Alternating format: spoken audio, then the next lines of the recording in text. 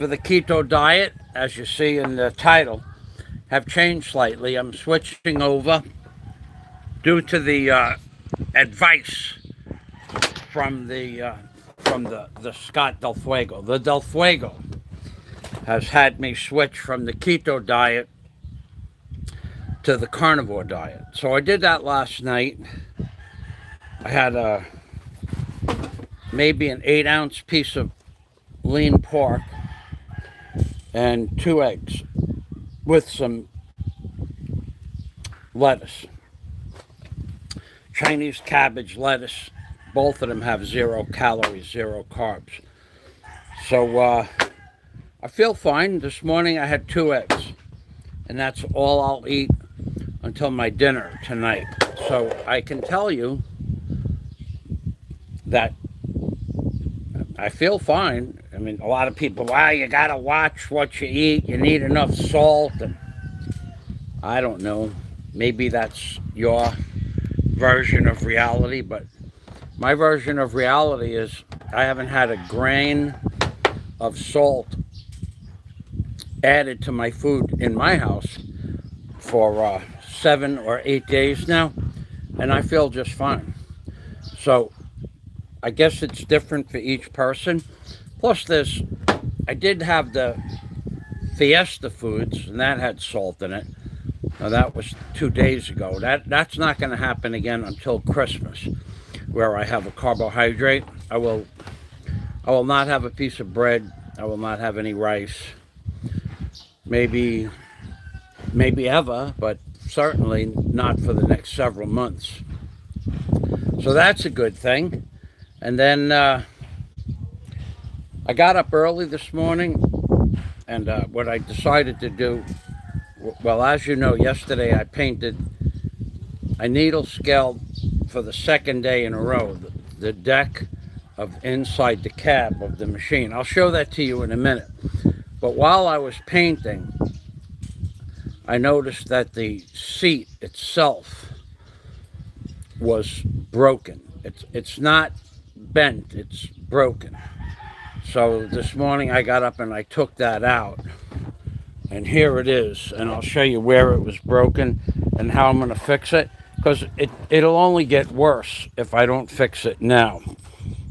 So this is a tube steel that goes around the bottom perimeter of the seat, and you can see there's nothing left over here. And if I push down on this, which I just bent it up, it'll go all the way down to here. It just, there's nothing left on the inside.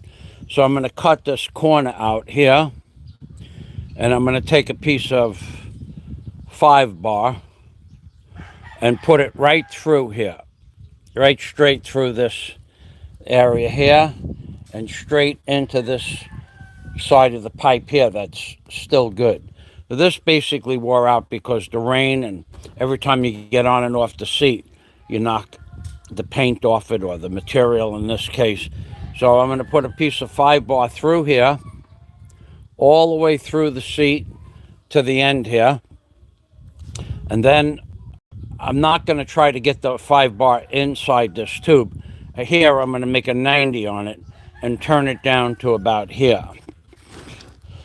And then I'll just put stainless steel bands on it, 3 stainless steel bands on it, and paint over it. And that will keep this, because right now the seat collapses down. And also by taking out the seat, it gives me the opportunity to free up the tracks that are here. This seat, I had it so that it would slide forward and back with just pushing 2 fingers. The last time I took this apart, it's just basically a question of lubricating the tracks and knocking a little bit of dust rust off of these slides here, and then and that's good, and then we'll be good with that. And then I'll brighten it up a little bit, and then I'm going to mix paint. So the first thing I'm going to do is get that 5-bar in that inside the pipe that is supposed to run parallel to this, and then in the meantime I'll put some corrosion block lubricant in this area here. But at first I'll beat this with a hammer and knock any oxidation or rust off from the inside here. Because right now, this is free. This mechanism, the locking mechanism, is free, but I can't go forward or back with the chair to get in and out of the machine easy. So that's my first project. And my second project is to make a 5-bar for there, and or maybe a 6-bar. Who knows? I have 5-bar and 6-bar up here in stock. I think I have a 5-bar back there. I think I even have a piece that's bent. Yeah, here's a 5-bar right here. Okay, so I gotta cut this. That's more than enough. I don't need a 6-bar. This might be a 4-bar. But I think this will be more than enough. White Rabbit, disappear, because I'll make you disappear. One more comment. Disappear, dude. Disappear right now. You know what? I'll make it simple for you. I'll make you disappear. Let's see something that you've built or created in your life. You probably have a channel with nothing on your channel. So I don't allow people to come on and criticize me unless they have videos of what they do in real life. And I would bet big money you have nothing accomplished on your channel. So I'm going to make you disappear right now. We'll make it simple. Okay. Let's see. White Rabbit. So much clutter. My job site is probably the neatest job site of any Filipino job site within miles of the house. And don't tell me to chill out. Show me what you've done, White Rabbit. You have 30 seconds to post a video link from your channel. You have 30 seconds, and I'm counting now.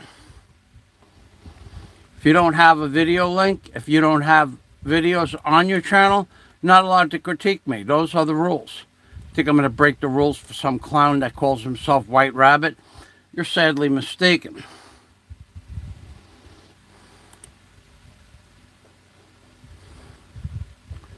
You have 20 seconds.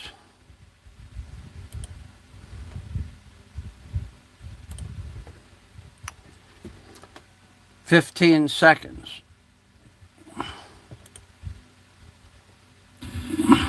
You got nothing, so then don't mention it. My job site is the neatest job site of anybody within miles from here. I have a lot of stuff, yeah, but you're not allowed to critique me. Unless you have videos showing me what you can do, you're not allowed to critique me. So, you just got yourself permanently blocked. Hide user on the channel.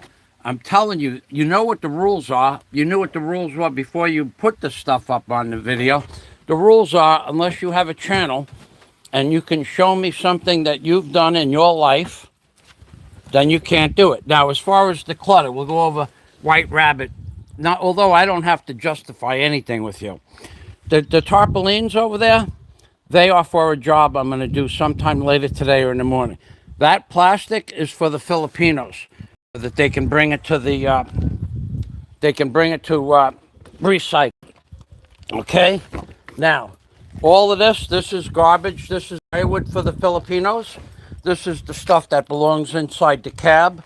This is my workstation that I put stuff on, and those are empty boxes. All that stuff there is usable supplies for the hotel. White Rabbit, you're a piece of garbage. You were born a piece of garbage. And until you show people what you can do, nobody's interested in your opinion, especially not me. You don't have 1/1000th, not 1/10,000th. Not you or anybody else on YouTube has 1/10,000th the skill sets that I have that posts videos. I've never seen anybody post videos of them doing the actual work. So you don't have an opinion on my channel. You or anybody else don't have the opportunity to have an opinion on my channel unless you show us what you can do. So those are the rules. If you can't figure out what I just said, go replay the video. Anyway, and I have everything in stock that I need to do my repairs. No one else does. They'd be going back and forth to the store 30 times a week. What a worthless piece of crap you are. Trying to come onto my channel and condemn my skill sets when I have 10,000 times the skill sets that you could ever have.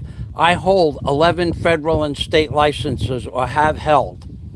I'm a jet mechanic, private pilot, crane operator, excavation license contractor, bobcat and landscaping contractor, and you come on my channel and critique me. There's your 2 minutes of fame, White Rabbit. Get the hell off my channel and don't come back under any name.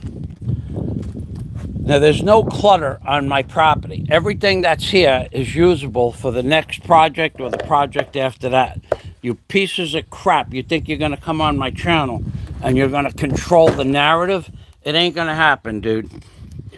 Now, getting back to fixing the seat. This is why you could see the seat, how it bent down there. I'm going to put that 4-bar through here, and then wrap it around here. And then that will give me the strength I need in the seat.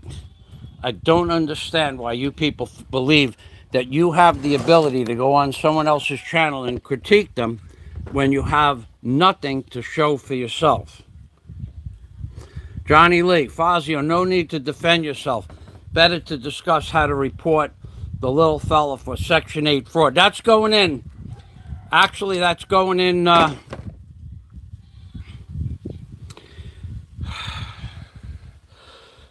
I just want to confirm something with somebody, and then the report for the Section 8 fraud is going in with my name and my email address and my telephone number on it.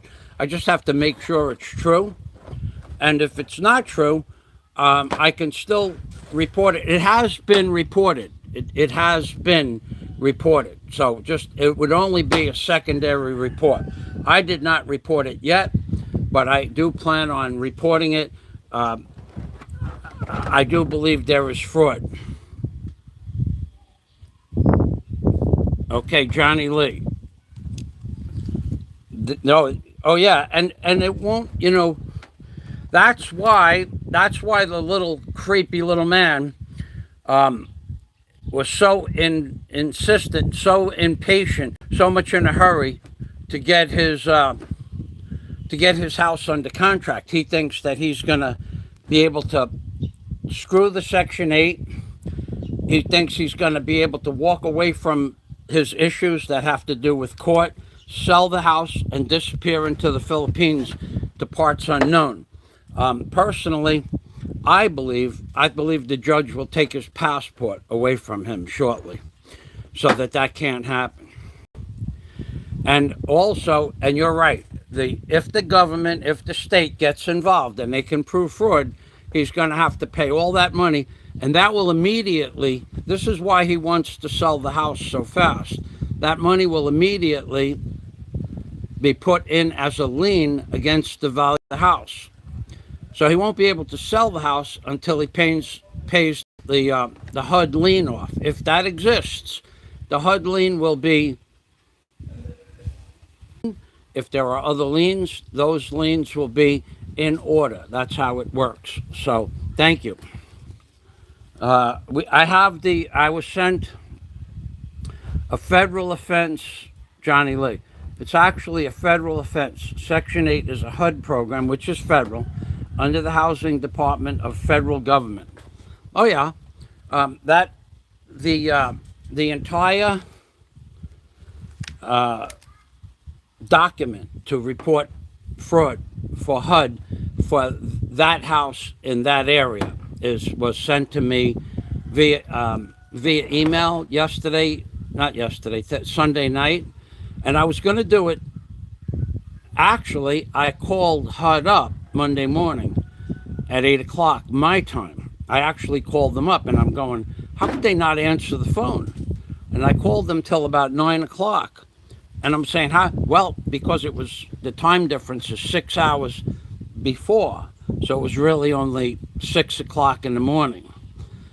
That explains why he goes dark figuring that people are going to forget about what he did. He goes dark, but he actually posted a video about me falling through the floor yesterday and laughing. Whereas I explained to him that some deep, dark, devilish thing happened to him as a child, and no one protected him, and that's why he's such a miserable little man. But so yesterday when I called HUD in the morning, it was closed. And last night when I got done working, I got on the phone with a couple of girls I met during the fiesta. And I ended up trying to do karaoke, but the karaoke machine went on and off, and you could watch it on my other video. So yeah, I don't think he's going to get away with the HUD thing. I don't know, but he has other issues. The HUD is, you could believe what you want, but the HUD is not, it's going to happen. In fact, I have to wait 6 hours from now. You want to pay for a lawyer? I'll hire a lawyer. I'm not going to pay for a lawyer. I'll just put the information in. But if you want to pay for a lawyer, I'll hire a lawyer. But you'll be responsible for the lawyer's fees. Why would I want to pay for a lawyer for him?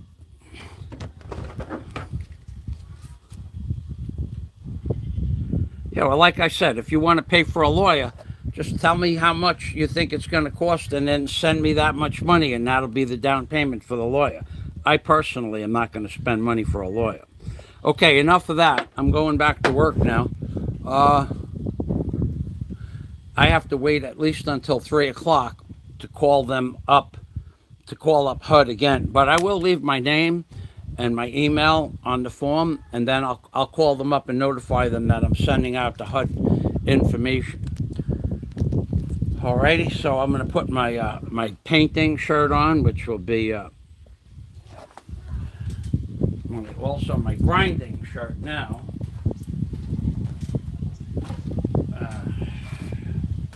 And this shirt is got yellow paint on it. And actually the yellow paint, the same way paint protects wood or metal, the yellow paint protects it from dust and grease. It's like a vapor barrier. Consider the yellow paint a vapor barrier. Water.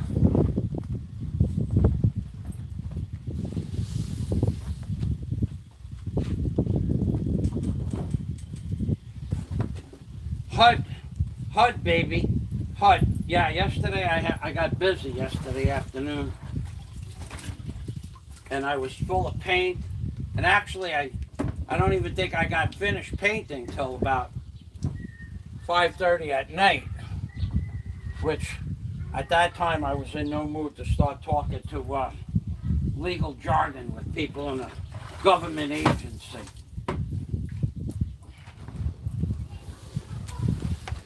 Yeah, HUD is, hey buddy, creepy man, you low-life little creepy man. HUD, H-U-D, remember that. It's coming your way. That's just one of multiple facets of things that are being done to you behind the scenes. Take my word, there are 5 major complications that you're about to face. And as soon as I get confirmation on one of the other major complications, I'm going to post that.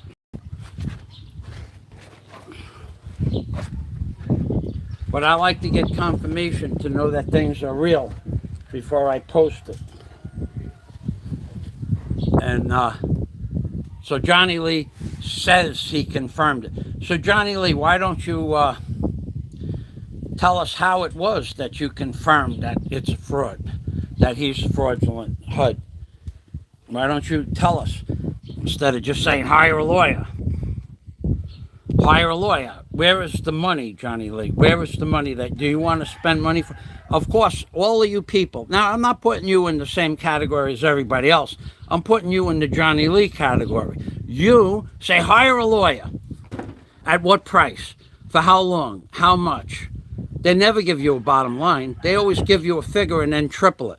But I'm more than willing to, if you write me an open check, to hire a lawyer. I will stop work right now.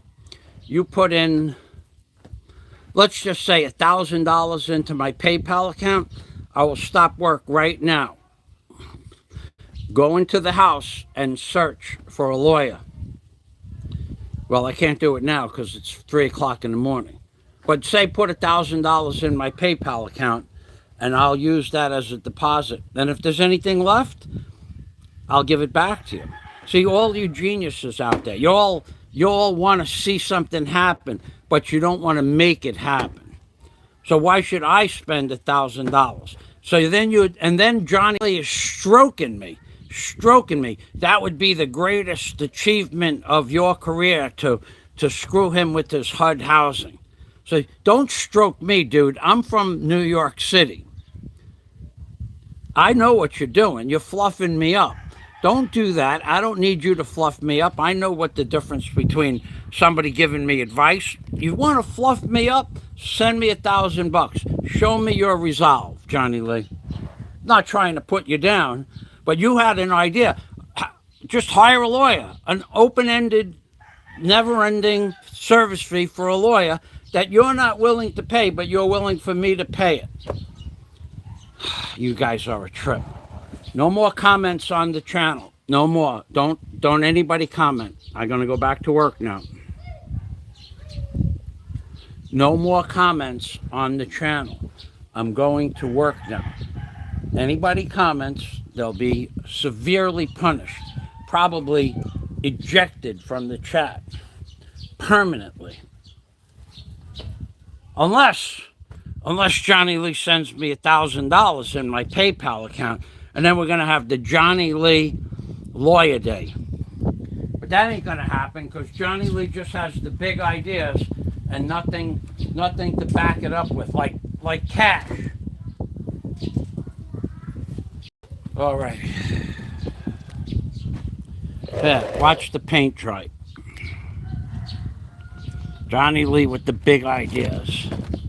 The big ideas. Okay, we have a 16-inch piece here, and I got to go back at least 5 inches here, maybe more.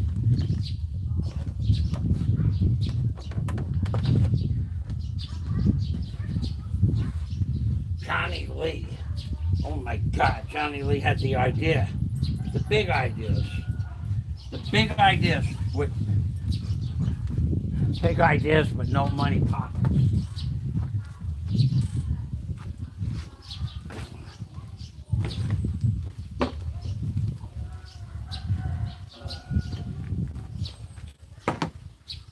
Johnny Lee. The big ideas, but not willing to back it up with anything at all. Nothing. No money. I don't see any PayPal on my PayPal account. Johnny Lee had the $1,000 idea. As long as I'm spending the $1,000, it was okay for Johnny Lee. Johnny Lee. Okay. Okay. Let's.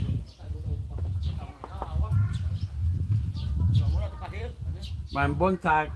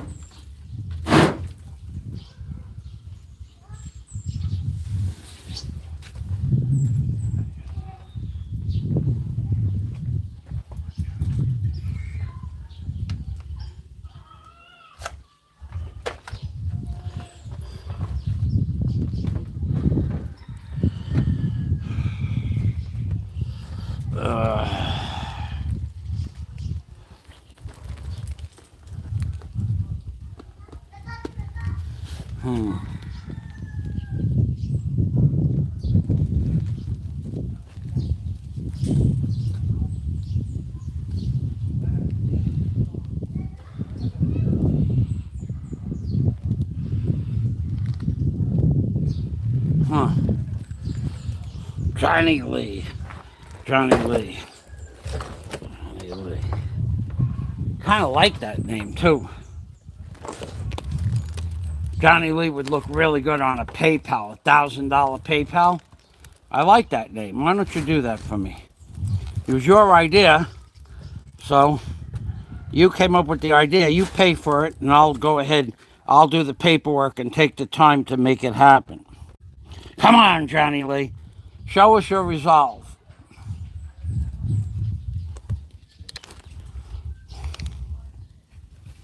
Come on. Come on. Okay, I need a ruler. I got to start measuring this up here. Okay, I'll be right out. Hire an attorney remotely. Oh, that's even better. Somebody you can't see throwing money bills at you. Bills, more bills. Johnny Lee with the big idea.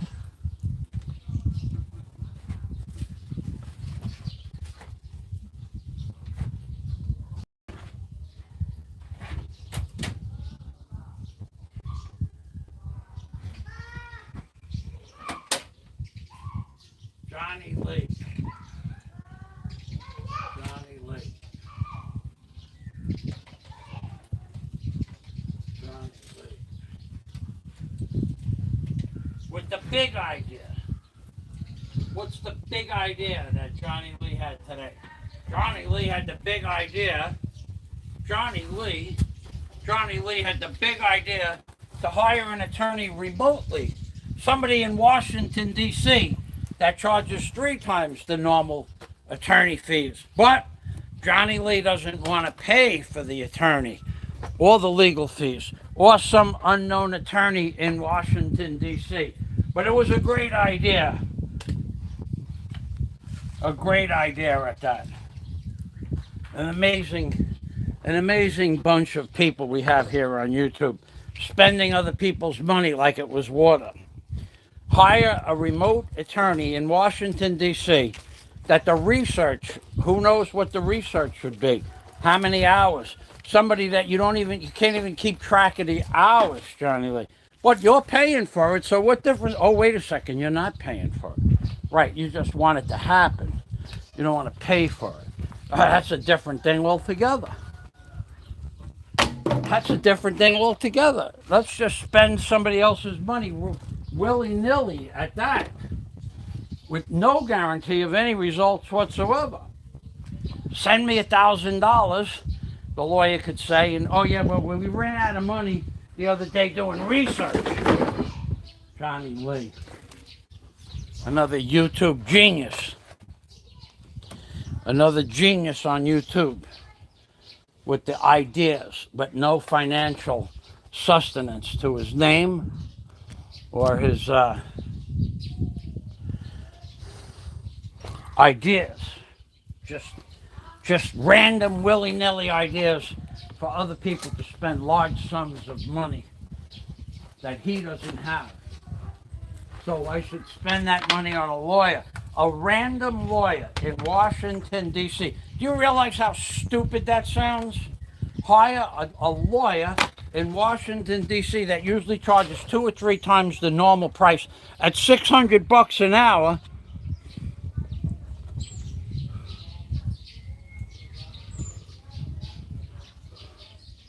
Oh, he's going to give me the money. Oh boy, I'm going to have to retract a lot of stuff now. If I attempt to hire a lawyer to further the case, I'm on that. I'm going to go get a pro bono lawyer trial consultation, and I'll give you the $1,000 if you prove an attempt to talk to a lawyer. All right, so here's what you do, Johnny Lee. We might have to retract some stuff. You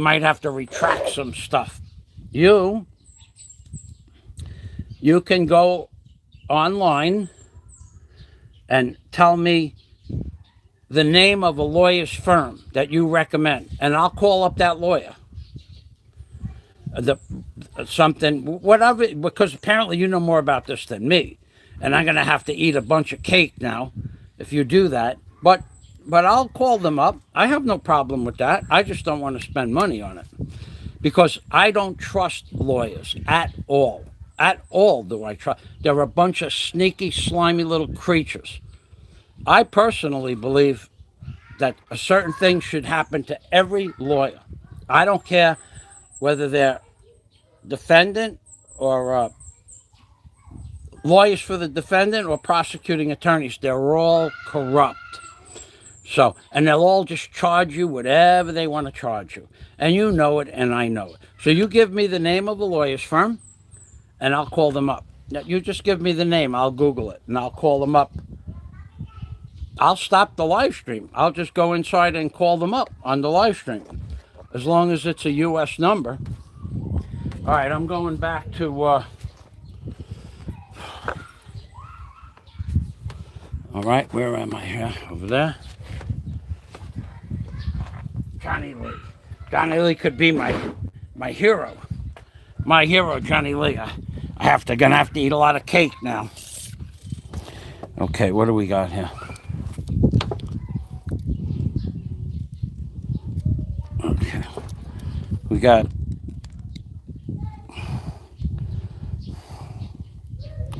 All right, I want to have at least 14 inches, 14 and a half before the bend. And then I want to go to 22. So I'd need a 22-inch piece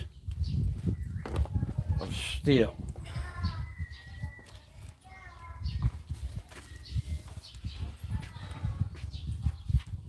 Okay, so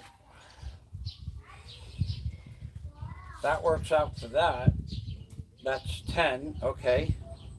All right, so I need the face of the steel itself should be 13, 14. 14 minimum. I'll cut it 15. No, I'll cut it 14. It ain't gonna bend around that much anyway.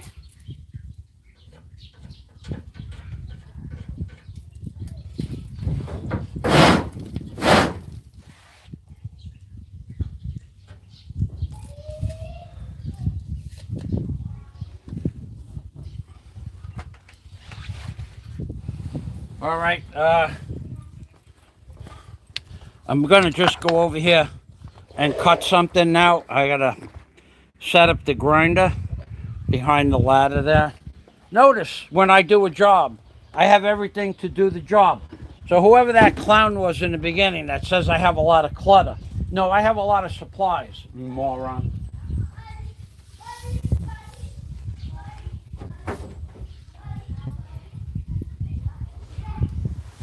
A lot of stock. I need a piece of number 4 bar. I just walk over to the container and cut it off the rack, off the shelf. I need a grinder. I get the grinder out. All right.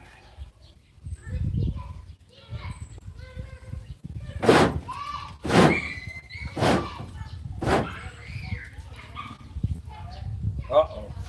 I smell something. I smell 3-5-4 thumb. I smell ant.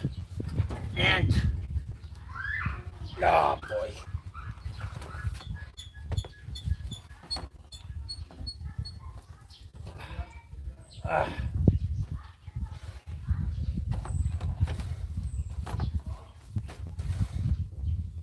I knew I smelled that crap. The ant poison fell down. Pour down.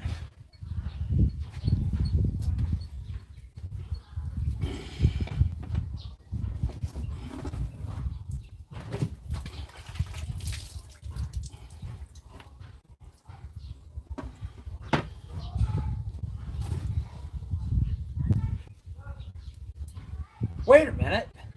I have an idea. Why didn't I think of this? I did. Why doesn't Johnny Lee hire a HUD attorney? Yeah. Why don't you hire the HUD attorney?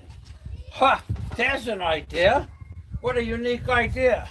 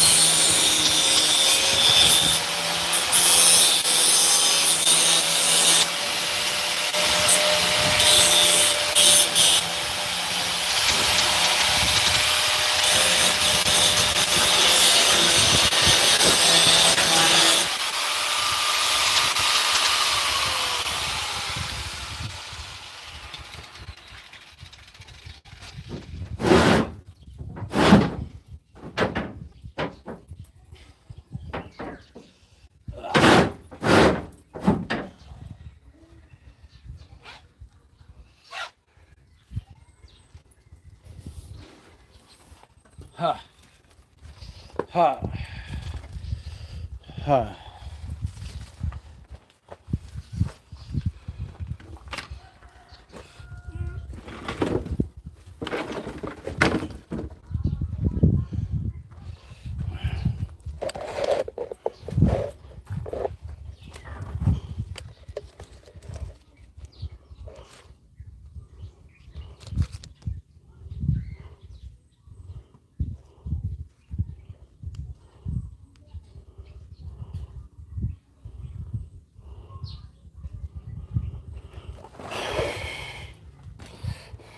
Hey, Scott. Welcome, Scott. Johnny Lee and I were just discussing how we could help the little fella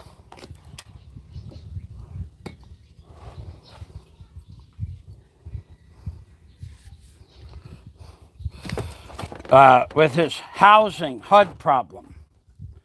Okay, so I need to cut this one more time, and then I can start shaping the shaping it.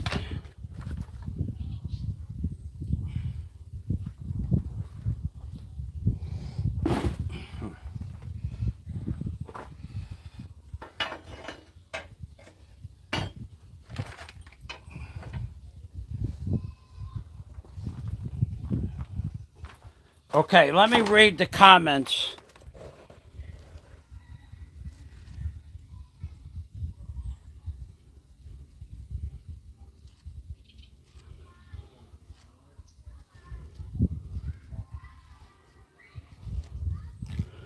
All right, Johnny Lee, but you didn't give me the name of a law firm.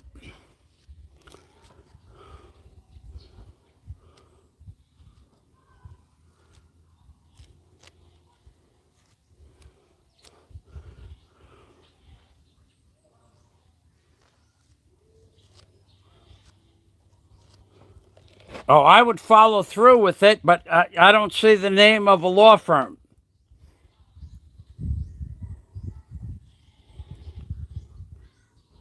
You'll mail me when I research more. Okay. All right, look, here's the deal. I know I went in a little bit on you. Right. I understand that. You could spend hours talking to people on the phone. I understand that. But the reason I went in on you, it was like that guy before you who got me going where it's such a clutter. There isn't a single thing on this property. There's a lot of stuff on this property. There's not a single thing I won't use before I'm done building the hotel. You just saw me need a piece of number 4 rebar, right? And where I just walked over to the container and had it. I needed the die grinder to cut I have that. The long extension cord, I had that. I had the soapstone to mark it, which is the correct tool, the correct type of marker. Anything I need, I have. So clutter is not the right word, and I don't care. That guy has nothing on his channel, therefore he's not allowed to criticize me. It's not allowed. Show me something that, not you, Johnny Lee, but you people have to show me something that you've done in your life with your face, with your building a car engine, rebuilding a motorcycle, working on a machine, building a shed in your backyard. Before you can criticize me, you have to show me your face and what you can do. Otherwise, you're not allowed. Those are the rules. Now, I need to find a kill, and I need to go get a C-clamp. I'll be right back.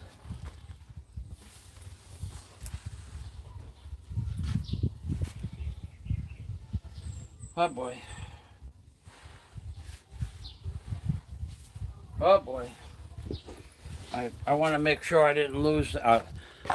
This is even the right tool to mark the metal with, a soapstone. Although I don't need it, I just used the correct tool. You could have used the yellow kill as well, but I didn't.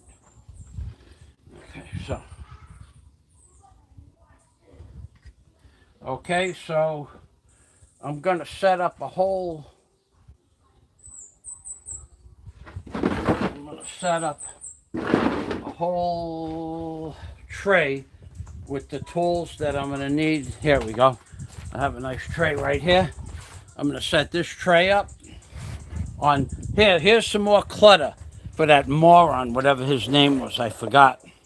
Here's some more clutter. See the clutter? See the cluttered up little workstation there? How cluttered up it is? Yeah. There's a tray. And let me put some water on my hands and get the dust off me, and put some soap on my hands so the grease and rust won't stick. Okay.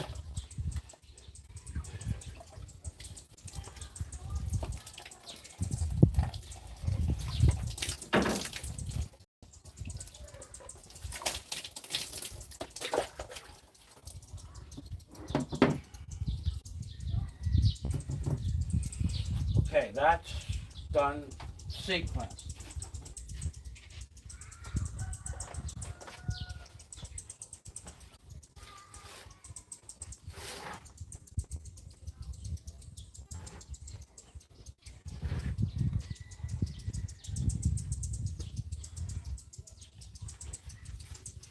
Huh.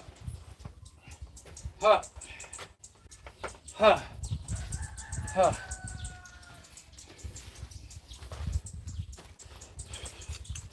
Nice yellow C-clamp.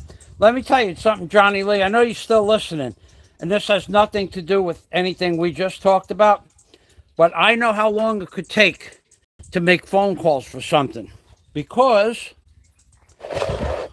let me tell you what I did this week. I have a debit card in the Philippines that I spent 4 hours filling out the paperwork for, waited a month for the debit card to come in, put a lot of pesos. When I say a lot, I mean a lot of pesos in the account, because the bank representative said I could use that credit card to buy stuff on Lazada. I made 177 phone calls last week. The bank answered the phone 2 times. 2 times managers got on the phone, and both times the managers spent an hour and 45 minutes and 35 minutes total. They spent 45 minutes and 35 minutes total with me on the phone. And neither one of them solved my problem. And at the end of wasting 177 phone calls, which each phone call takes a minute to dial it, redial it, even on speed dial. Each phone call takes 45 seconds to a minute to make. That's 45 seconds to a minute that you lose from your day. So I lost 3 hours just pushing the button and waiting on the phone for them to answer it. Then I got on the phone with them for over an hour. And at the end of the second day of calling them up, they did not solve my problem. And their solution was to just come into the city, because after an hour, the 2 bank managers couldn't solve my problem online. So their solution was for me to go to the city and spend 5 hours traveling back and forth to the city. And now I won't even get it done. But what I'm going to do is what I told you I was going to do. And what I'm going to do is this. When I go into the city, I'm probably going to meet those girls I was talking to on my yesterday live stream. I met 3 girls that were just, happy-go-lucky girls. And we're going to have lunch together. And 2 of us are going to go to the NBI together to get our NBI clearance. Mine is done. She's got to apply for hers. But anyway, what I'm going to do is I'm going to walk into the bank, and I'm going to say that I spent those 2 phone calls with the managers. They didn't help me. I spent 177 minutes speed dialing your number. That didn't, and I couldn't get through only but 2 times.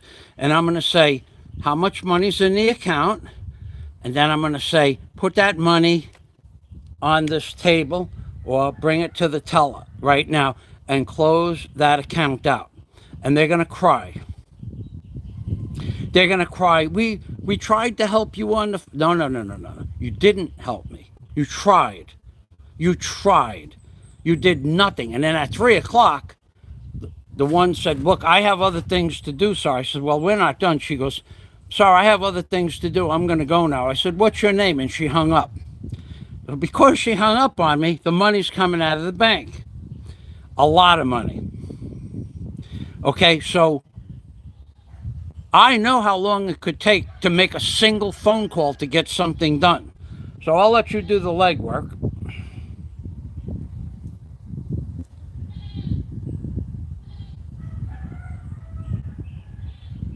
Okay. Yeah, we'll I tell you what.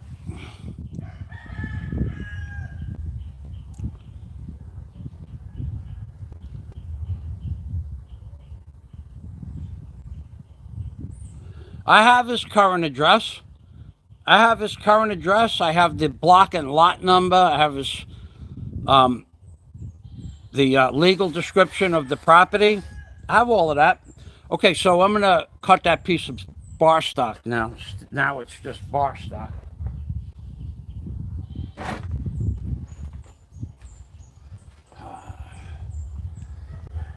Wapo.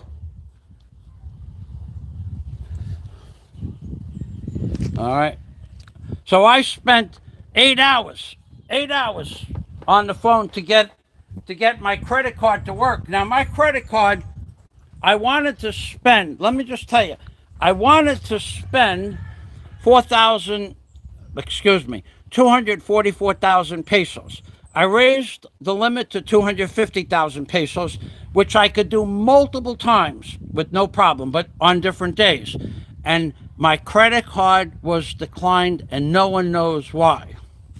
So that is after I spent 4 hours filling out the paperwork to get the application, after I deposited multiple monies into the multiple pesos into the, and I got nothing done.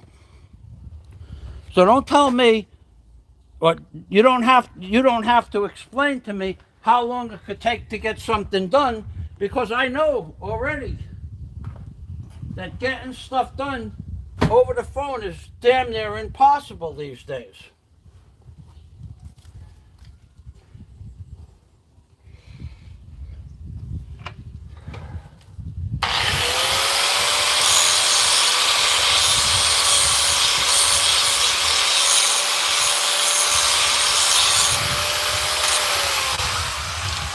That is no good.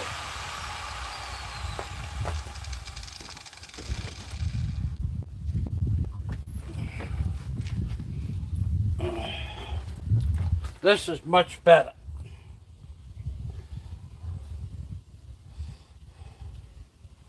Oh, I got to put the skin cream on now. I always put the skin cream on first. It protects you from the dust. It's just Head and Shoulders shampoo, thinned out like 40%. At the end of the day, it protects you from the rust, any oil or grease or paint. It'll come off with just a soft rag, no scrubbing. It acts like a vapor barrier between your hands and arms and face and shoulder and neck, between the paint and your skin. And it works. Head and Shoulders shampoo, Head and Shoulders conditioner, Ivory soap, Joy soap, Joy soap, Sun soap, any kind of soap, even sunblock, blocks the, it puts a skin barrier between your hands and the paint.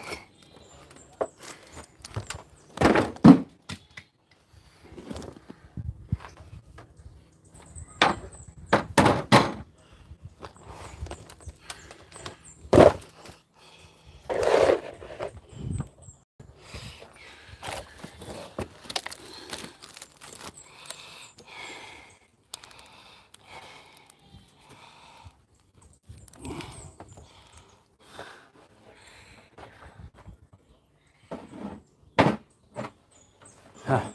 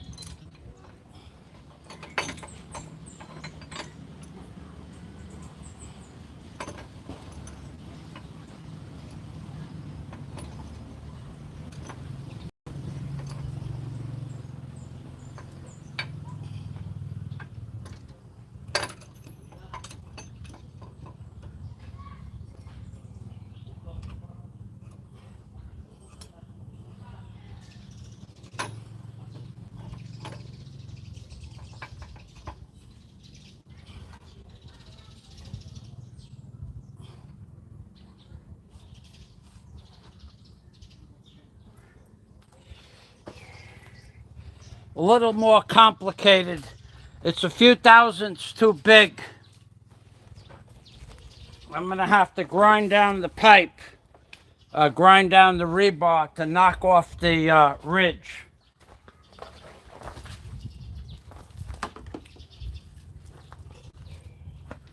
Not much of a big deal, but a few more minutes work for sure.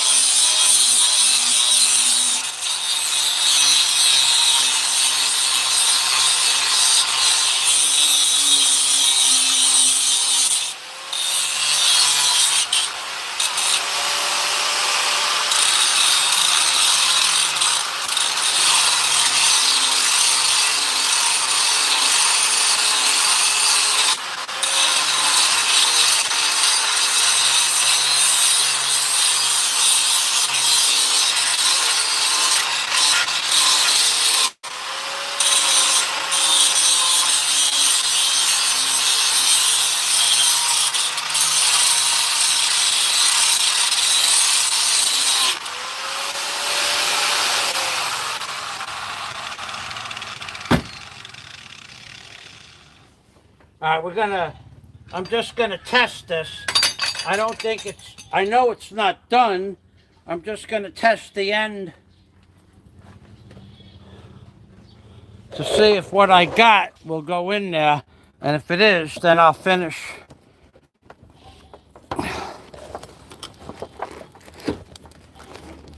making it all the same.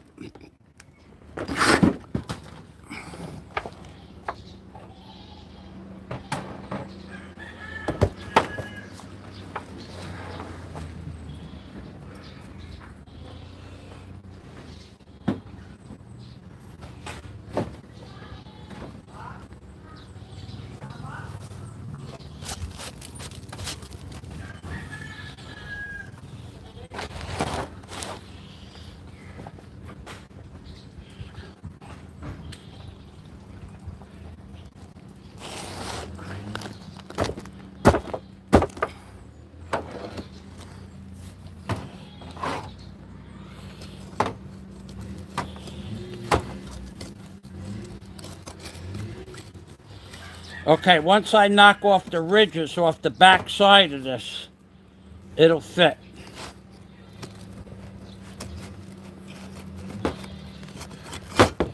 Okay, so I'm gonna have to knock the ridges off all the way up to within 2 inches of the corner.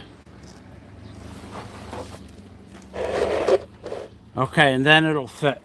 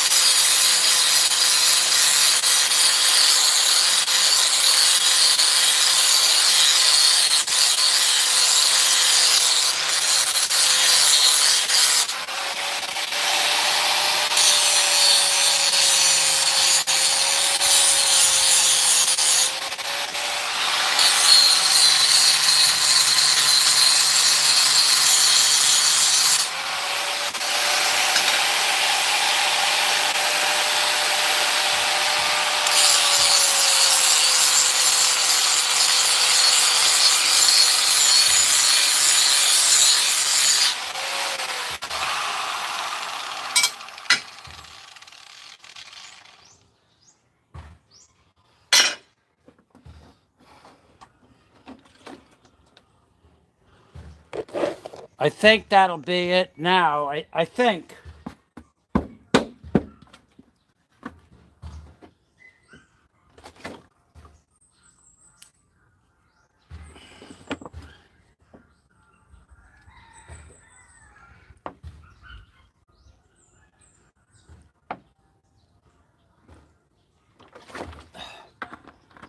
I'm going to read the comments quickly.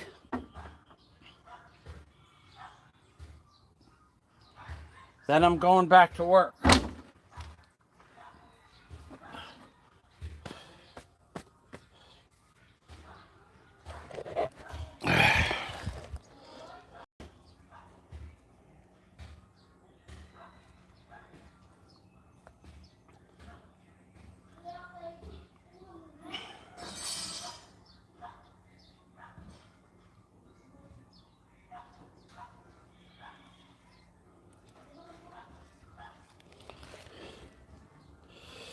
Well, there are eyewitnesses, but I don't want to talk about that now.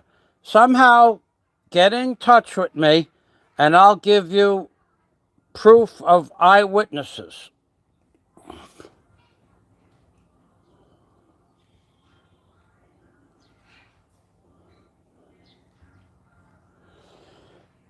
There will be people to testify to the fact. Don't rest assured.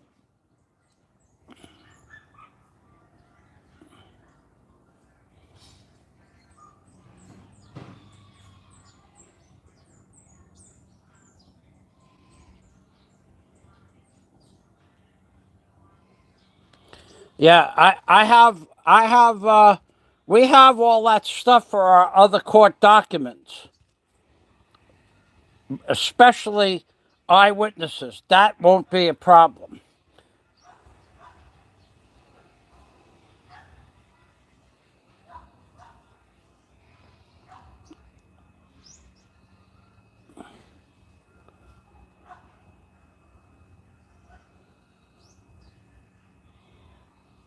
Well, there are actual police reports.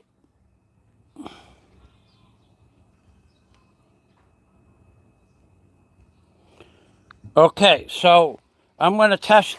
Yeah, you're going to have to get in touch with me personally, and I'll talk to you about this in person, on the phone or on Skype. And that will make everything simple. I'll explain to you who and how we have as eyewitnesses, and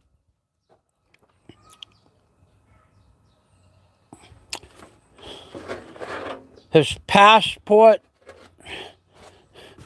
Well, he had to leave the country. We'll have to talk about this in person. But if whatever you requested in your comments is not a problem to get, including eyewitnesses.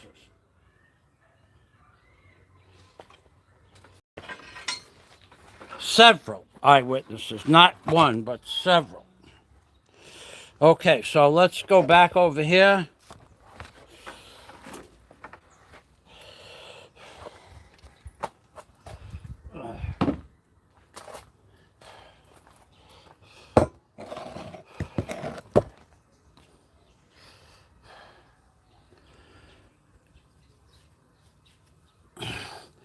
Get a list of what we need. Not in the comment section here. We're going to have to do this through email.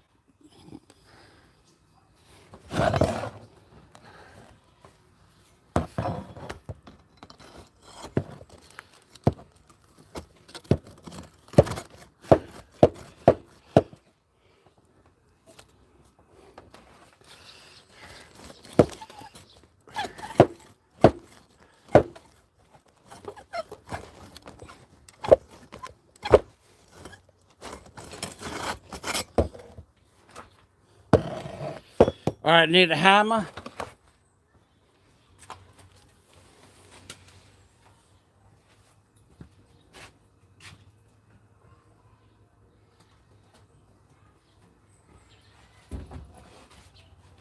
And I should get the blower.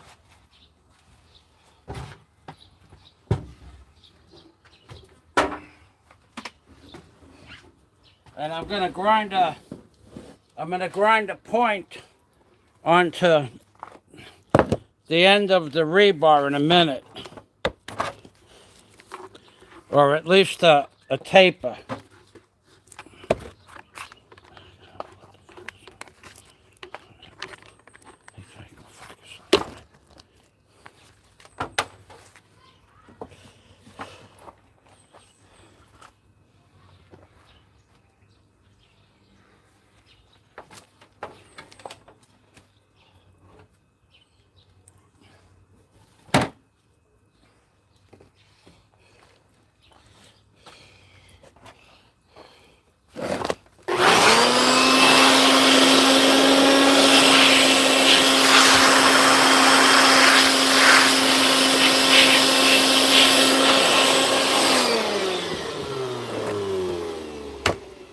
Oh.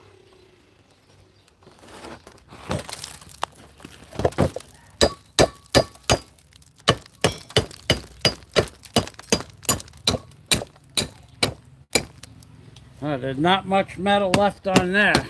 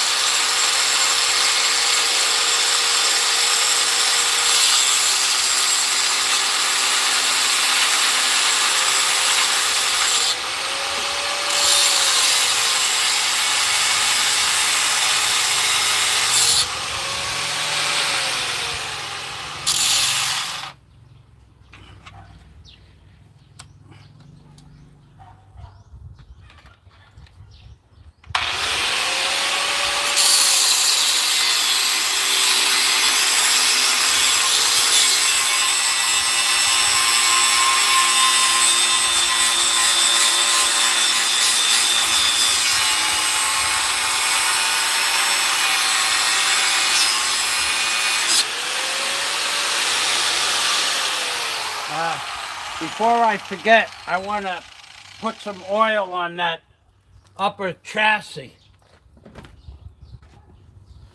I want to get some oil on the chassis and knock some of the rust off the tracks, because that'll take a couple of hours to free up those tracks on the seat for the rust to dissipate.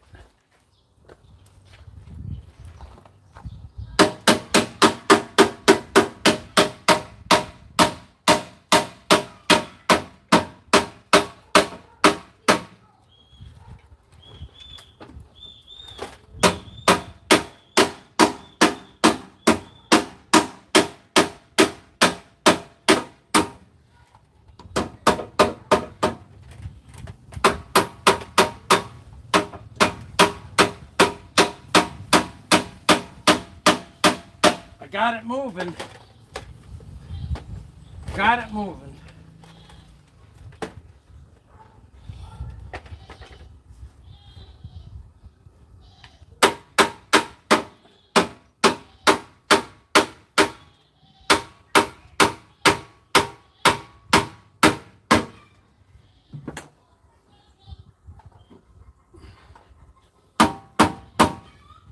Okay, it's all the way back.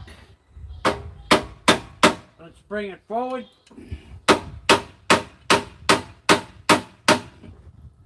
Let's put oil on it. Let's put some corrosion block on that. And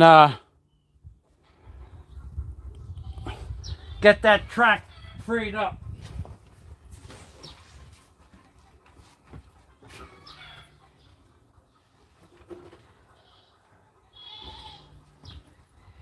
Plus, there's 2 reasons I'm doing that now. It gives me a little break from grinding. My hand's getting a little tired.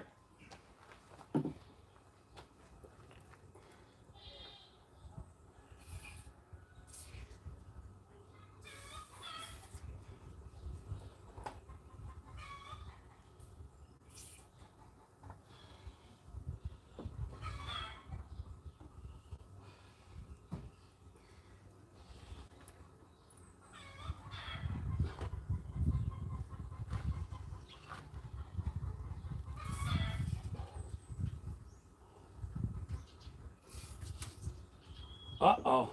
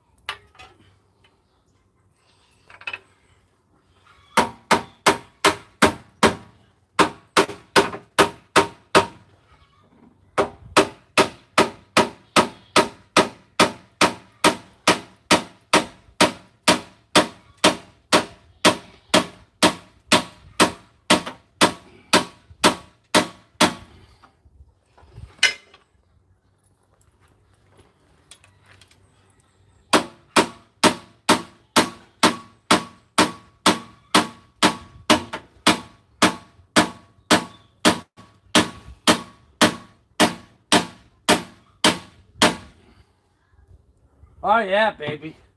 Moved it 4 inches.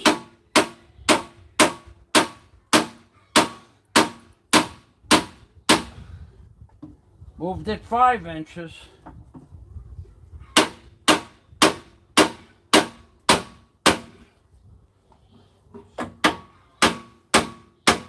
All right, we maxed out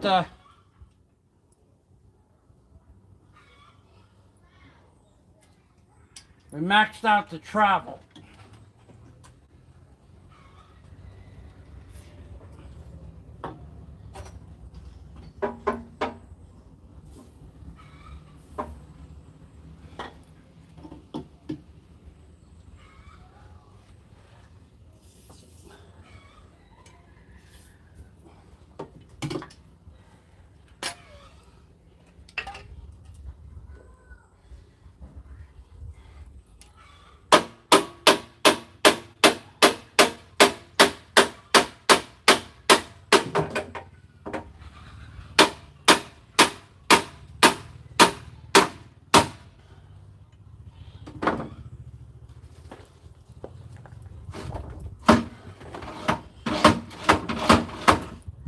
Ah.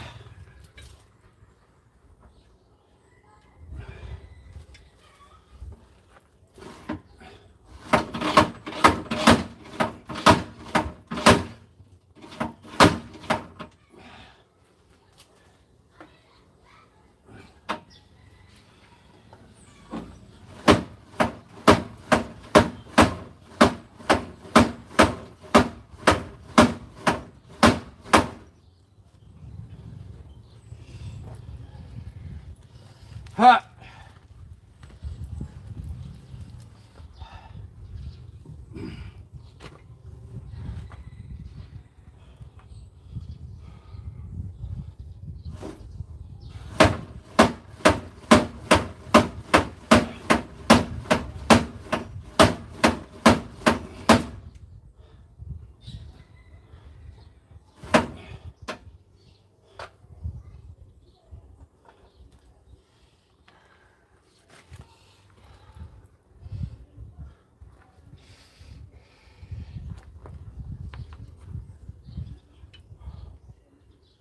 Okay, back to grinding.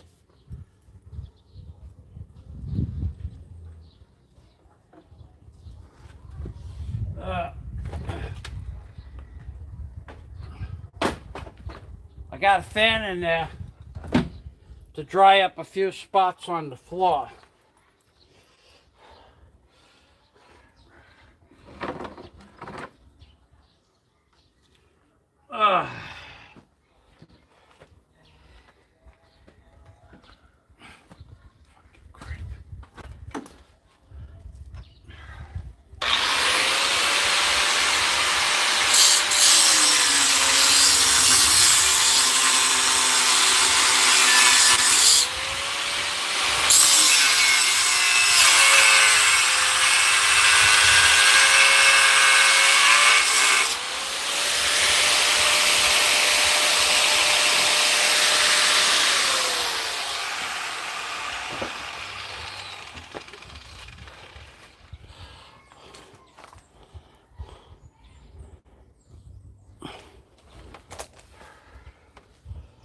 Huh. Huh.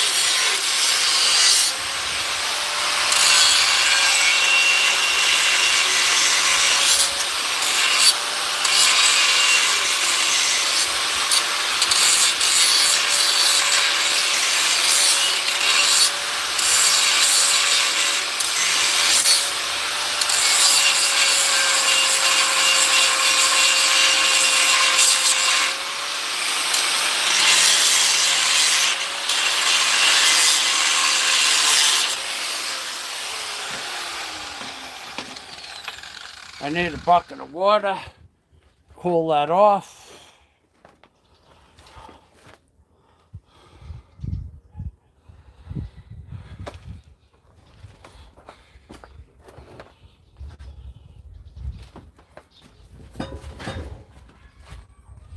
No, I don't need a bucket.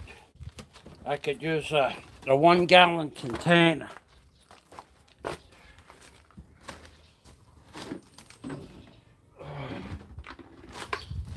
Got that right here.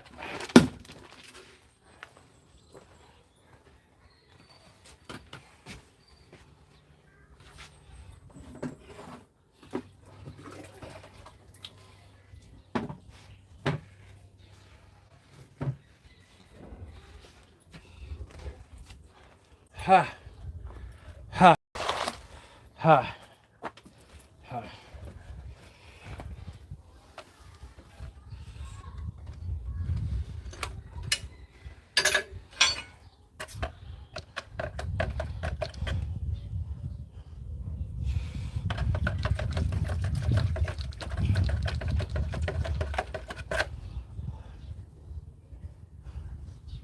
All right.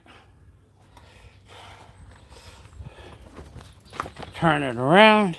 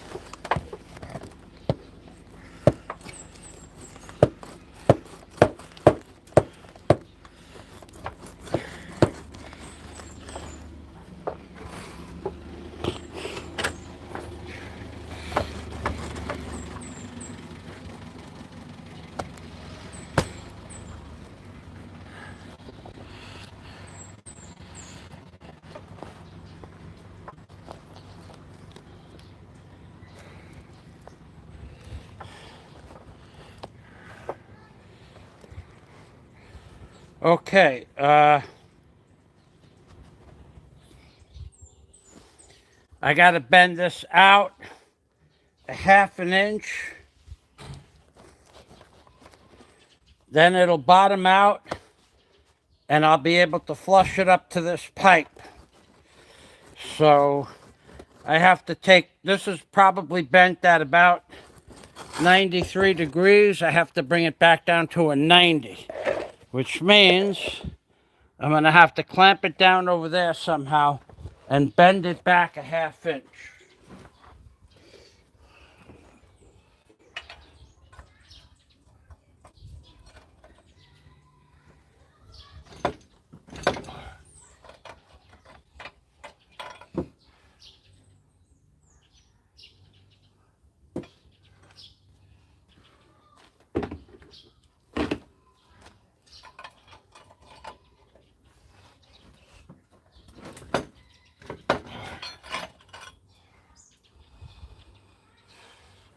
I think that's half of what I need. I do have a big pipe.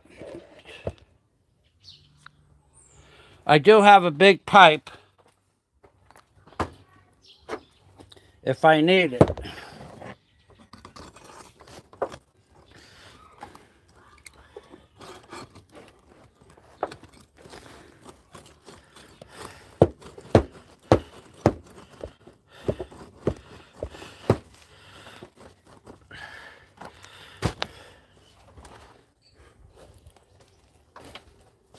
Hammer, hammer, hammer.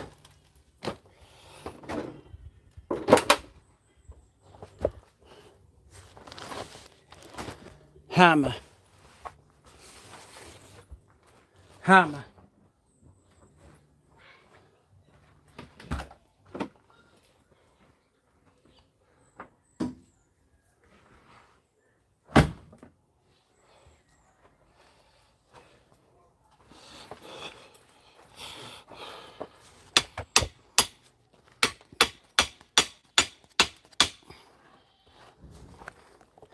Okay, I got the angle. I got the angle perfect. Okay.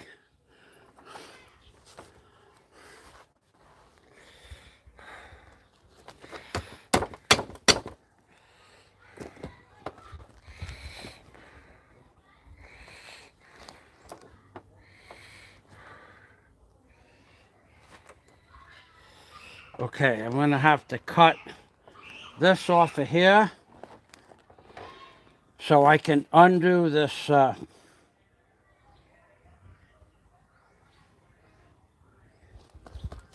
undo the seat strap.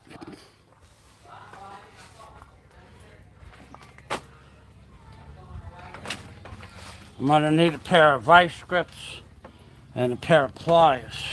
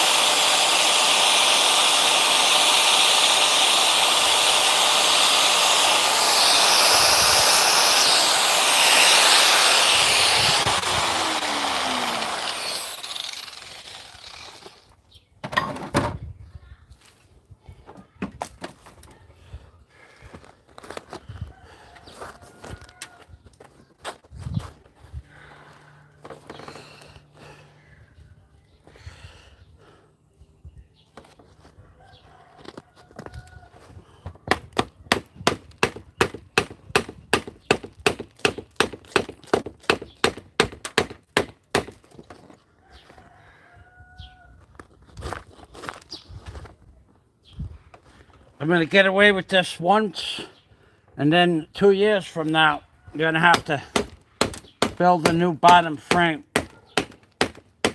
That's for sure.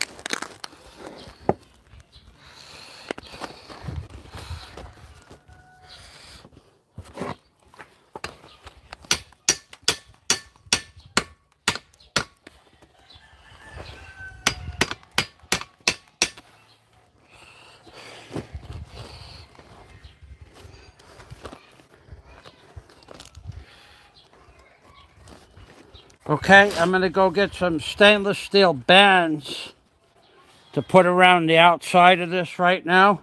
I'm going to clamp this like this. There's nothing left over here, so I'm going to have to weld that because there's nothing left. It's ready to fall off. So I'm going to have to go in there with some 70-18 or 68-13 rod and see if I could fill in some of that rusted metal. But right now I'm going to go get 1, 2, 3 stainless steel bands for here. 1, 2, 3. I'll be right out.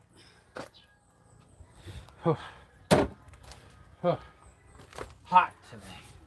In the sun, it's hot. When I come out, I'll check the comments.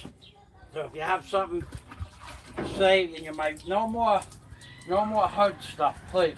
Let's get together and we'll talk on the phone or Skype. I even have Zoom.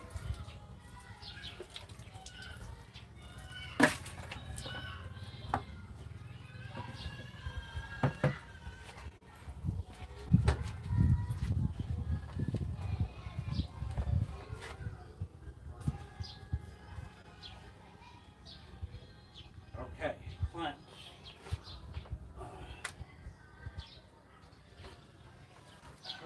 We could just wire it. Do that.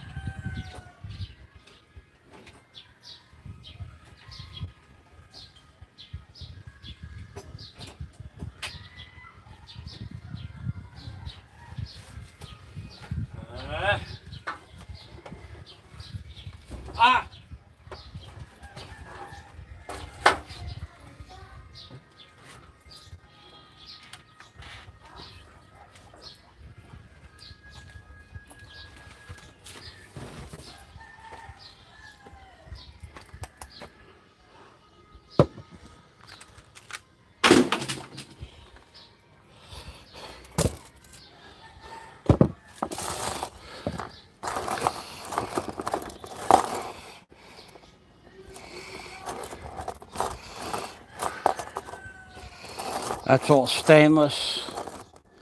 These are all stainless steel. Well, I could use one to pull it together, and then what I could do is tie wire it. There's no reason to use a $5 stainless steel band on here. And that's what these all stainless bands cost. About $5, maybe more. It's a stainless steel band, but it's a stainless steel nut. A stainless steel screw as well. You can't even get these in the Philippines. Not that I know of. And I've tried. I had to bring these from America.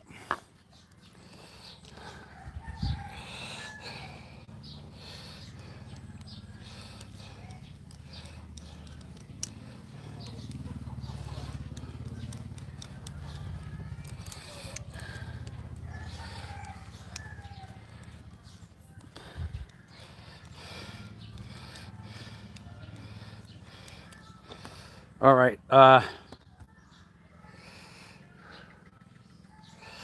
not sure that I want to put this on here yet. I think I want to do one more thing with that.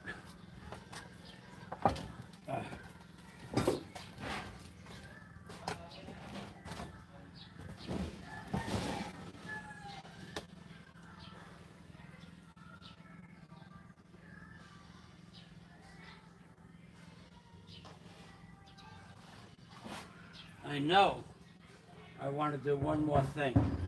I know I want to do one more thing. And I think I have the part I want on the other side of the machine.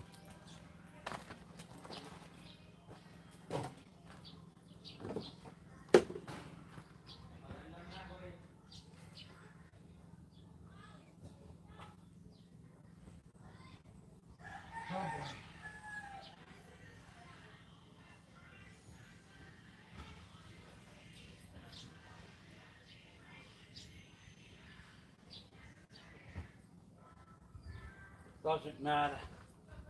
I have something else to work just as good.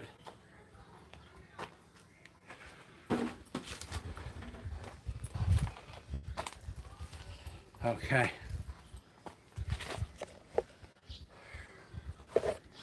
And for my next trick,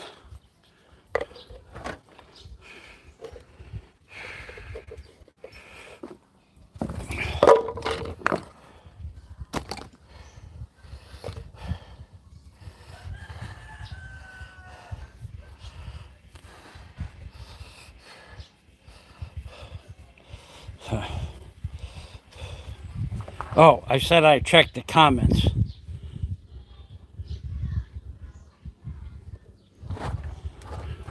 Thank you, Scott.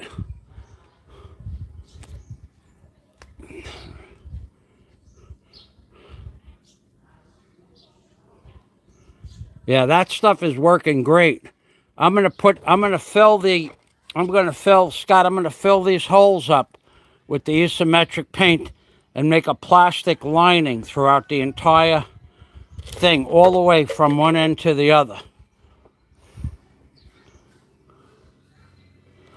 Okay.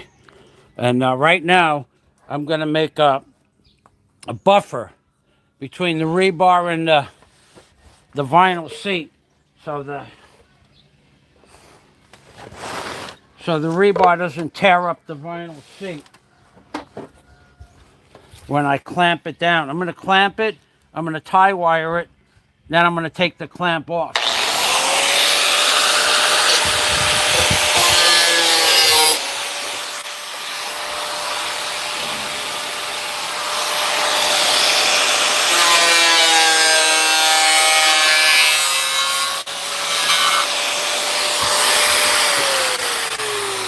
I need my headgear. That thing is too loud. Okay.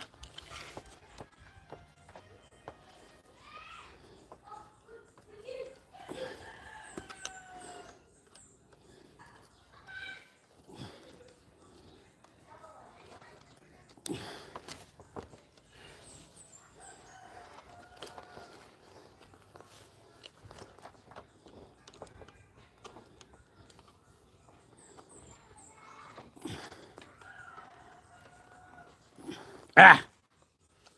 Son of a gun.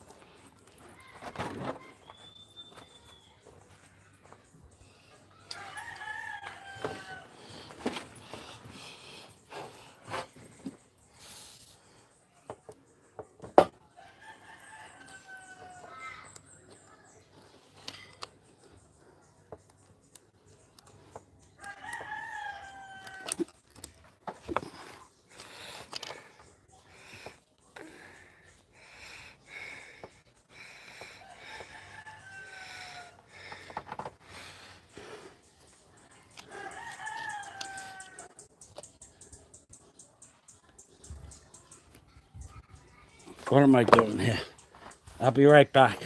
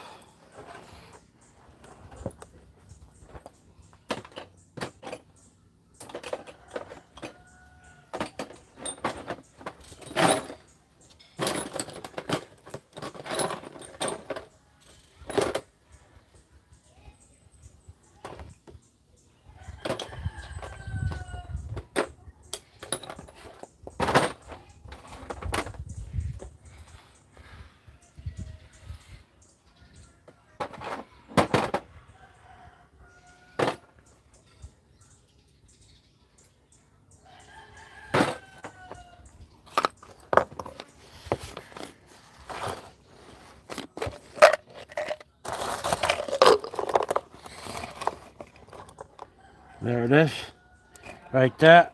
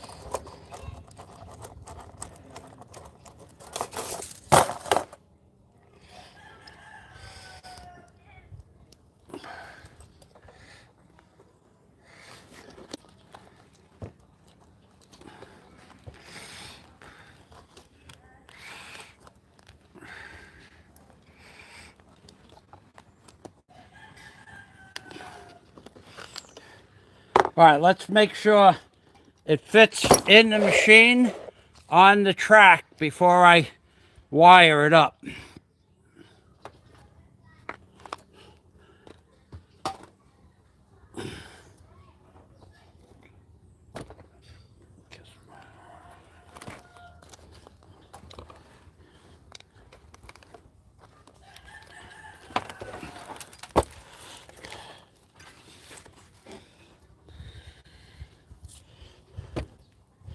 And then I'm gonna, you know what I'm gonna do right now? I'm gonna plug the power into the live stream so it doesn't die. Huh. Huh. Huh.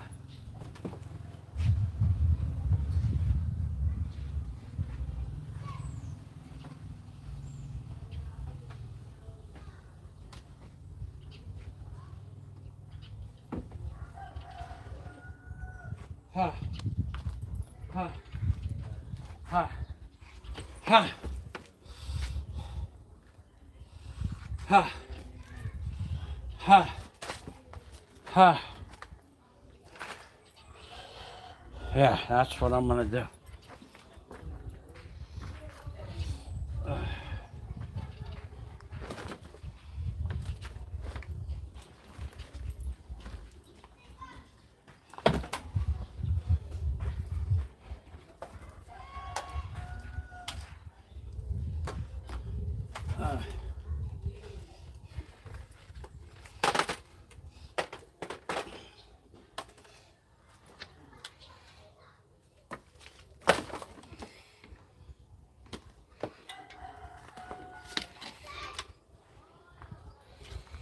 Huh.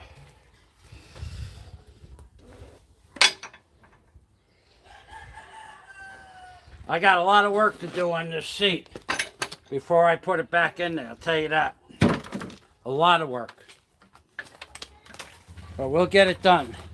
I'll get it done today because that seat, believe it or not, to replace that seat, if you could buy one, just the mechanism and the slide that you see there would be upwards of $500. That's a fact. That's not a theory. That is a fact.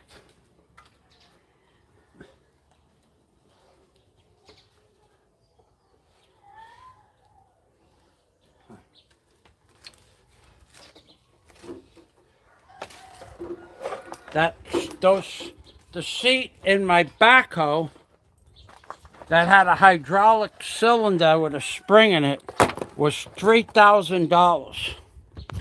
And I repaired it when they said, oh, you'll never be able to repair that. You have to buy a new one. I took it apart. I welded a few things. I bent some metal.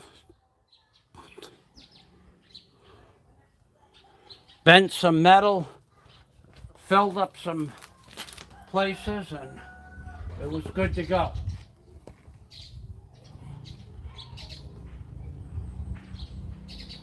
Okay. We're gonna try it. Put it in place.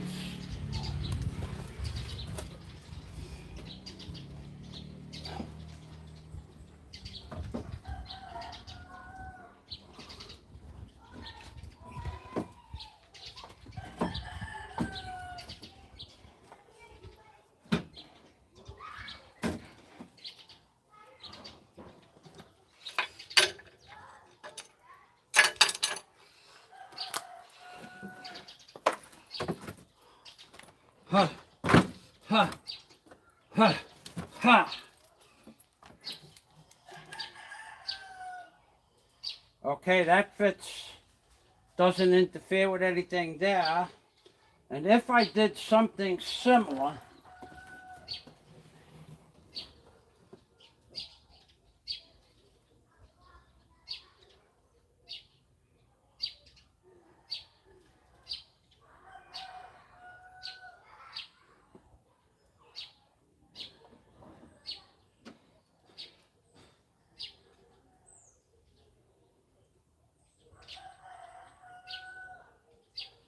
I don't need to do anything similar.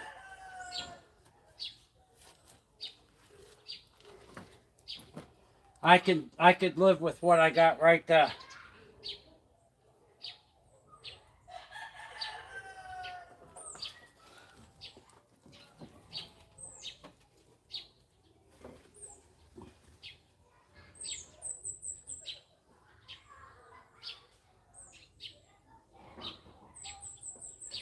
No?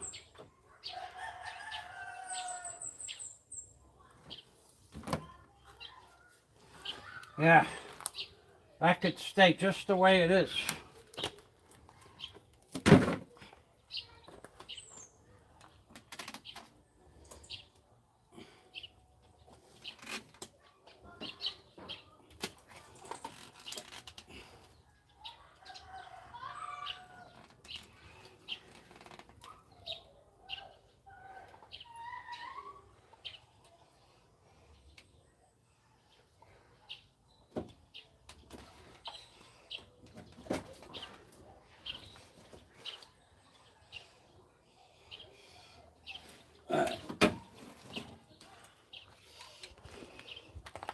Yeah, that fits perfect. Yeah, I could even do it to the other side if the time ever arises to do. But I don't need to do it to the other side. Oh.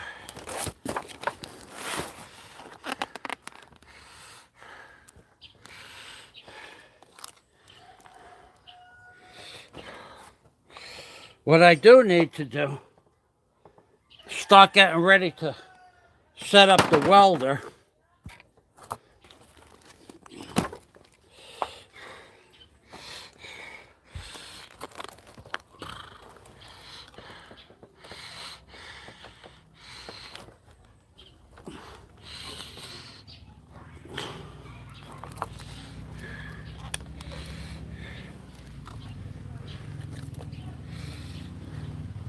That's beautiful.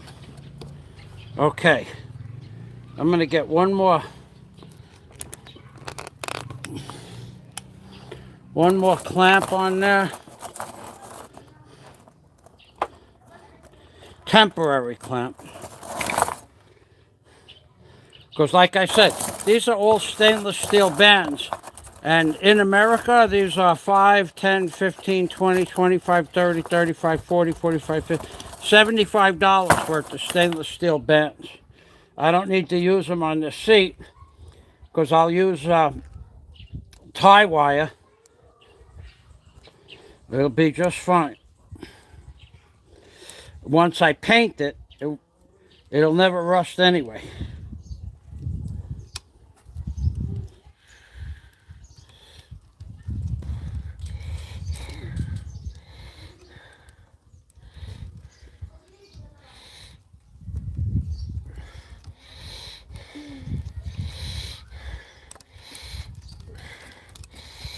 Yeah, all you geniuses out there that are better mechanics than I am.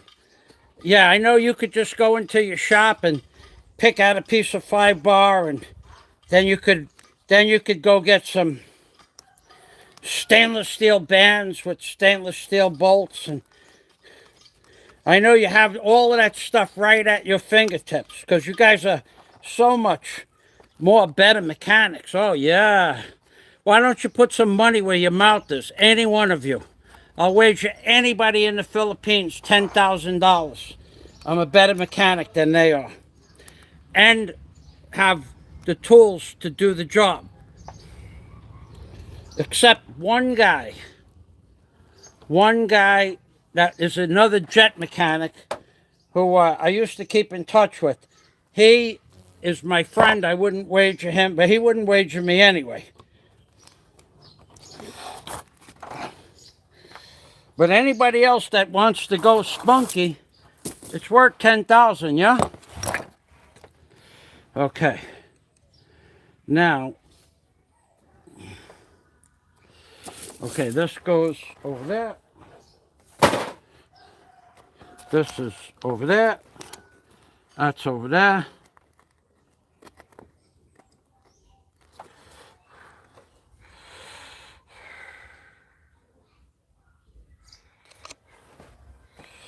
hammer.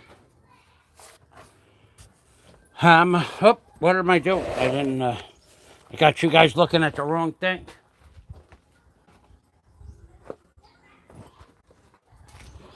Not only do you have to be a better mechanic than me, but you have to have the tools on hand and the materials on site to do the job. You can't go to the store. And that's all included in the $10,000 wager. Other than that, stop talking about being, oh, anybody could do. Some asshole said, anybody could do what you do. Yeah, oh yeah, anybody could do what I do. Uh-huh. Got money? Want to lose it? I'll be the first to take your money from you. Okay, now, we need to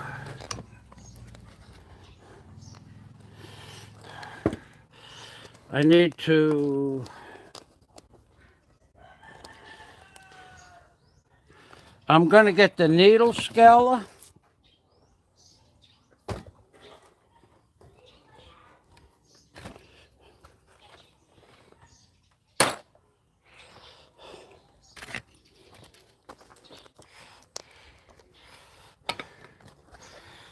I'm going to get the needle scaler because I'm going to have to do some welding, and I'm going to get some proper tie wire. Oh boy.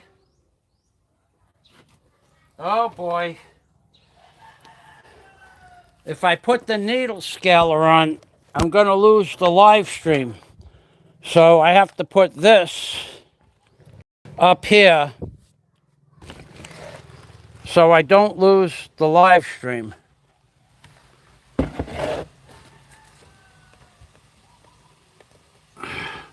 It'll take about 5 minutes.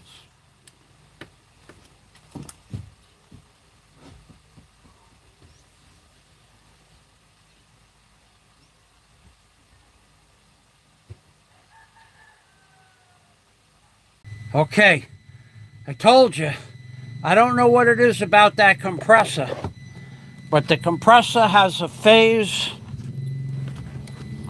interference, harmonic interference, I'm not sure what you'd call it, but it does interfere with the live stream signal. Either way, we're back.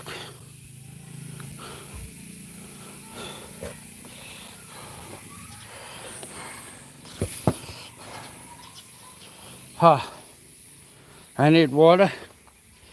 I'll check the comments. I'm going to get some water. And I'm going to go back to work to needle scale. I've started pulling out the welding cables. I didn't get them out yet.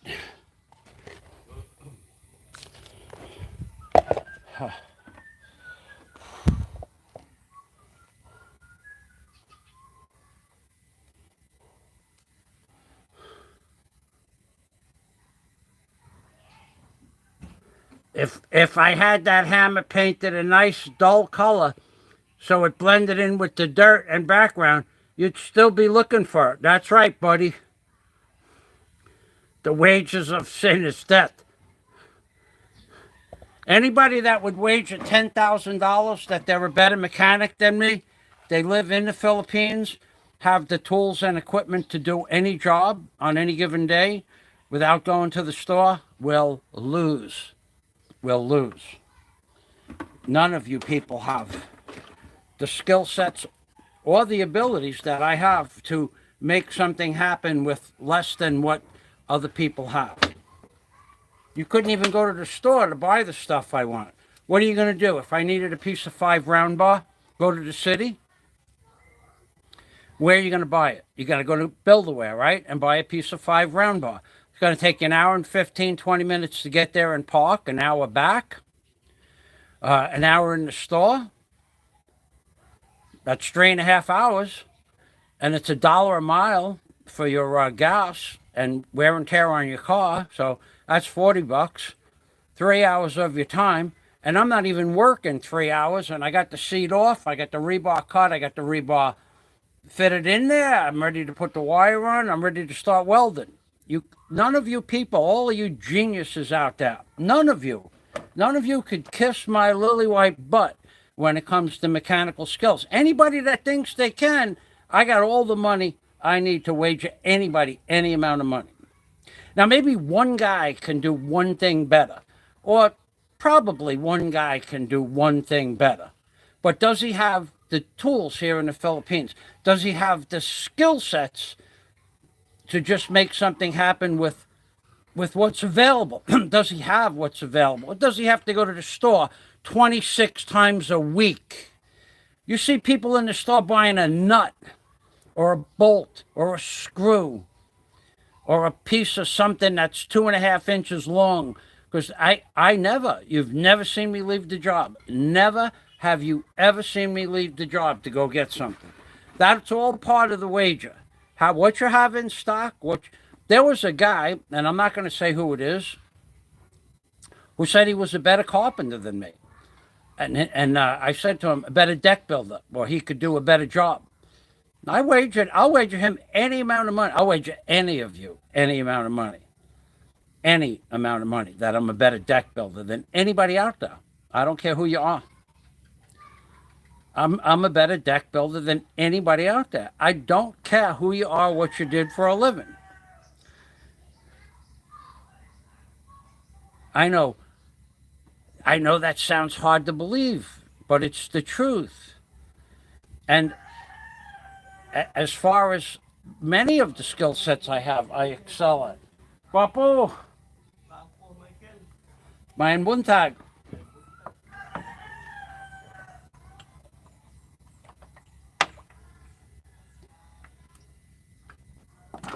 We ain't getting 7 bubbles out of that. It's going to rain. Got to get back to work. Wherefore am I? Oh, checking the comments. Yeah, that guy in the beginning. Yeah, you got to it's cluttered. It's not cluttered, dude. It's called stock, and you don't have it. Don't mistake confidence for arrogance. I'm not kidding with you guys. Who got money? Who wants to wager? And the man I said I was a better deck builder than, the bet was to build a set of outside steps that I'm going to need for the hotel. And I don't have to make it out of wood, but the wager was to build a set of steps out of 4 by 14-inch stringers, 18 feet long. If I could get them 20 feet long, we'd build a 20-foot, and the rise would be 7 1/4, and the tread would be 11 1/2. And who would build a better staircase? And it would be me, out of 4 by 4. So 4 by 14 stringers. I'll have them special cut, no matter what the cost is, because I'm going to use that staircase. Instead of building one out of metal, I'll build it out of wood. But this was the wager. Any amount of money, 5,000, 10,000, any amount of money, that I build a better 4 by 14 stringer, 20-foot long staircase, 7 1/4 inch rise, 11 1/2, 12-inch tread, and I'll build a better staircase, and I'll build it faster. Now, what he would have to bring, or what you'd have to have in the Philippines was, well, what do you need to build a 4 by 14 to work with 4 by 14s? You need a 10-inch worm saw. Do you have one of those? Probably not. So you'd have to use 8 1/2, 8 1/4, and a sawzall, which is okay. What else do you need? Oh, you need some heavy-duty equipment. You'd need a good quality sawzall. You need a square. You'd need a framing square, and you'd need a speed square. You'd need to be able to calculate the rise and the tread so that it would be for, let's say, a 12-foot platform. And then you'd have to have a set of horses. And of course, you'd need extension cords, saw blades, sawzall blades, drills, and how are you going to hold it all together? You need paddle bits, you need lag bolts, at minimum, lag bolts. And all of this stuff you got to bring to the job. You can't go to the store. And I have it all. Because I brought everything I need from America to build that staircase. So if you had to go to the store, you have to waste 2 or 3 hours to go to the store to go get something. I have it all in stock, man. All in stock. So you clowns out there that think, like that guy you're talking, it's not a clutter. It's a lot of stuff. I know where everything is. And it's raining like a son of a gun out here right now. Raining like crazy. Told you it was going to rain. Find a place for the camera. That's the next logical thing to do. I took my break. I can still do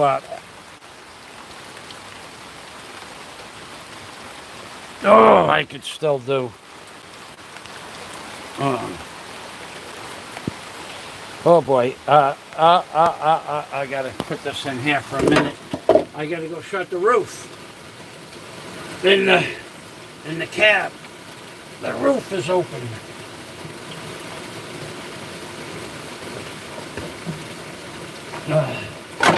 Oh boy.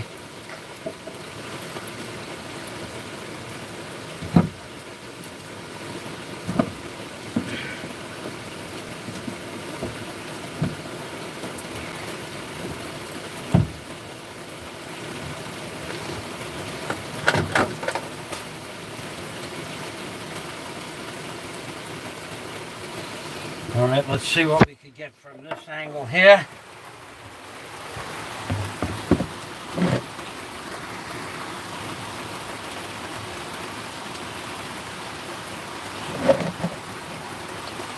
Nothing. Oh boy.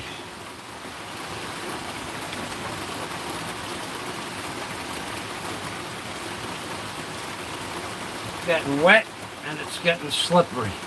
No good there.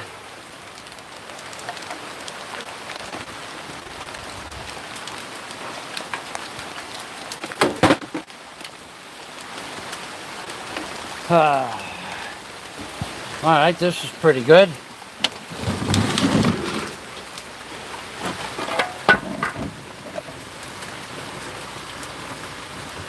There you go. All right, we're going to go into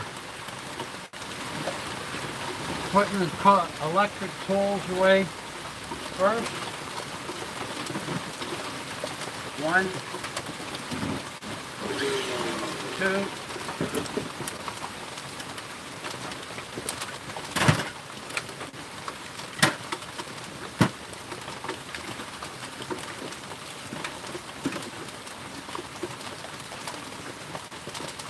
Oh boy.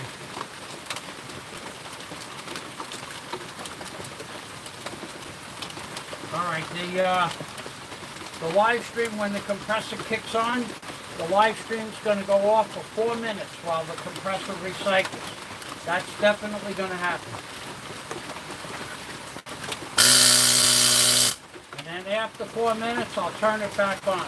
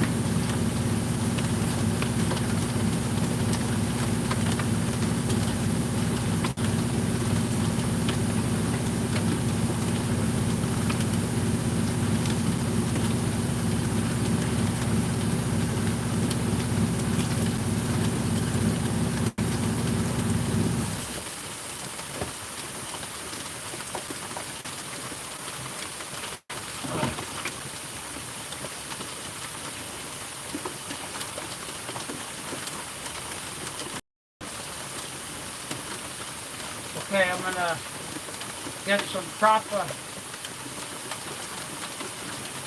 tie wire.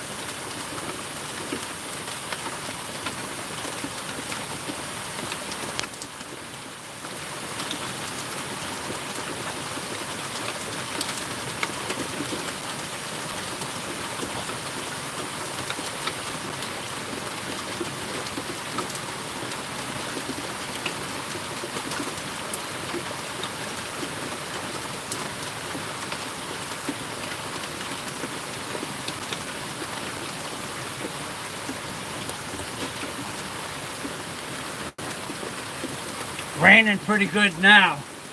You can hear the drops.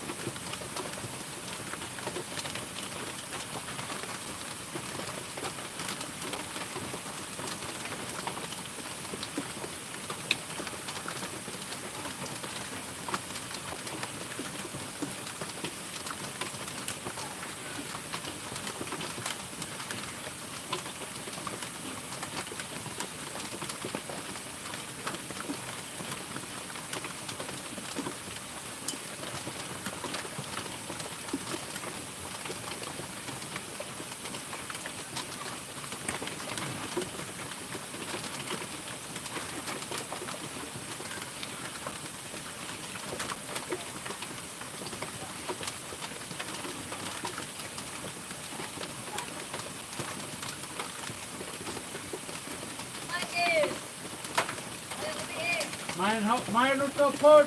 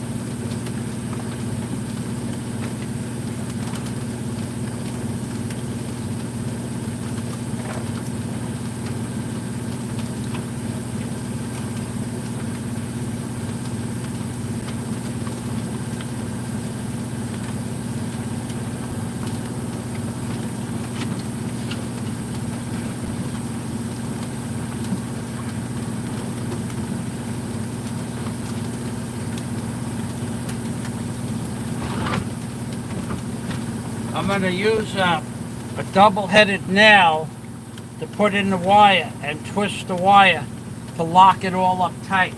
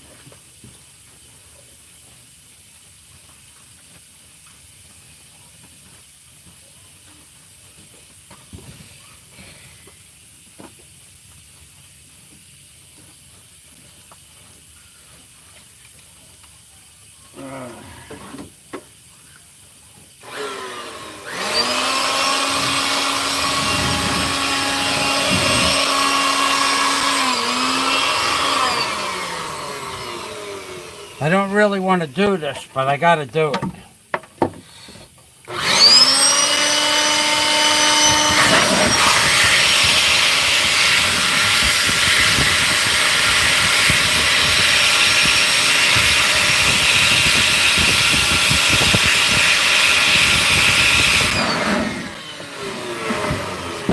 I got to plug this in, even though I think it got wet. I'll try it.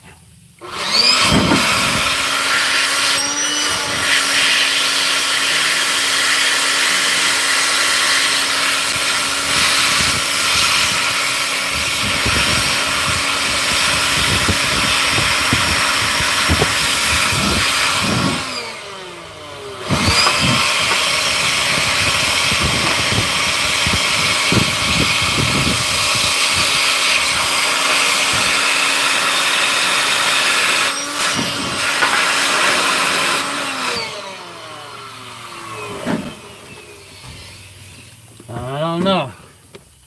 We'll know momentarily how wet it got.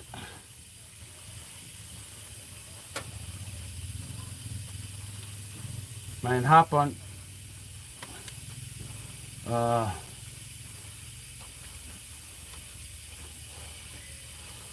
electric is over there.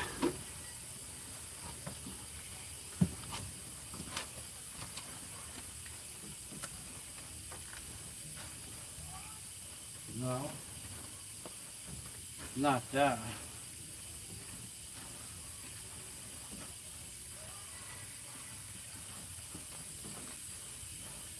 Oh, dog breath. Where'd it go? Where the heck did it go? Can't see. Alright, let's take this crap off here. Okay. So that electric is plugged into that. And then this there. So this is the electric. Therefore this is the electric for that. Which means I have to unplug that.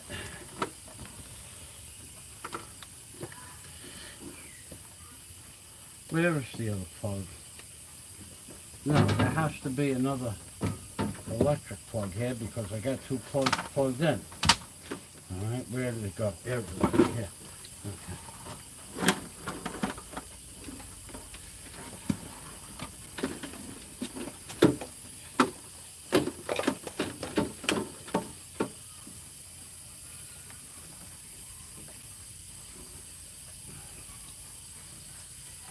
Everything is wet. Everything is wet. The electric is wet.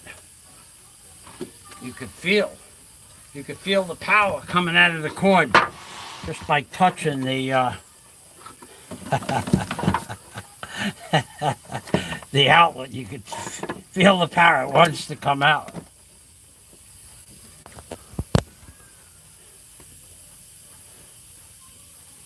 No? Huh. That power, oh, wait a second, that wasn't plugged in. Now it's plugged in. There it goes. All right, we're still at 27%. What I'm doing over there, what I've been doing in the rain.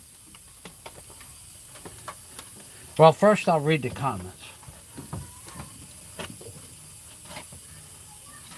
Somebody probably has. You know the rat. You know the rat, he's over there going, it's not smart enough to get out of the rain, dude.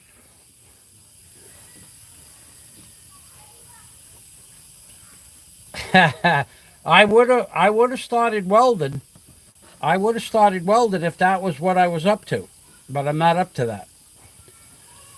Welding in the rain is my specialty. I love. Oh, this is not good. Okay. Okay, we got 27%. We got 27%. Welding in the rain is my specialty because you always know that there's juice available when you're welding. I don't care about welding. I welded in the rain many times. Okay, we have a problem here. I'm only going to have another hour of live stream because this something is wet. Something is wet.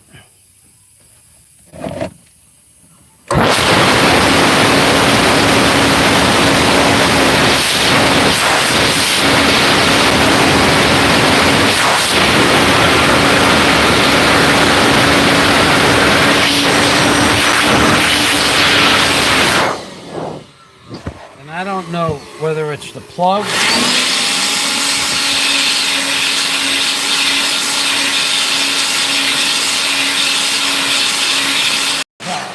I know the juice wants to come out of the plug just touching it.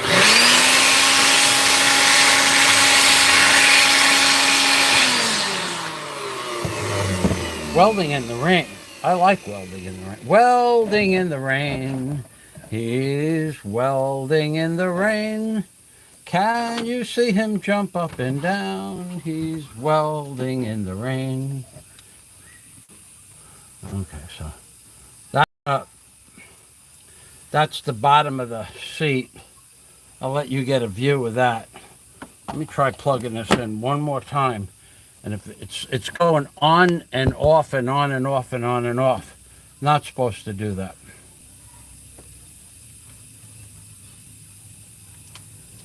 Okay, I guess I grinded it. I guess I blew out the water from the machine. Okay, so, no, wait a second. Okay, let's see what happens there. It could also be, no, all right, we have a problem with this charging unit. It got wet. All right, I'm just going to disconnect the charging unit, and we're going to have as much charge is left at 27%.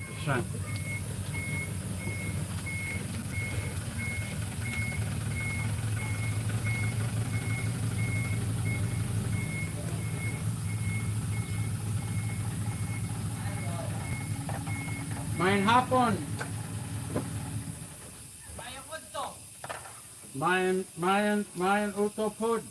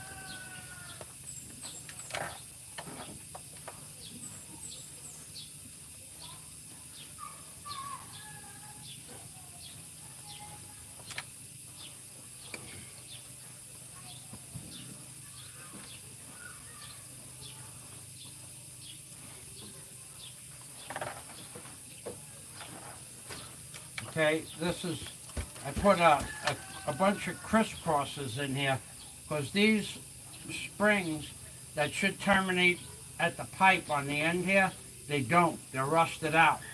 So I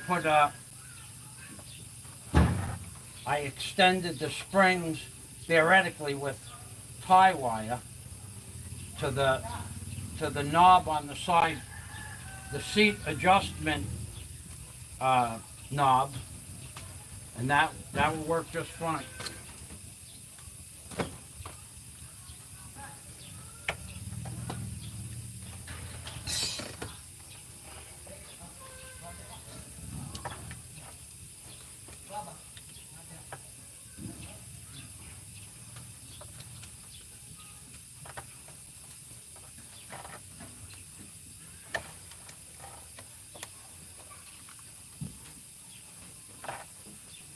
Okay, so I think I'm going to have to leave those stainless steel. I think I'm going to have to leave those stainless steel bands on there.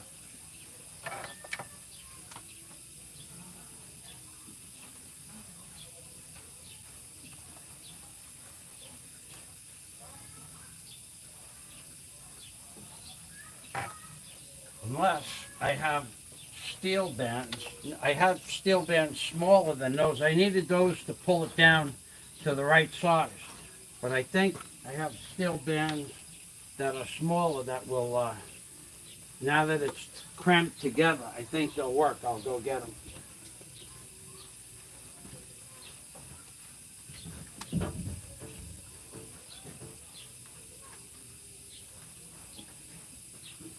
Look. Look.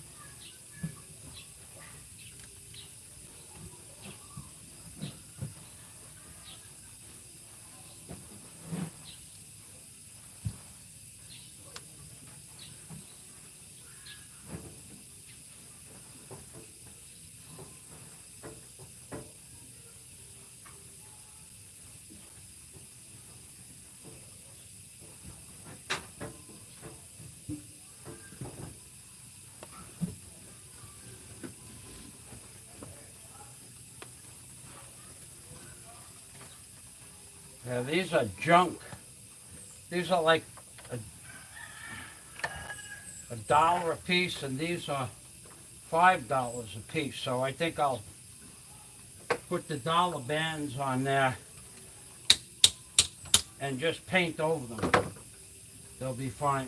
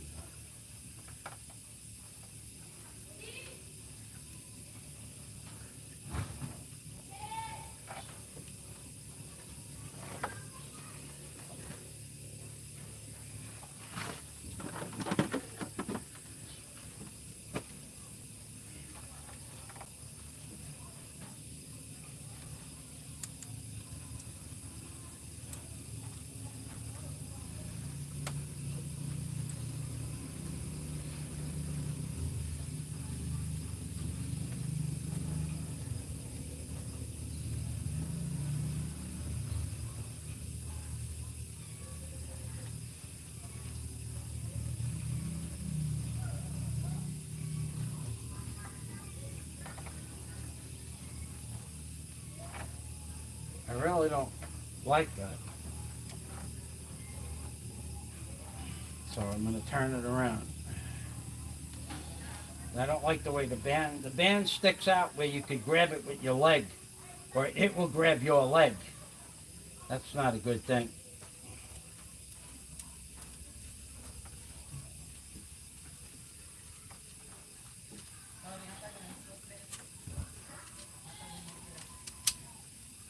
This is a better way.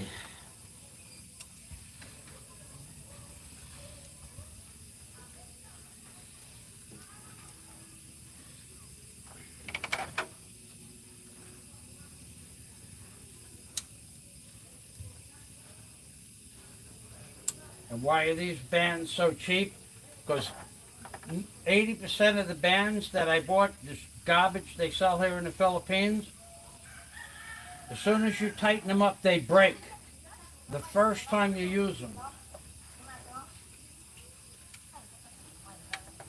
The heads, the screws pop out of the screw binding mechanism.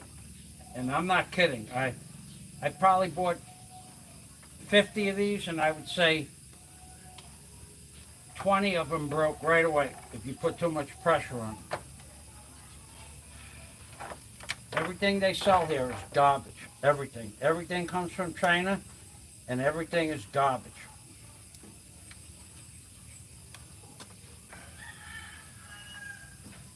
Can't even buy the good ones. They don't even have the good ones. They only have the garbage. So if you use them and bring them back the next day and they break, they say just buy another, or go someplace else.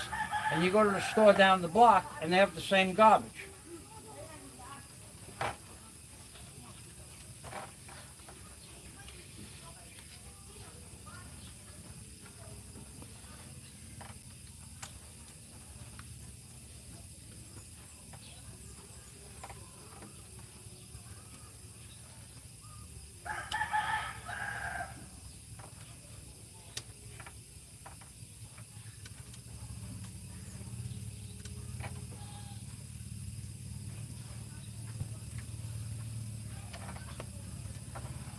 Well, that worked. All right, we'll try another.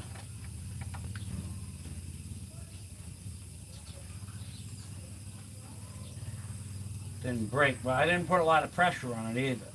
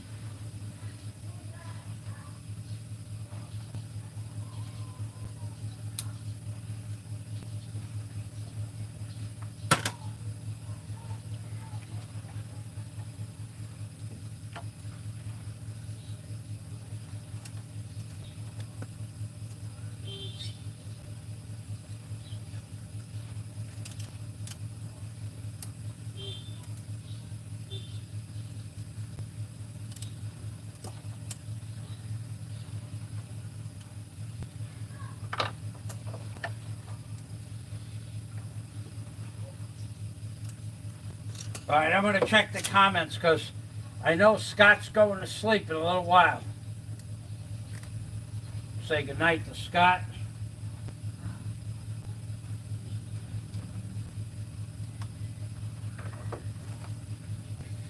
And I got to take a break.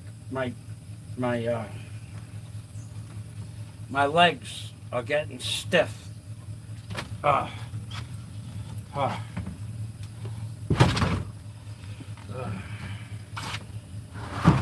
I'm standing in one spot. My legs are getting stiff.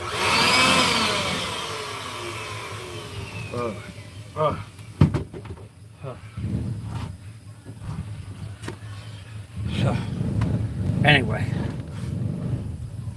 I don't know what time it is. 4 o'clock plus 9. It's 1 o'clock. Yeah, I already got my 4 hours already in. I don't really have to do that much.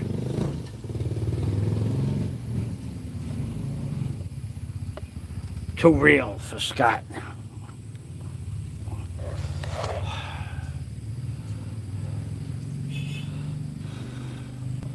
Yeah, the camera, this camera says that you can put this camera underwater for half an hour. You can't even keep it out in the damn rain. Not and covered. It was covered. It was completely 100% covered from the rain. I think it got like a couple of drops on it and it's acting weird. All right, anyway. Oh. I don't even know that I want a well today. That's a whole process. And then I still have to call up HUD.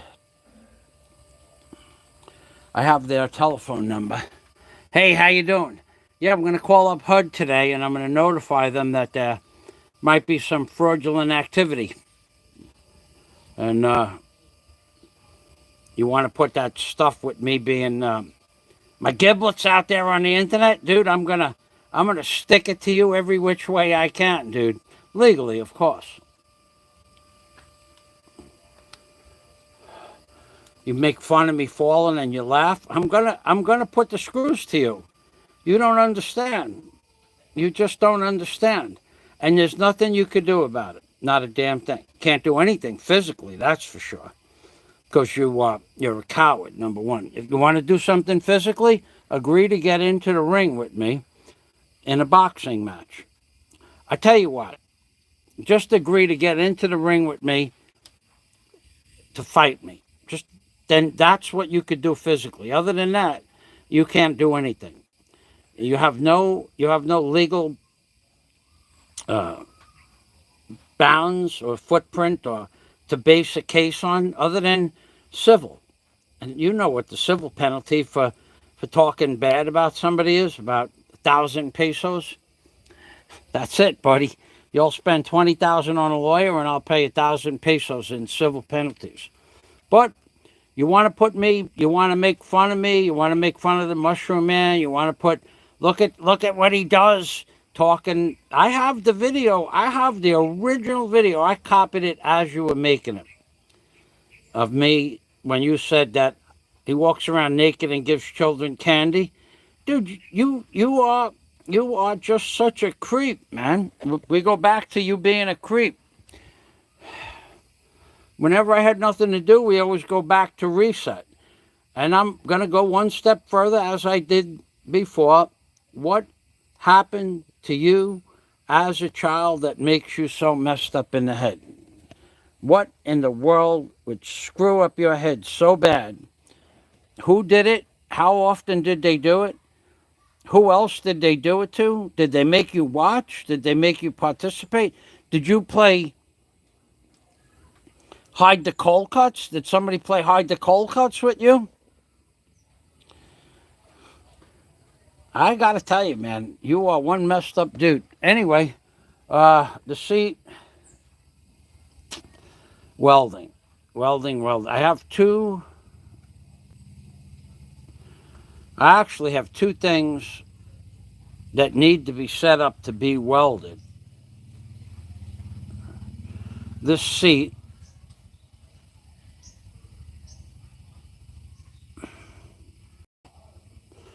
and some brackets that I made and I never finished because I needed to set the welder up. And at that time, I didn't even have the cables. Now I have the cables. I can't really do any more painting today, although the sun is going to come out in a few minutes. Welding. Do I feel like welding? That means I have to put everything away.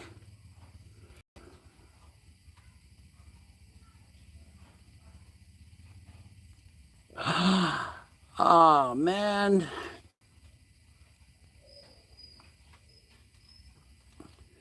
That means I have to put everything away.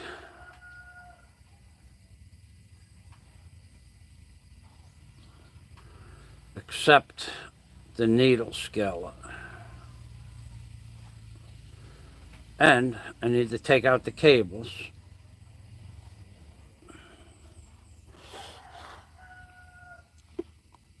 I'm gonna, I think, yeah,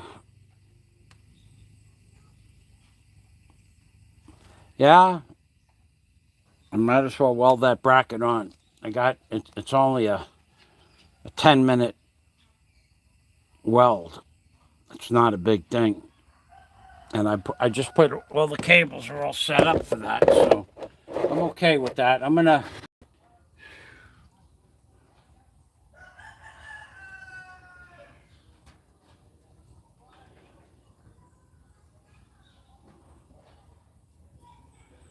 gonna go set up the welding cables.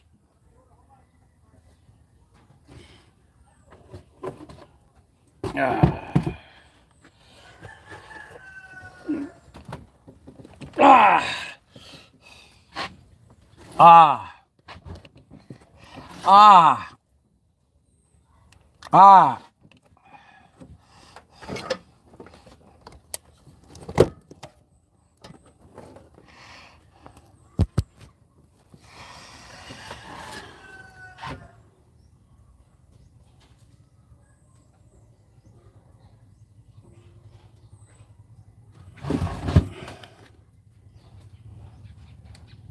Okay, I'm going to get the welding cables out and I'll weld that bracket to the bottom of the seat.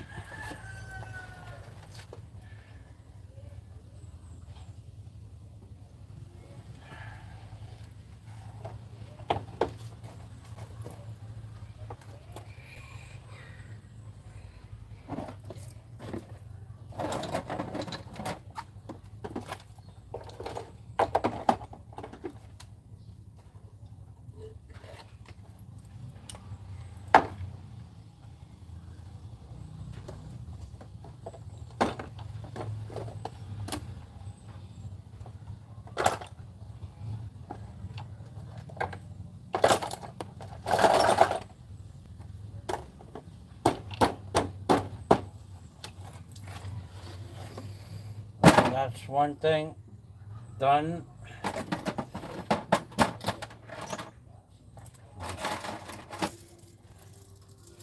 Oh boy.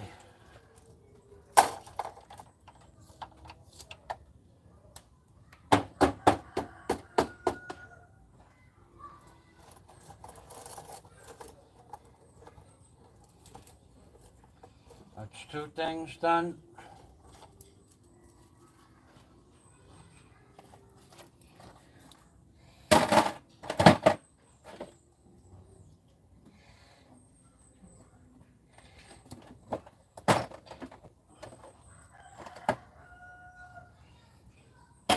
Two things away.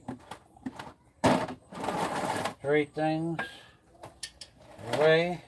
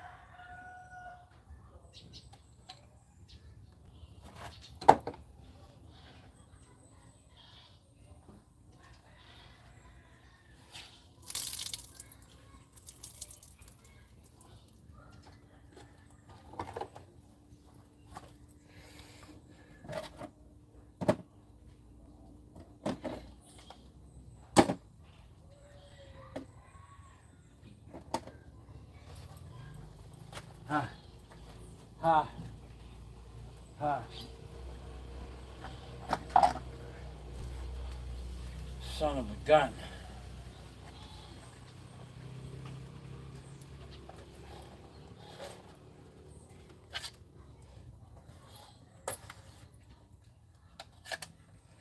Huh.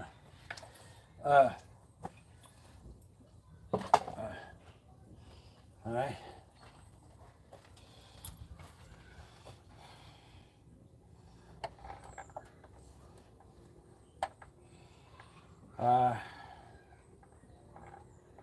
Let me make sure I got this angle right,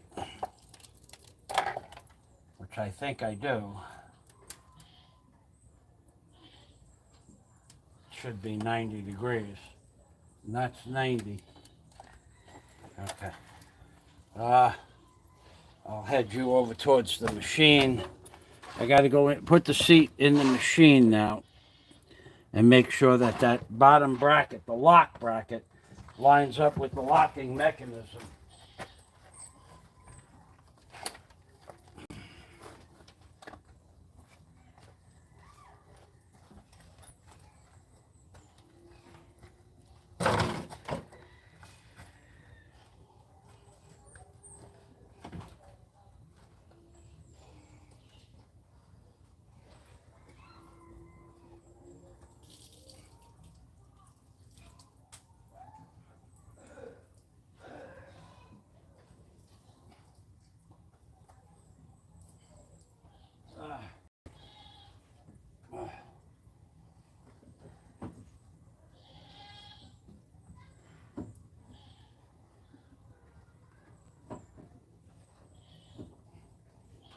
That's perfect. Right there.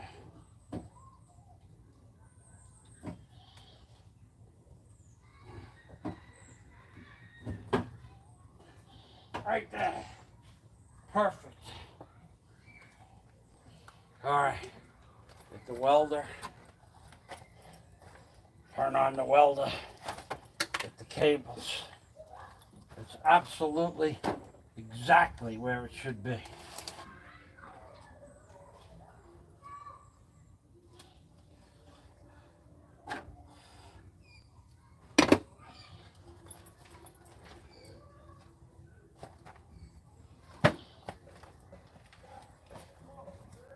Huh.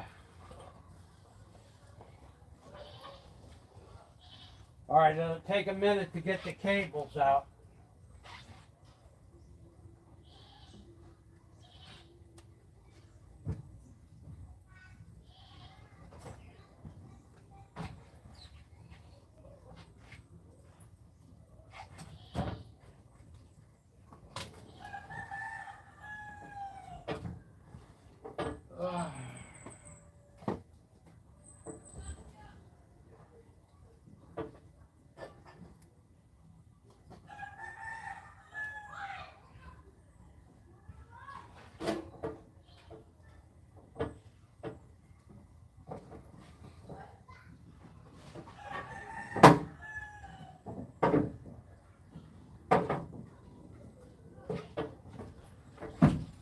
Oh, get back up there. Wow. Score. And he scores.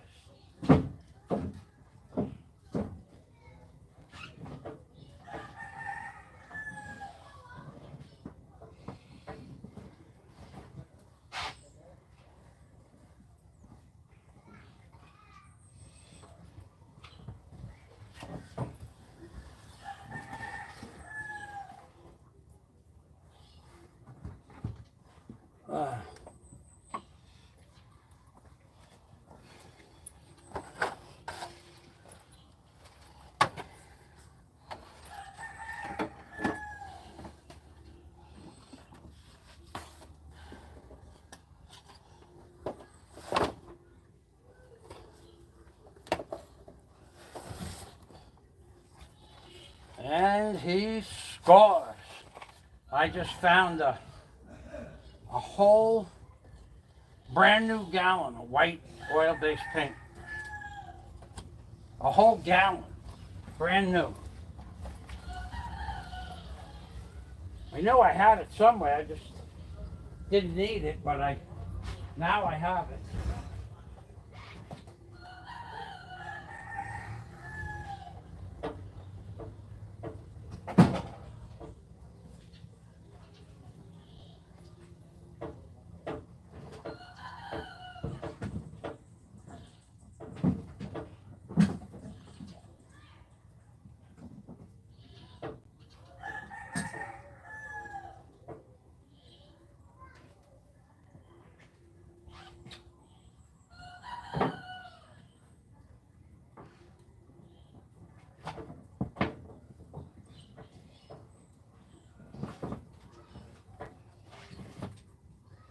Huh.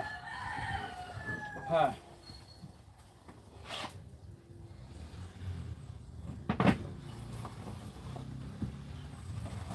Huh.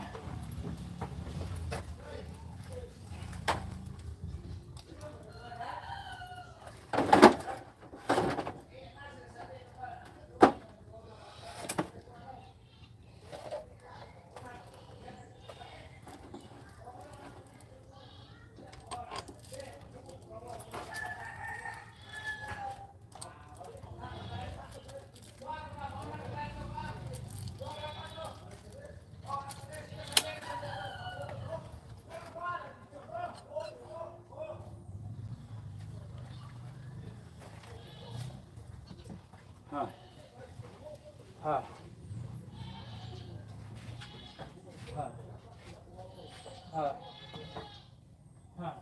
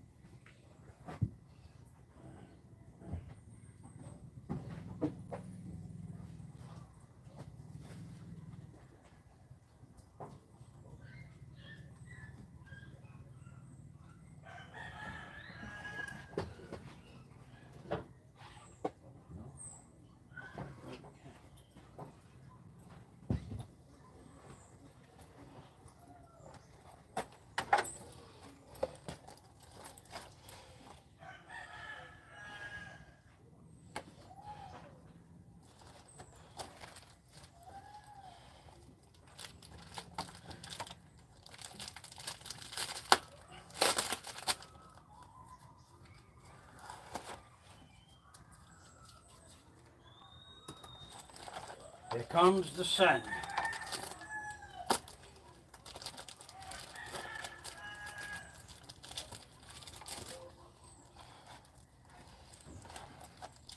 I don't even know what kind of rod I got. It's the only dry rod I got.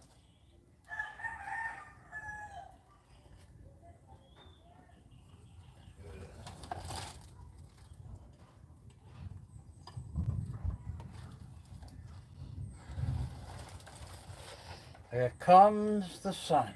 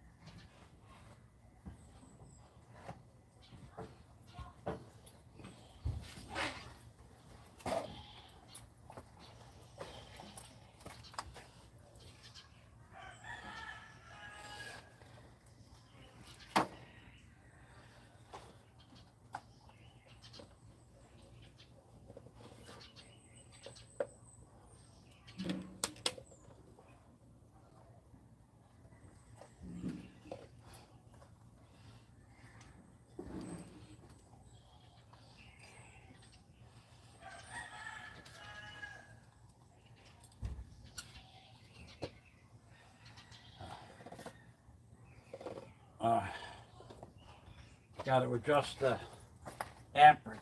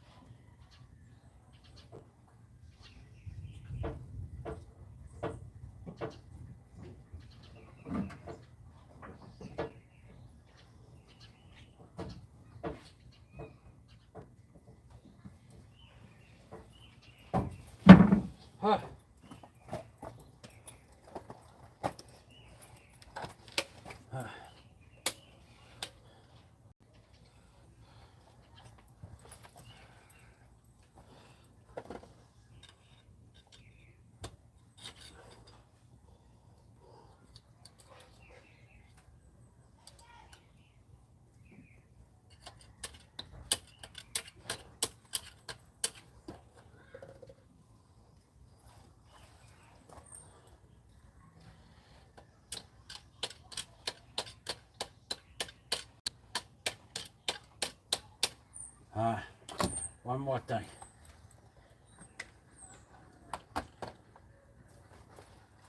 Turn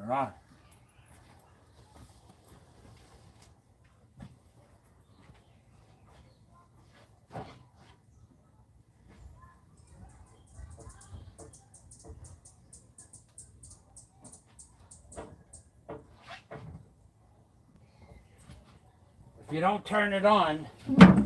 If you don't turn it on, it doesn't make any sparks. Unless you turn it on first.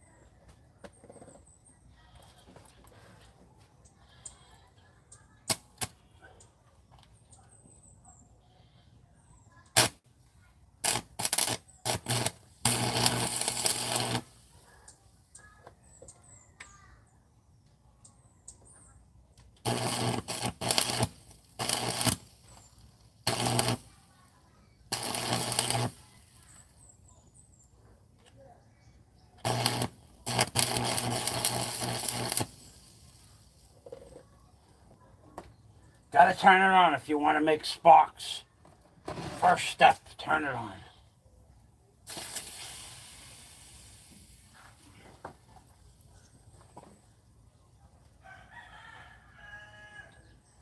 Here we go. And we're off.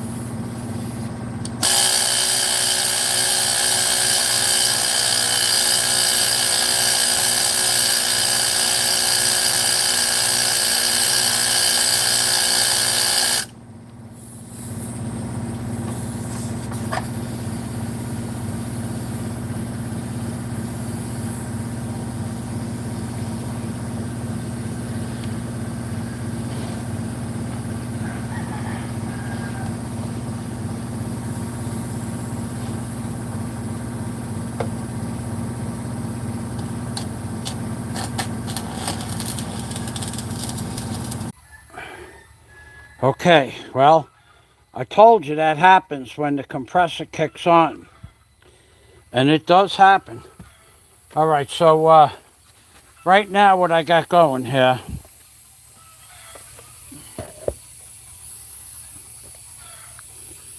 is I'm welding this bracket to the rebar so that this holds up the weight of the operator. In that case, it would be me.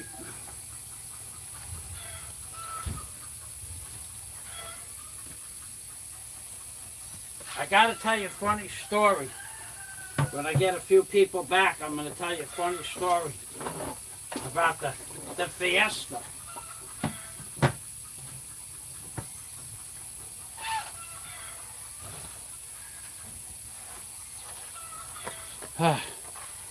The Fiesta. It's a Fiesta story.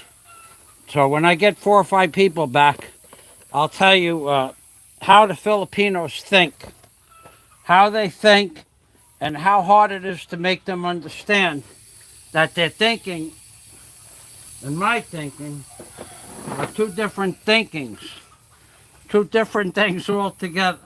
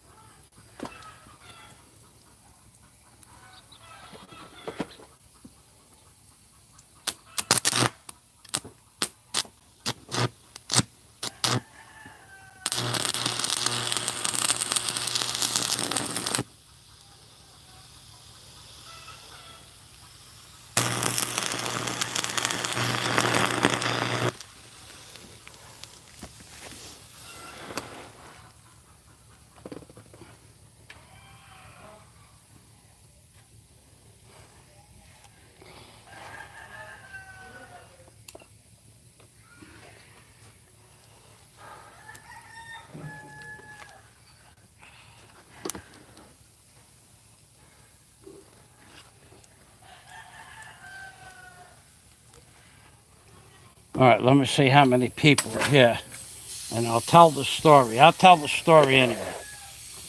So anyway, I'm at the Fiesta.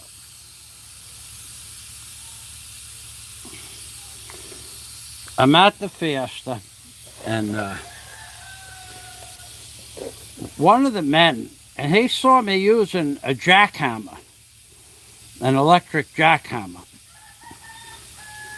And he has a job that he wants to do that he needs a jackhammer for. Now, number one, I only have a light duty jackhammer. I don't have a 90-pound hammer. I got like might be 45 or 50-pound jackhammer. It's not a heavy duty jack, and it's electric. But they want to use my jackhammer to do their job, and they want to borrow it. And I said, no. Why not? Aren't we friends? I said, no, we're not friends. Because I asked them, do I ask you to use your tricycle or your boat? No. I said, well, then you can't use my jackhammer. Well, you could use my boat. I said, well, I don't want to use your boat. If I want a boat, I'll just go buy a boat. But anyway, he's going, well, why won't you just let us use the jackhammer? Only 1 week. I'm going, because if you break it, then it's garbage and I have to fix it or buy another one. Oh, we won't break it. No. You'll have 2 men on that jackhammer 14 hours a day. They'll use it, but they'll abuse it because it's not theirs. I said, so, but there's 2 places to rent jackhammers. Yes, but they want a lot of money. I said, that's because you guys keep breaking them. Anyway, they couldn't get it through their head that I wouldn't lend them my brand new jackhammer. And they really, they were drinking, yes, but They really couldn't get it through their head that I have a brand new jackhammer that I would not lend them. And they didn't understand why. Why? Why won't you lend me? Because you're going to break it.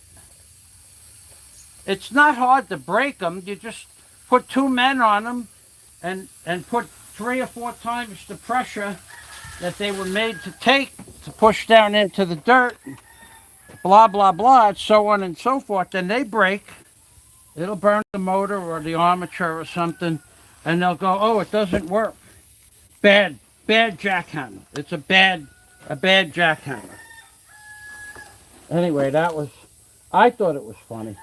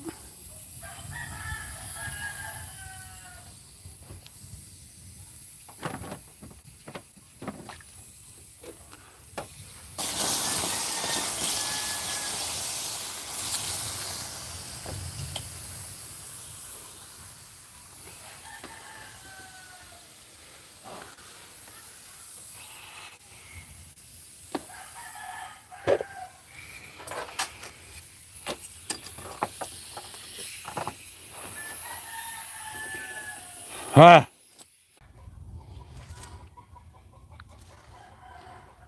Okay. I have no idea why that happened, why it went off, but it did. Okay, so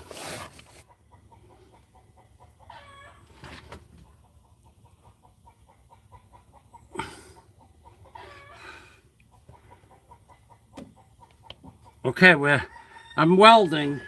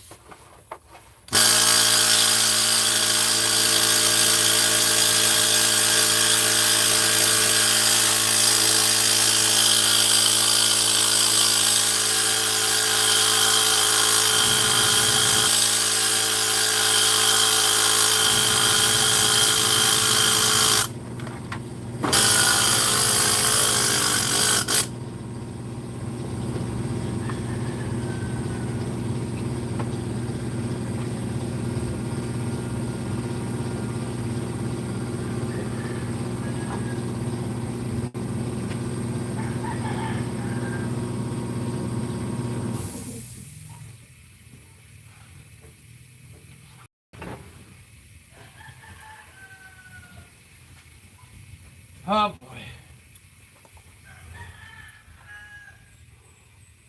Okay.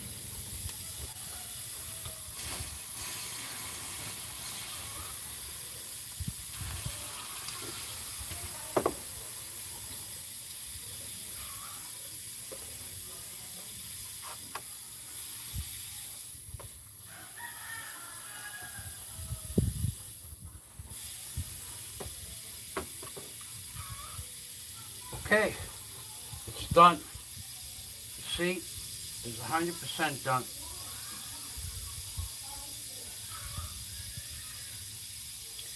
The only thing I have to do tomorrow is paint it up.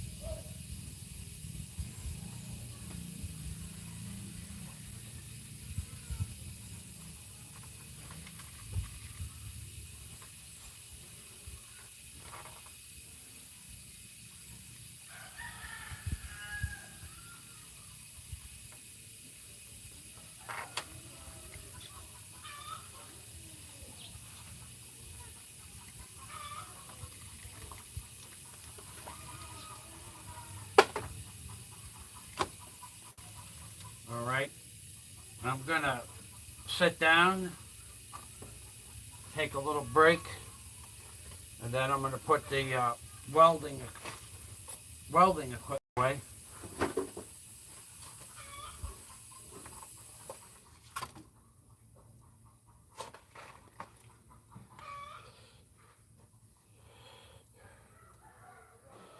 Okay, I took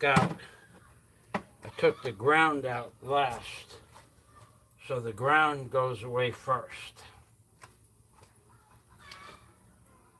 Let's put the helmet and the rod right away.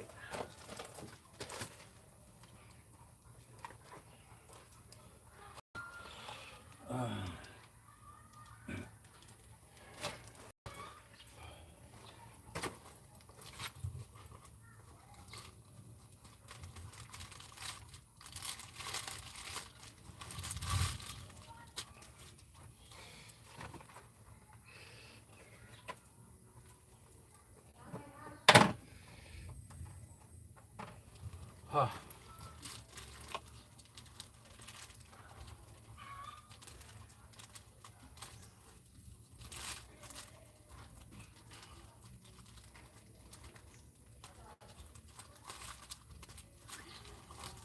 Okay, the rod goes away, this rag goes over there, and the helmet first. Because I don't want to get the helmet wet, it's got electronics in there.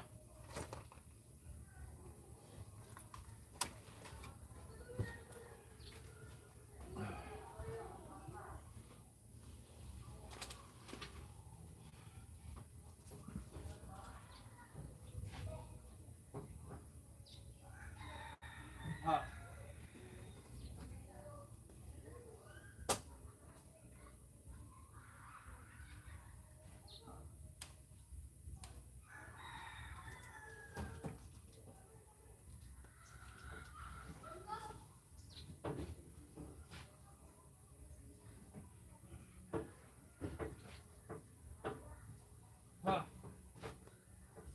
Huh.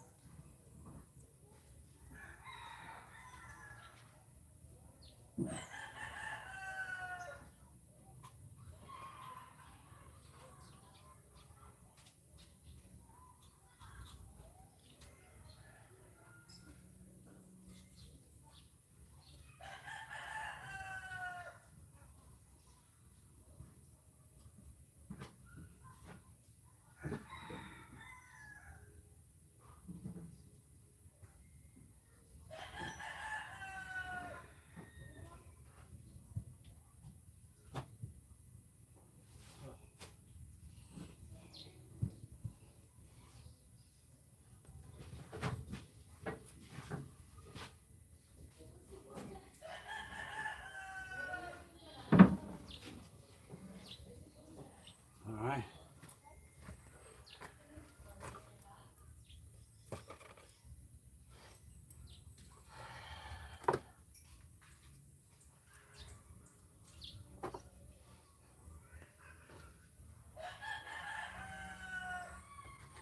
Huh. All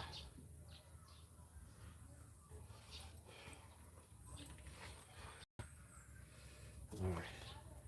The oil.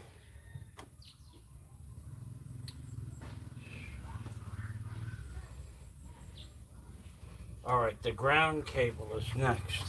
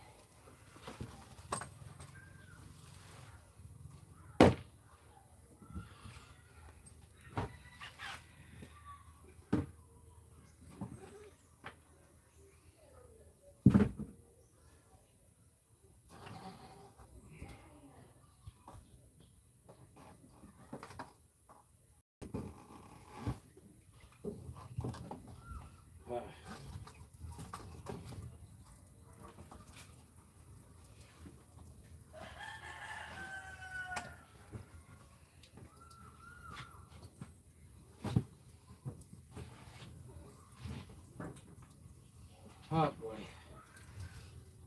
Stuff.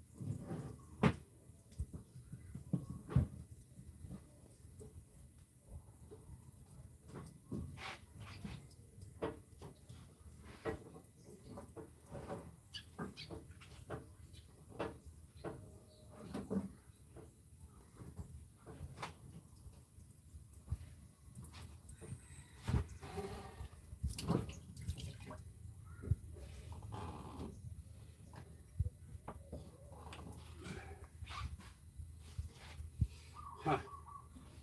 Huh.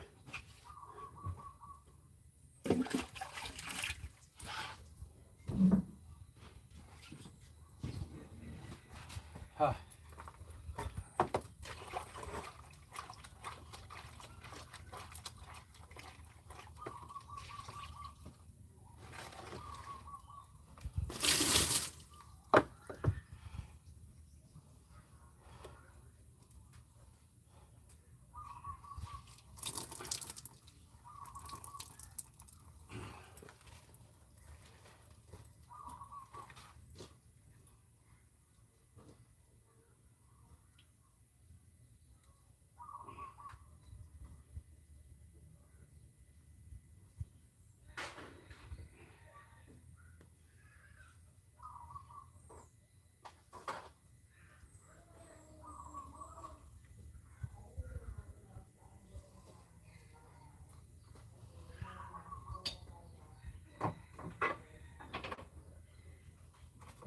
Huh.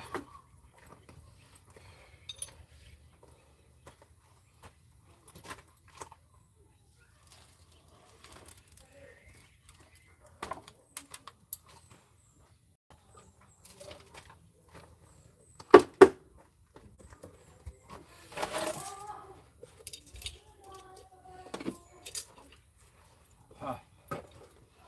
Huh. Huh. Huh.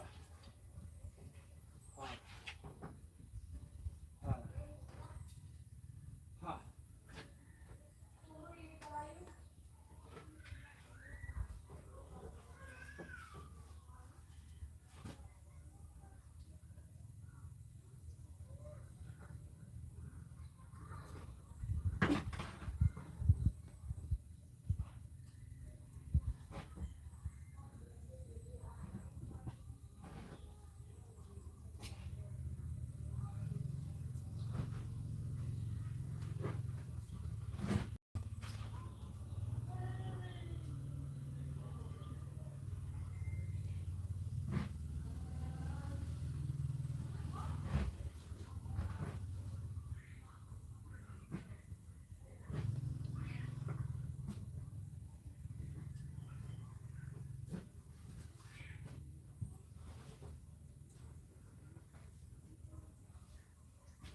Huh.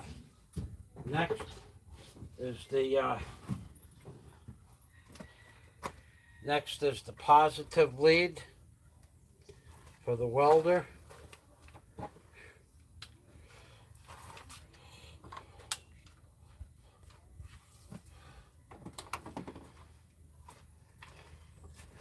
Huh.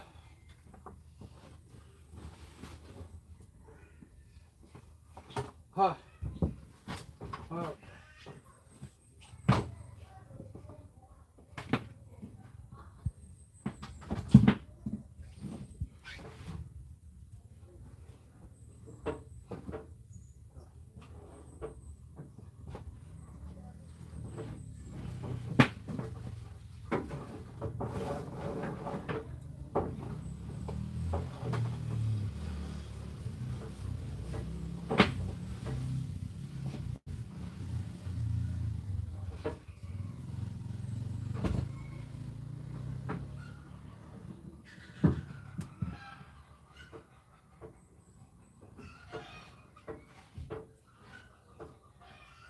gets shut down.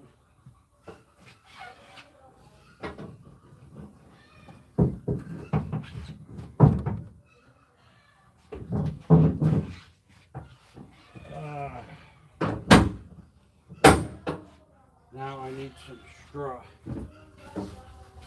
Straw.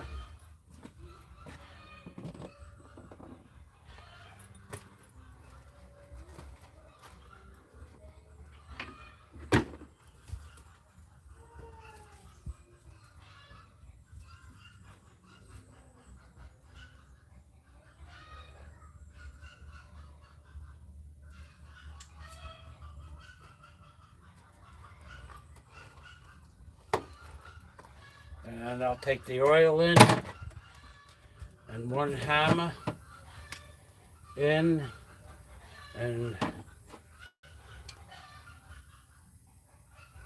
both pairs of pliers. Do we need them for anything?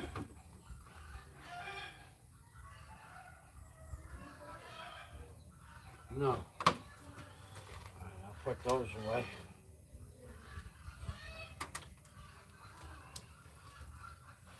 Huh.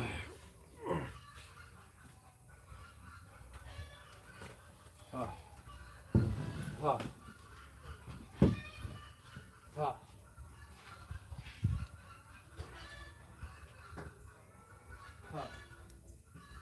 Huh.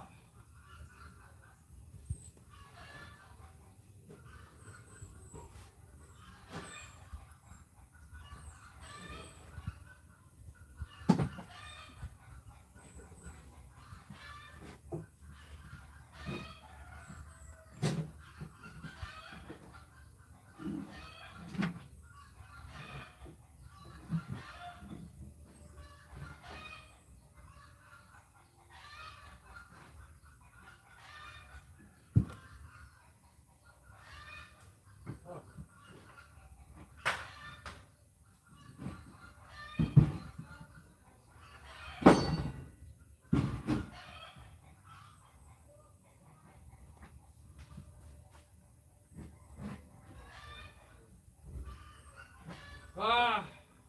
Ah!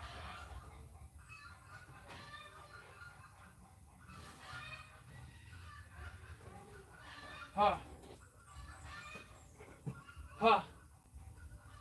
Ha!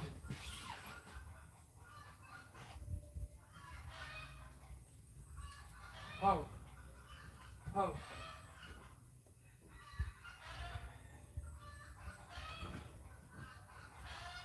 Oh!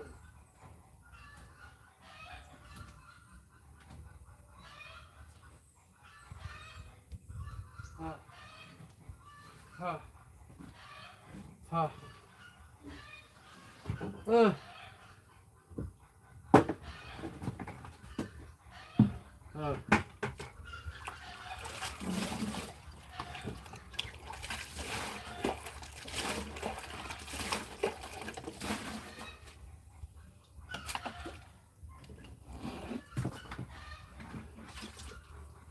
Huh.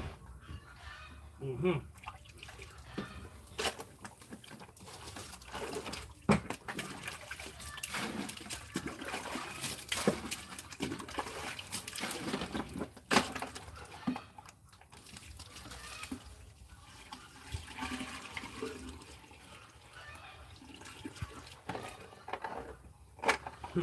Huh. Huh. Huh. Ah!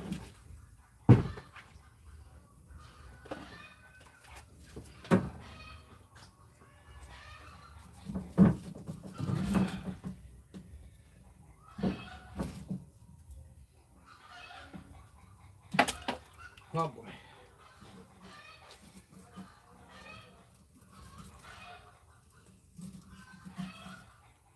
Oh boy.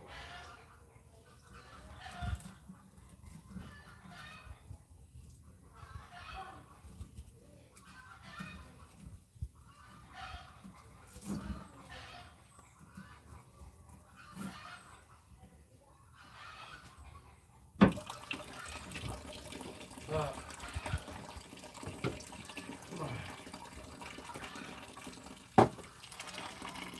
Ah. Ah. Ah.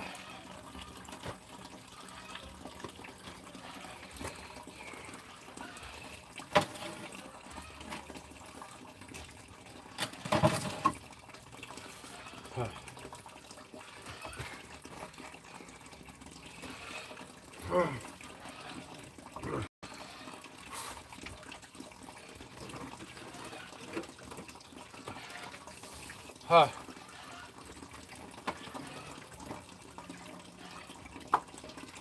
Oh. Oh.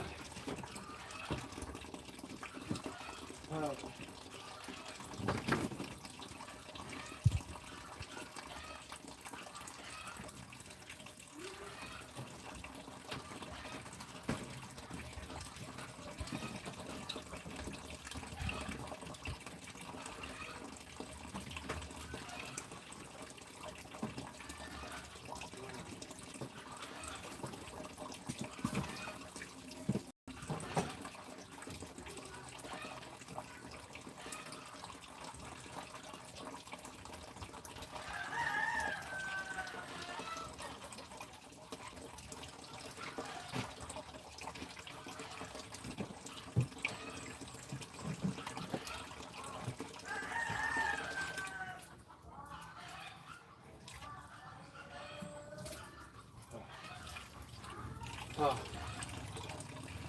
Oh.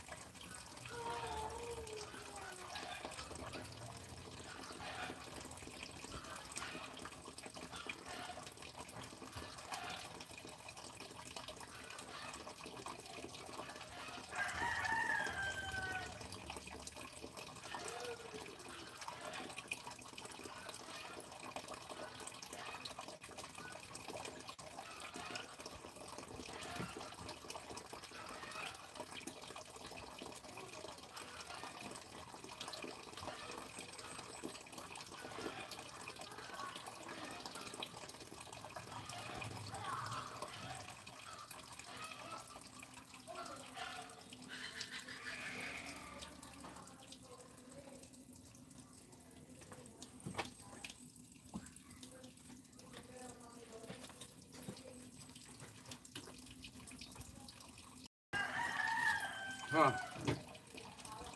Oh.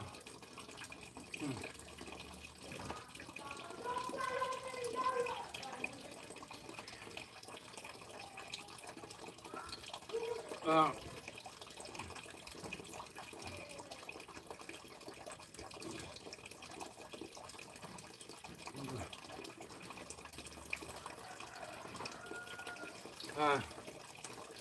Oh. Yeah.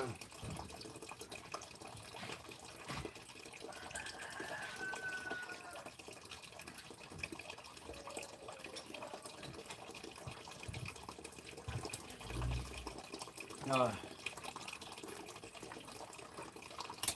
I got water in this roller. It's brand new, this roller. It's brand new. And the water is already making it hard for it to go in.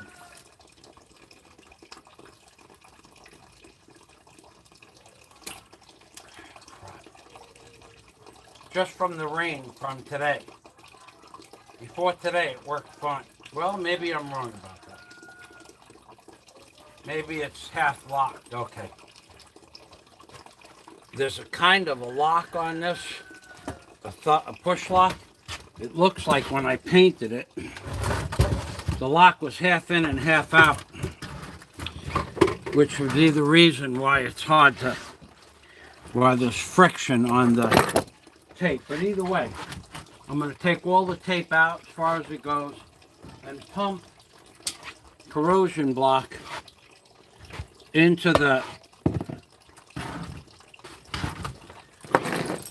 spring steel that retracts the blade. So first thing got to do is got to free up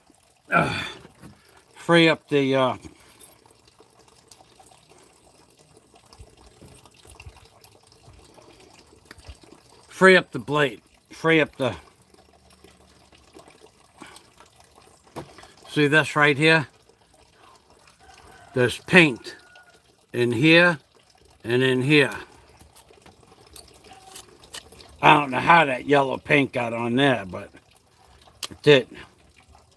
Okay, now it's almost gone.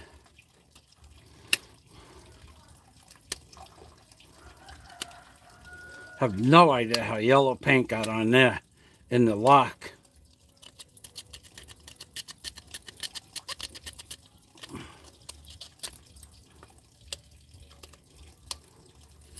Oh yeah, okay, so it is working properly.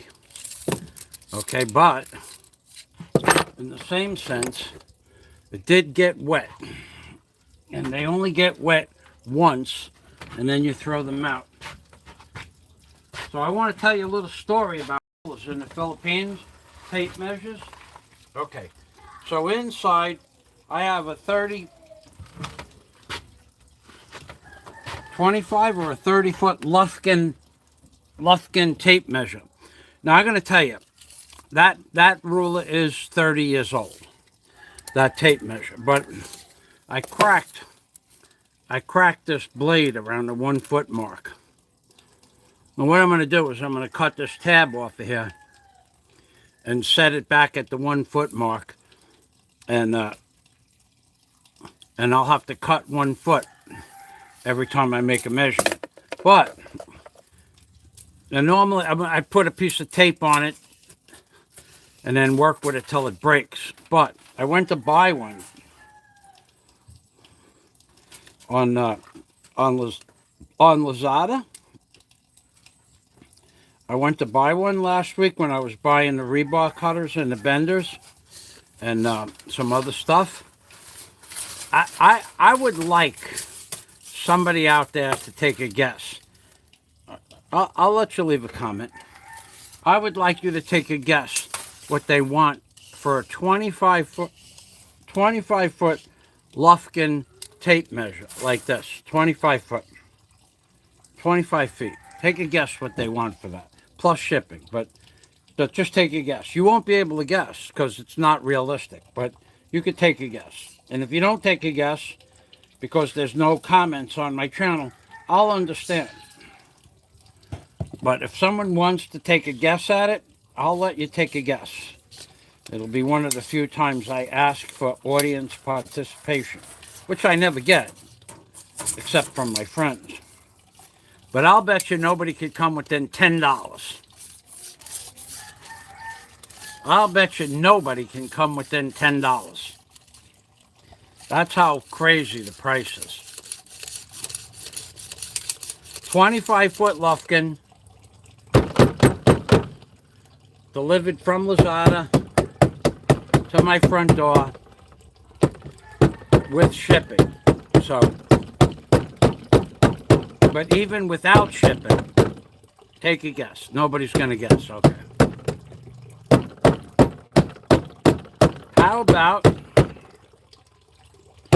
How about I tell you? Okay, well, you really want to know, right? I can tell you really want to know. You're a bunch of excited people waiting for the show. Waiting, like Jim Morrison. Waiting for the show. $75. $75 plus.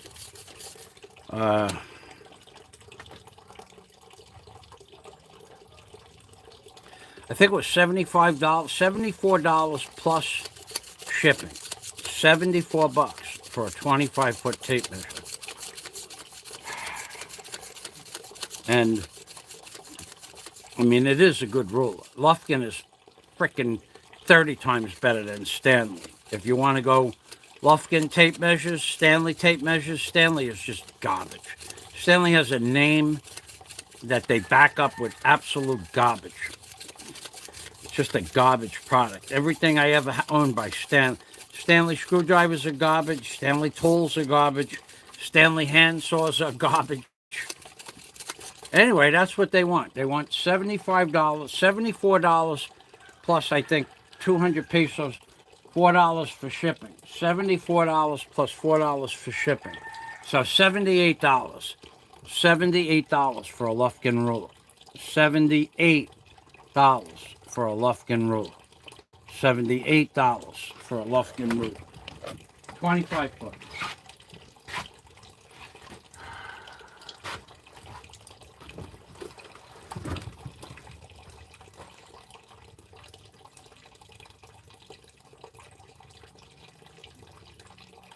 Where's my oil?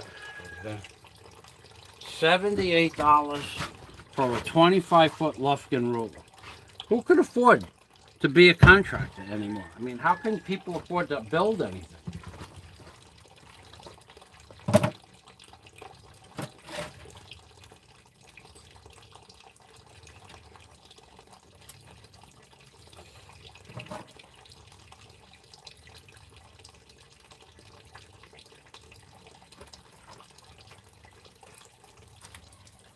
What am I doing here?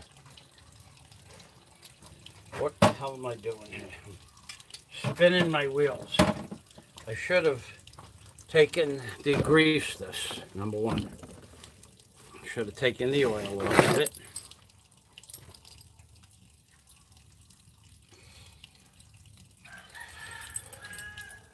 $78 for a 25-foot ruler. Tape measure. Not a ruler, tape measure. I found that amazing.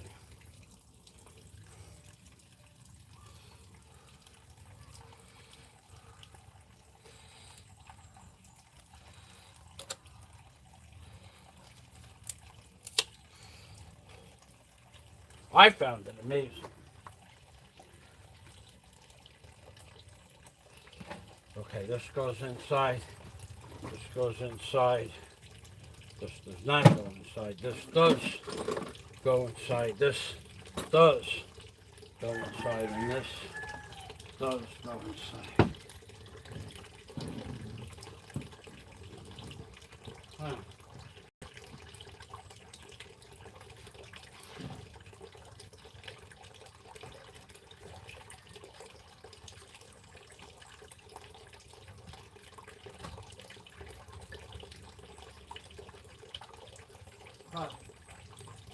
Huh.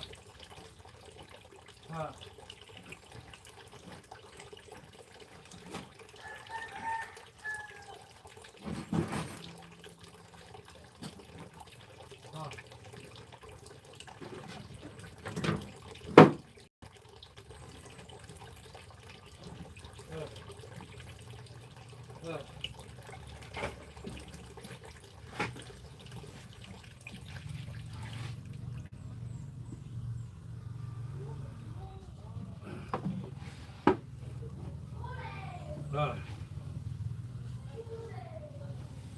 All right.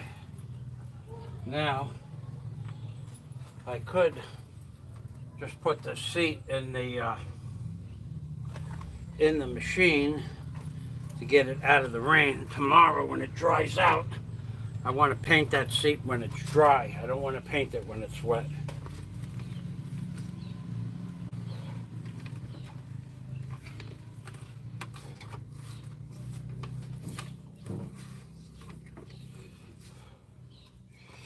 Huh.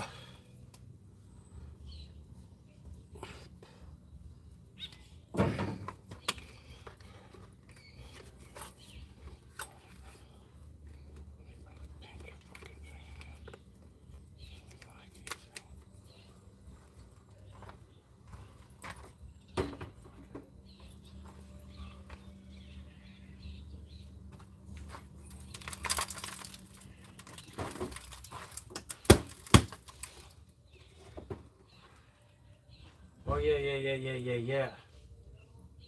Oh, yeah. Got one more thing to do. Uh-huh. Yeah, I do.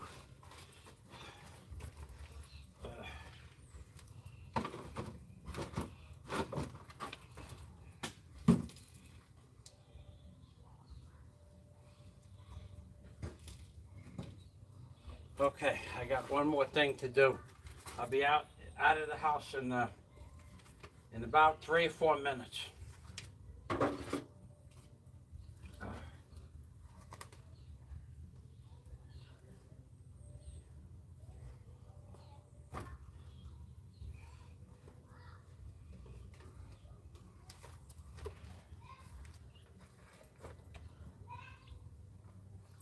Ah, ah, ah, ah, ah.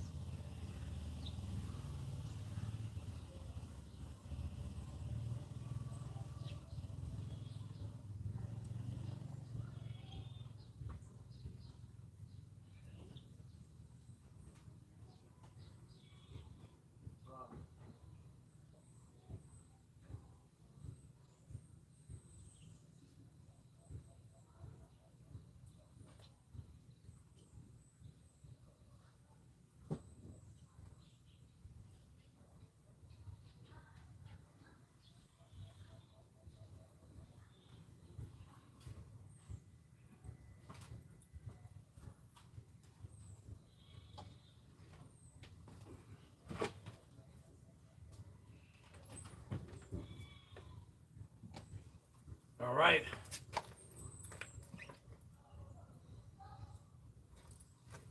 Make sure it fits.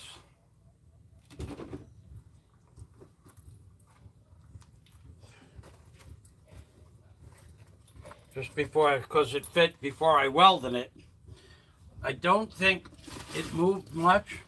I don't think it could have moved much, but we'll make sure it fits before I go in for the night.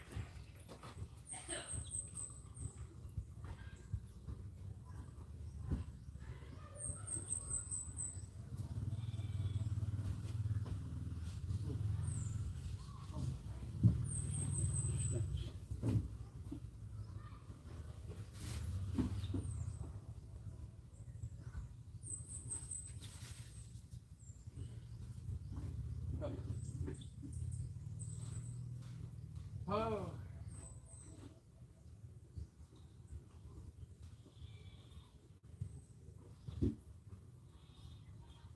Oh boy. Huh. Huh. Huh.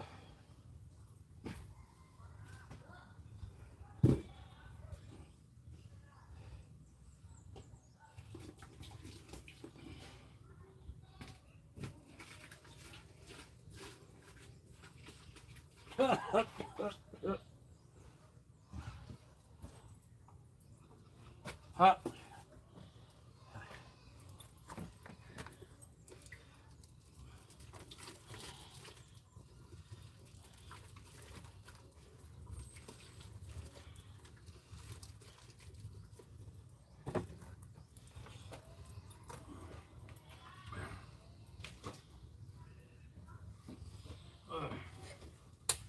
Huh.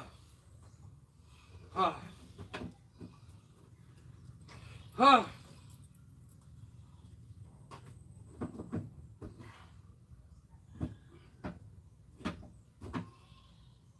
Oh my God.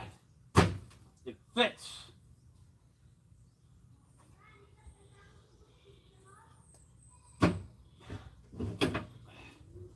It fits.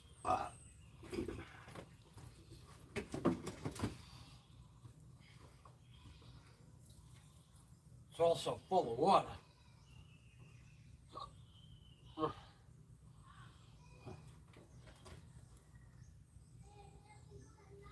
Full of water too. Probably half a quart of water came out of it from inside the half a quart of water at least fell on the floor. All right. Well, look. There's my comb. Oh boy, I was looking for this. Oh yeah. I found my comb. I was looking all over for that. That's why I haven't been able to comb my hair for the last 5 months. Had no comb. No money to buy a comb either. I was combless. Combless is different than homeless.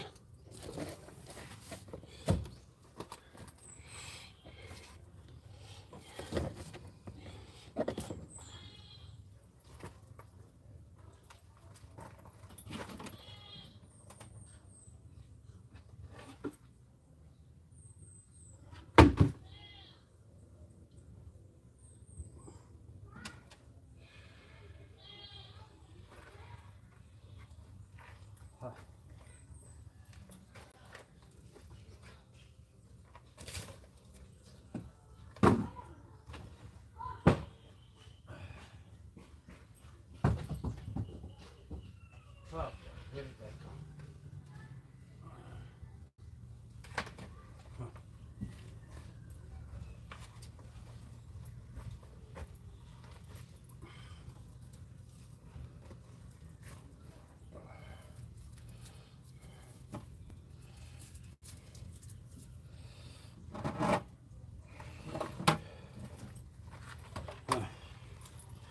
Huh.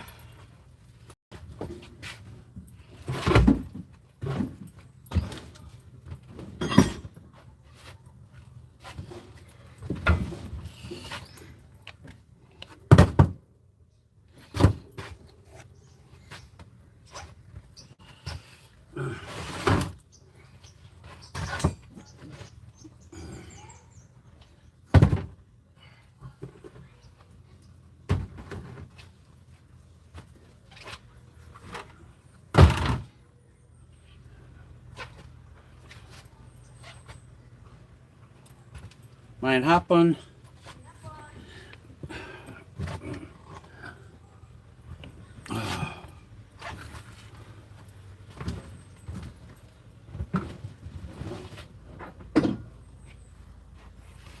Oh.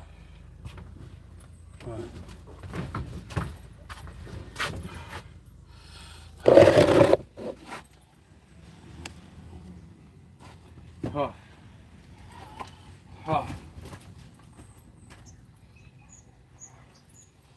Oh boy. Oh boy. Oh boy. You know, that's twice. No, I thought that would be impossible. Twice in one day? No, that doesn't happen. Huh.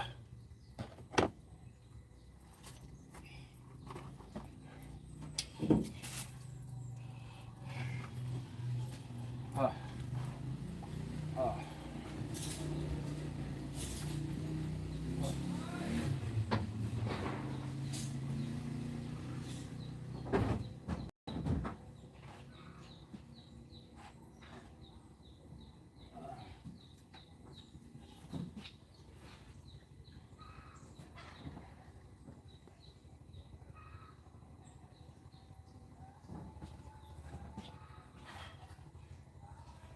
Huh. Huh. Huh. Huh. Huh.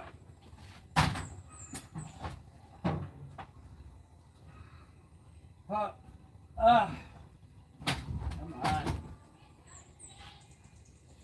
Huh. Huh. What? Huh. I knew that. Yeah, it did happen twice in one day. It did. Huh.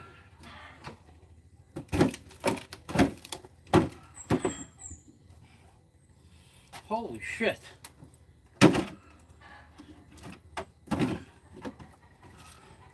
My shoelace says never come undone twice in one day. Never.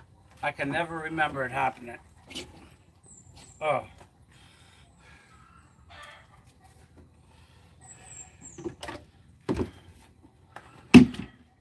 Oh.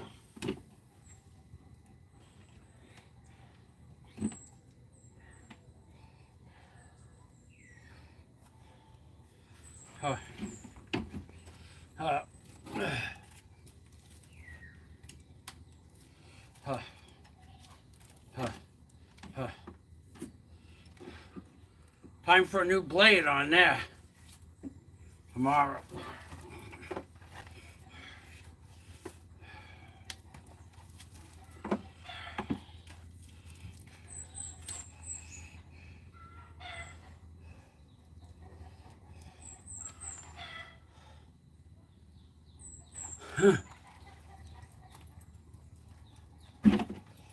Huh. Huh. Huh.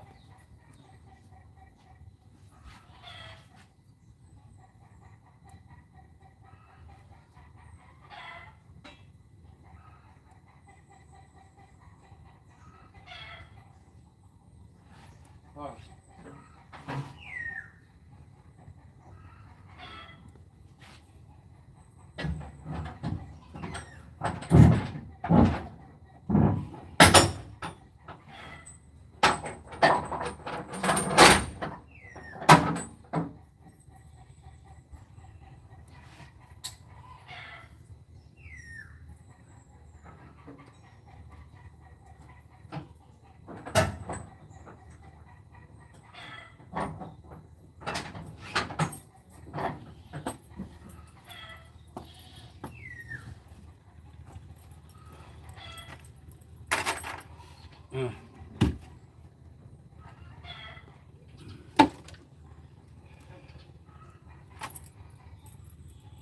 Huh.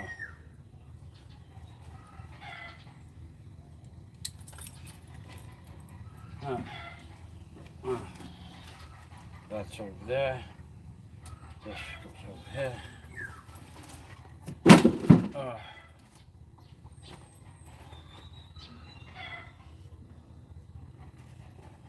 uh,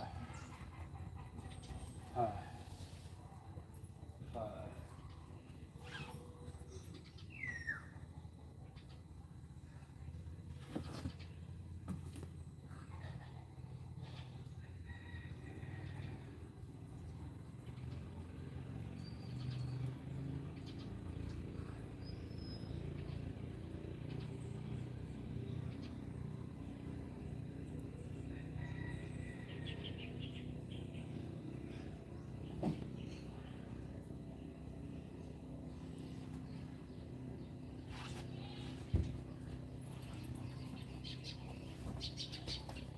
Oh.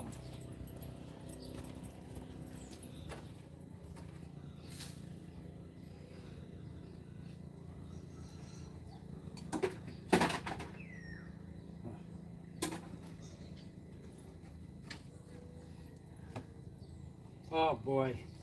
The thing I didn't want to get wet got wet. Huh. How wet did it get? The dry sand got wet. How did it get wet?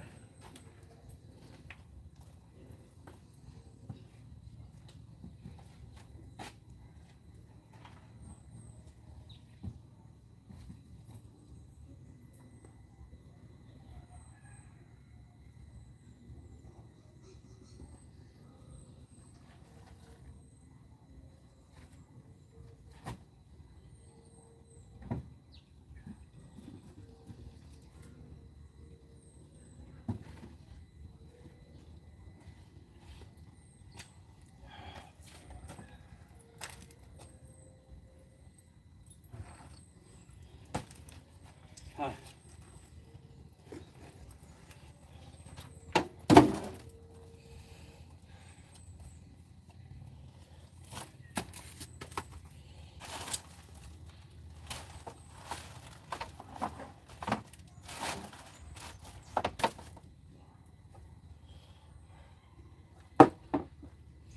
Oh.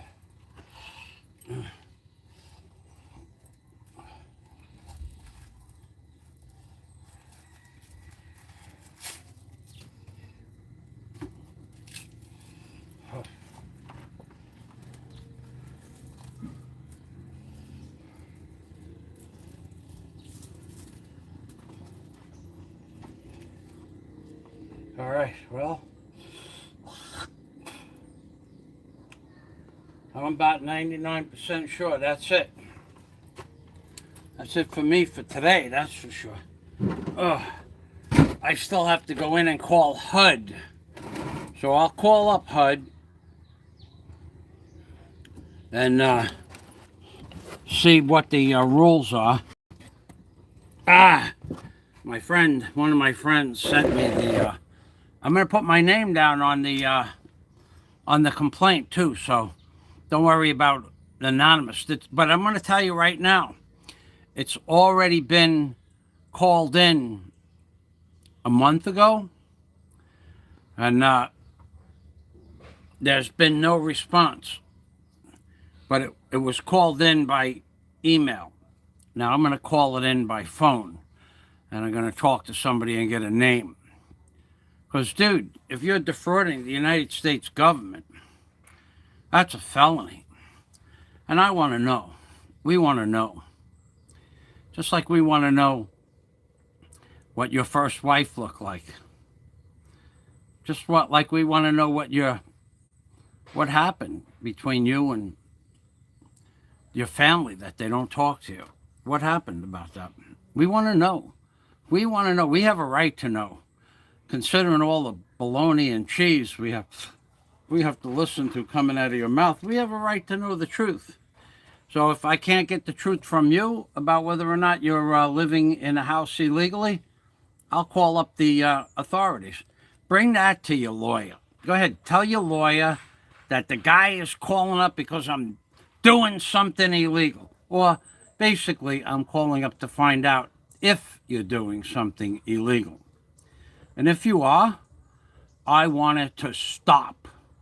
I want it to stop. You refuse to stop posting crap on your channel about me and my skirt shorts and my mushroom. And I'm going to put you in the deepest, darkest corner of your life because of that Mushroom Man song. I'm going to put you in the deepest, darkest place you've ever been in your life. You will be, first of all, you're going to spend a lot of money. You're going to spend a lot of money. Second of all, you're going to come out on the stinky end of the stick. You already are on the sticky end of the stick. It's just that you haven't talked to the people that have classified you in that place that you deserve to be classified in.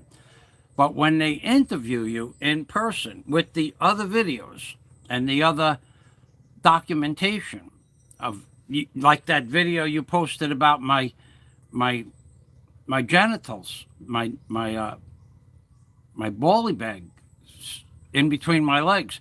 I was on my property, working on my property with just one other man, a man that I've known for 6 years, and you still have to post that day after day after day after day because you're a sick, twisted man. And when I send that, I only sent out 4 videos to the authorities. They don't even need any more. They don't even need any more. They already know what you are, especially the singing of the Mushroom Man song. And don't say I'm the one who made the Mushroom Man song. You're the creator of the Mushroom Man song. You are you. There is not a video on YouTube anywhere from anybody from any venue of me singing the Mushroom Man song. Not one. But there are dozens of you singing the Mushroom Man song. But we only need that one. That one Mushroom Man song is going to bury you in lawyer's fees. You'll be lucky. Jack Thompson doesn't know a damn thing about how to answer a phone for the last 6 months. He might have answered the phone twice. But during that one conversation, we talked about you singing the Mushroom Man song, and Jack has some sort of insight as to what you're going to need to get out of that, and it's going to be a lot of money. A lot of money. A lot of money. Jack told me what he thinks it would be, and I'm going, come on, Jack. He's going, nope, that's what it's going to cost him. That's what it's going to cost him. I said, well, how do you know? He goes, well, I know. And he wouldn't tell me how he knows. Now, I don't know if he was lying or not, but if Jack says it, I kind of believe it. I believe everything except that when I call Jack, I don't believe he's going to answer the phone. But he just doesn't answer the phone anymore. And he told me why. It has nothing to do with me. He's just tired of the crap on YouTube. And he's got other stuff to do in his life. But Jack, if the number that Jack said is even within 25%, dude, you better start socking money away right now. You better start socking it away because the lawyers are going to suck it up. And when you get back to the Philippines, the lawyers are going to suck it up. And the authorities are going after you. Not me. It's not going to cost me a dime. It just cost me my time.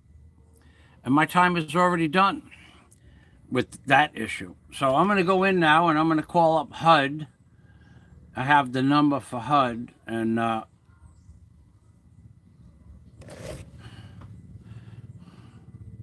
guess I could put this on mute now that I know how to use the mute button. And I could call them up and see what they have to say and then come back online and update everybody. I could update you. Yeah, I could do that.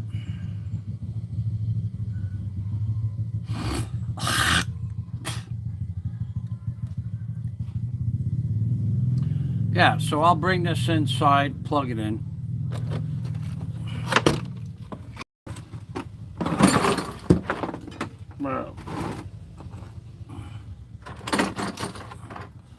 And then how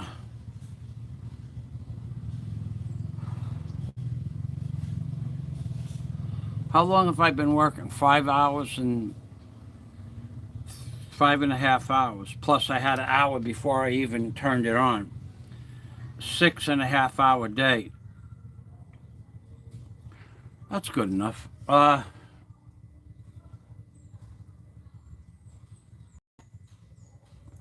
You guys watch. I wanna wash up a little bit. You guys watch the paint dry on the seat in there, and I'll be back in about 10 minutes. So if someone, I'm gonna make you watch the paint dry, and then I'm gonna go in and call HUD, and I'll put you guys on mute. when I call up HUD. Oh, oh yeah, baby. You think you're smart. You think you're cute with all those little videos and the innuendos and laughing when the floor collapsed underneath me. You're gonna pay for that, dude. Not, you're gonna pay for it monetarily. You're gonna pay big time, more than you can imagine.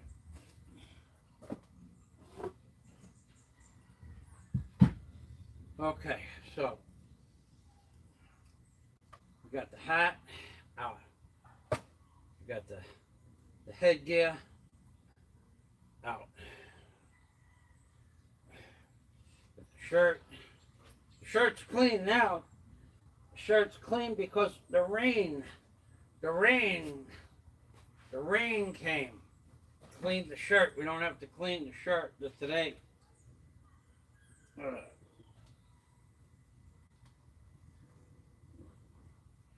Uh,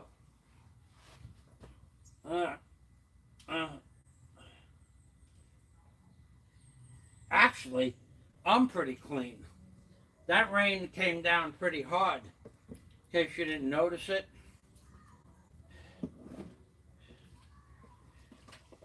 I was out there working in the rain.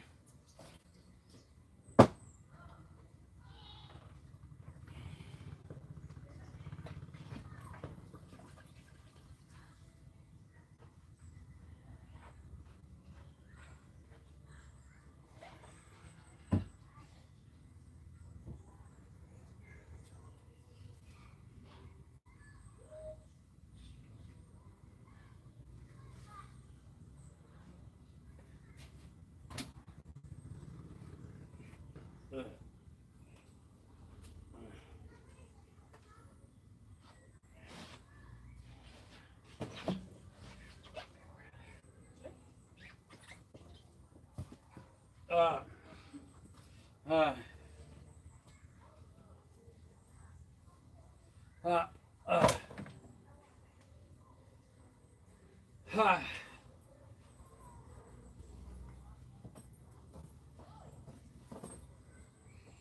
uh.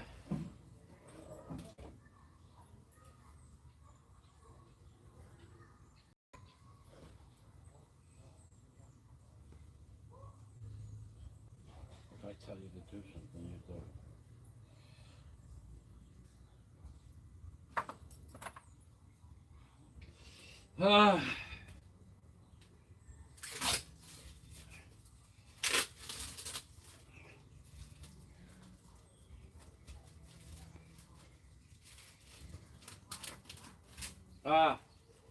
That hurt. Ooh. Oh, yeah.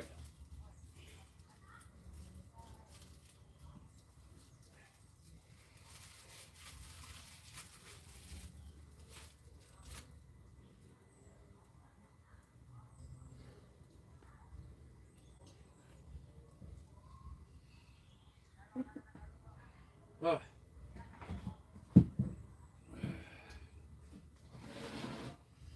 Uh. Uh.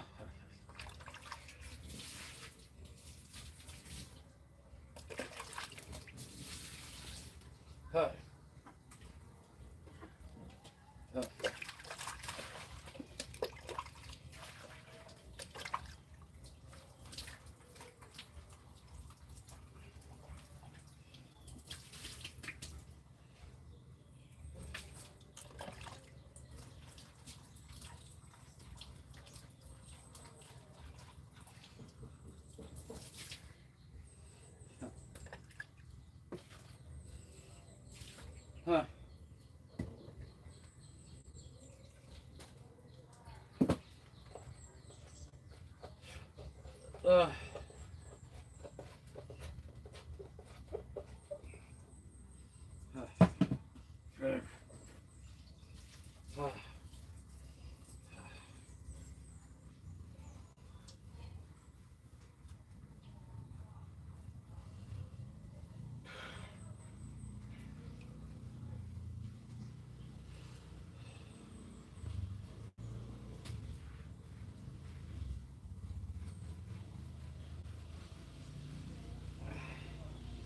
Uh.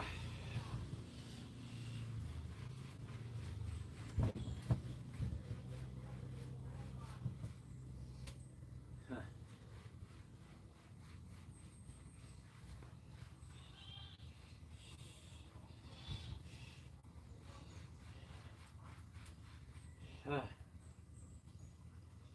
Ah.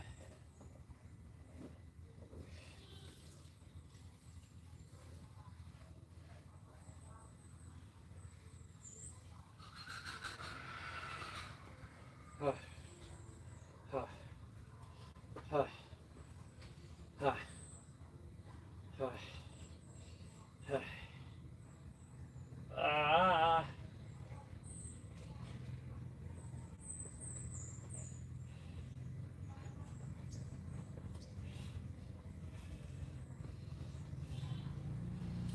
Ah. Ah. Ah. Ah.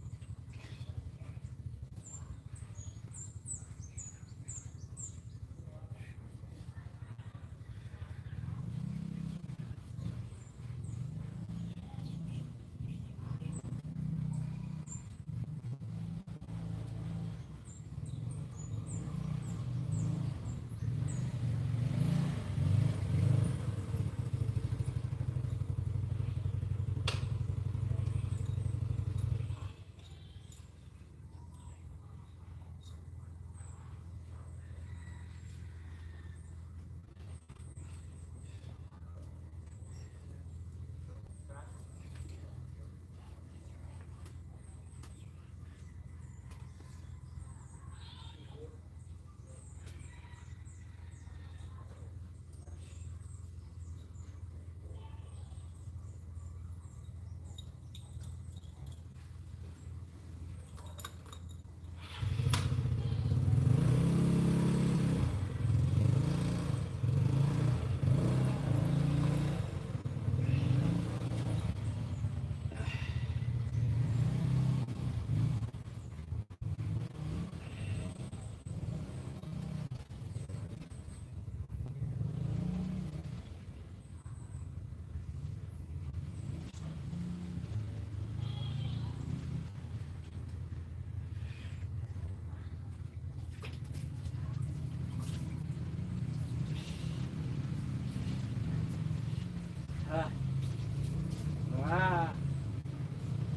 Ah. Ah.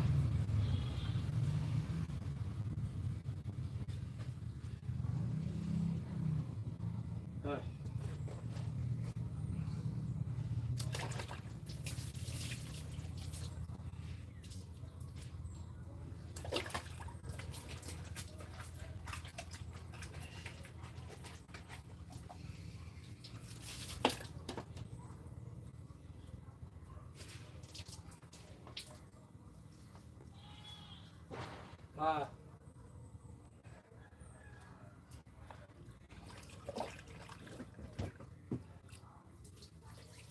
Oh.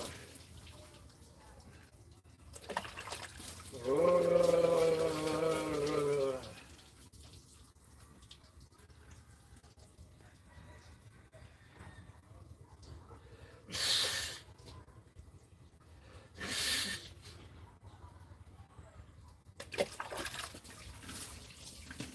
Ah.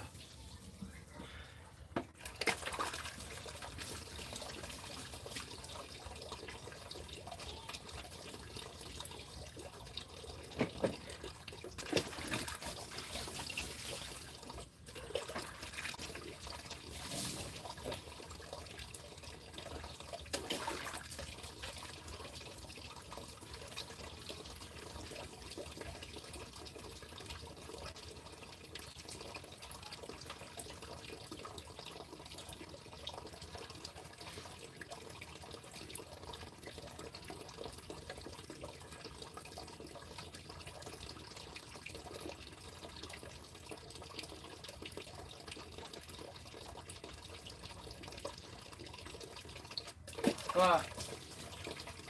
Ah. Ah.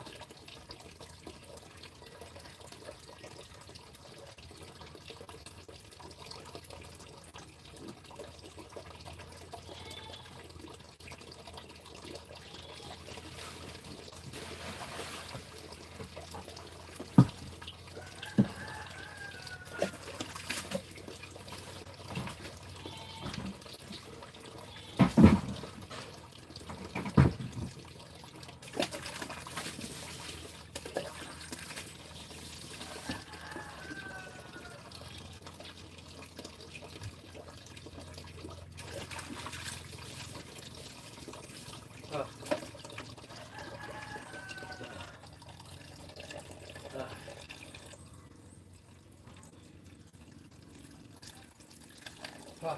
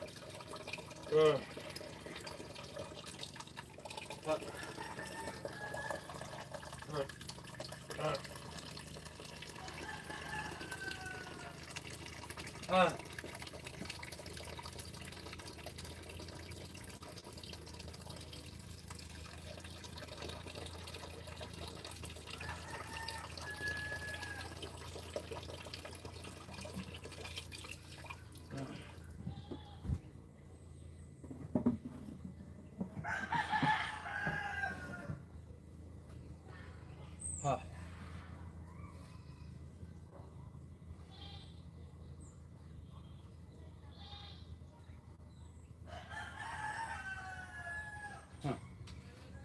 Get rid of that. Just take care of that right now.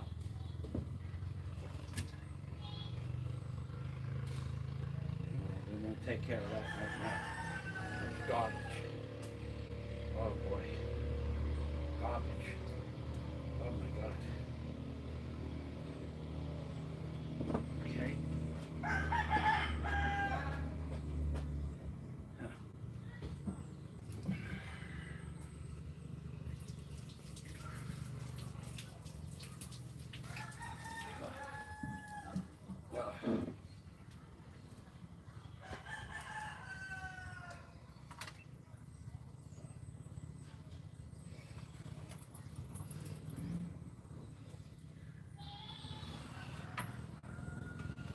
Ugh. Huh.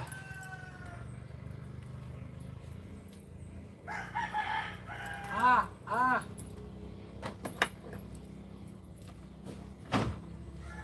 Ugh.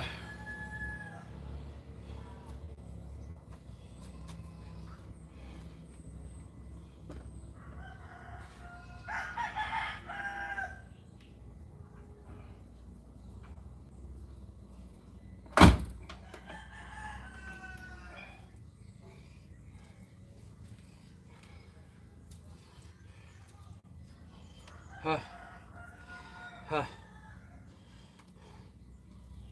Huh. Huh. Huh. Huh. Okay. So we're going in the house now and check my mail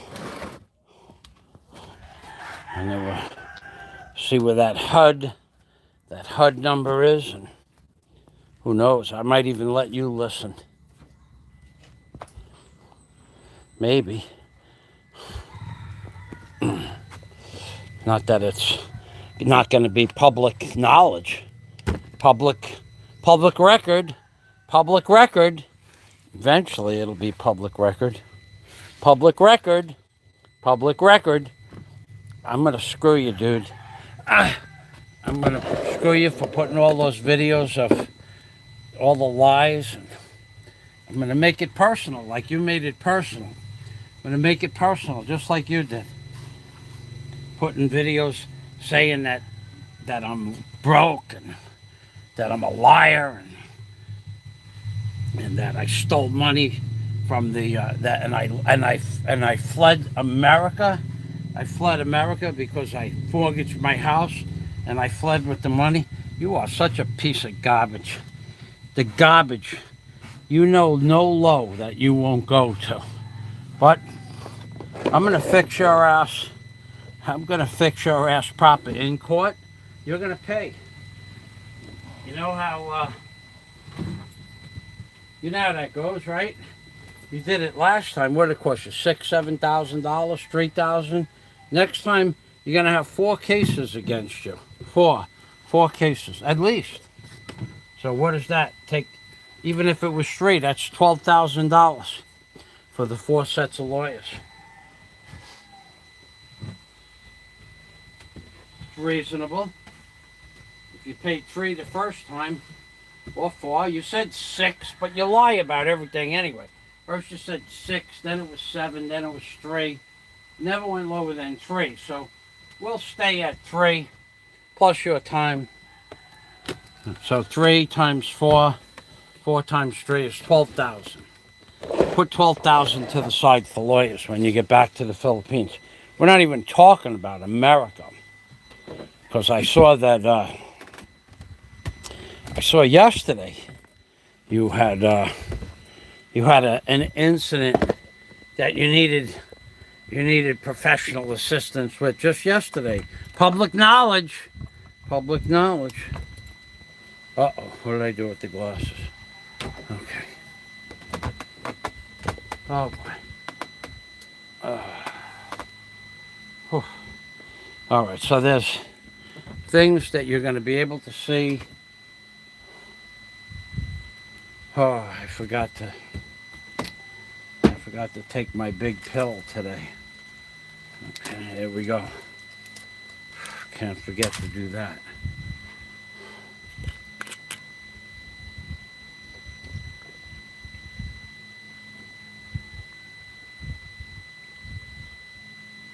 Public knowledge. Public knowledge. Unlike you, you creepy little man, I put my name on affidavits that I sign when I make out a legal complaint. Put my name, my email address, my telephone number, and I have a record of the numbers that I called through Skype.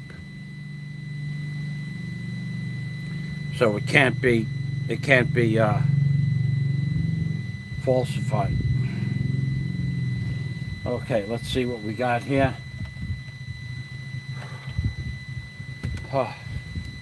Public record. We're going to make some more public records soon.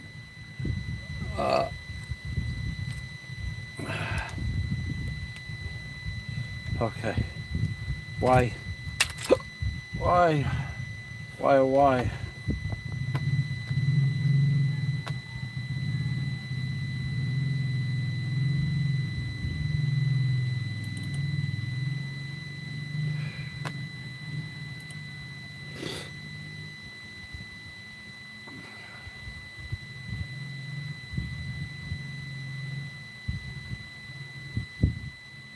Okay, let's see what we got privately. See if we got anything private.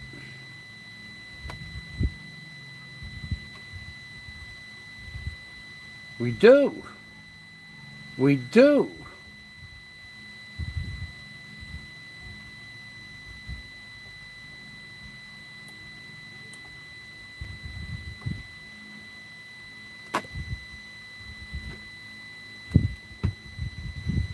I'm going to just click this link here.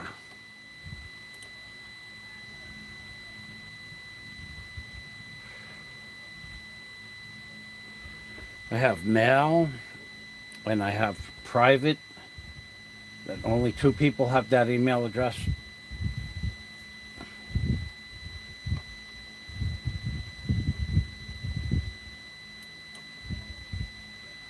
Wow! Oh, I'm going to read this to you. Wait till you see this. Okay.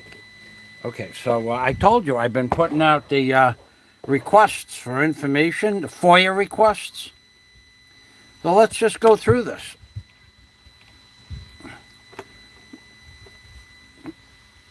Look at this. This is amazing.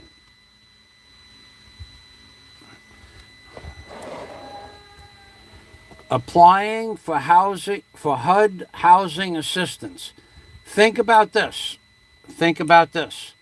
Is fraud worth it? Now, go down a little bit.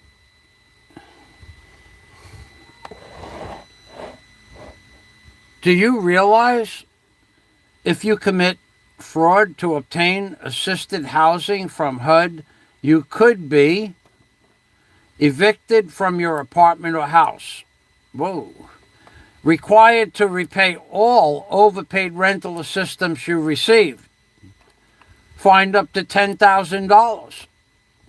Imprisoned for up to 5 years. Prohibited from receiving future assistance. And subject to state and local government penalties. Oh boy, oh boy, oh boy, oh boy, oh boy, oh boy. Who's who's who's your daddy, baby? Who's your daddy? Do you know? Do you know? Do you know you are committing fraud if you sign a form knowing that you provided false or misleading information? Do you know that? The information you provide on housing assistance application and recertification forms will be checked. The local housing authority, HUD, or the Office of Inspector General will check the income and assess information you provide with federal, state, or local governments and with private agencies.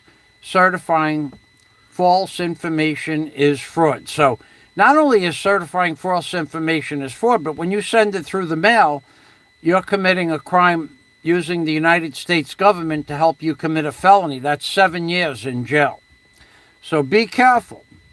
When you fill out your application and yearly certificate for assisted housing from HUD, make sure you answer all the questions are accurate and honest. You must include all sources of income and changes in income you or any members of the household receive, such as wages, welfare payments, Social Security and veterans benefits, pensions, and retirement.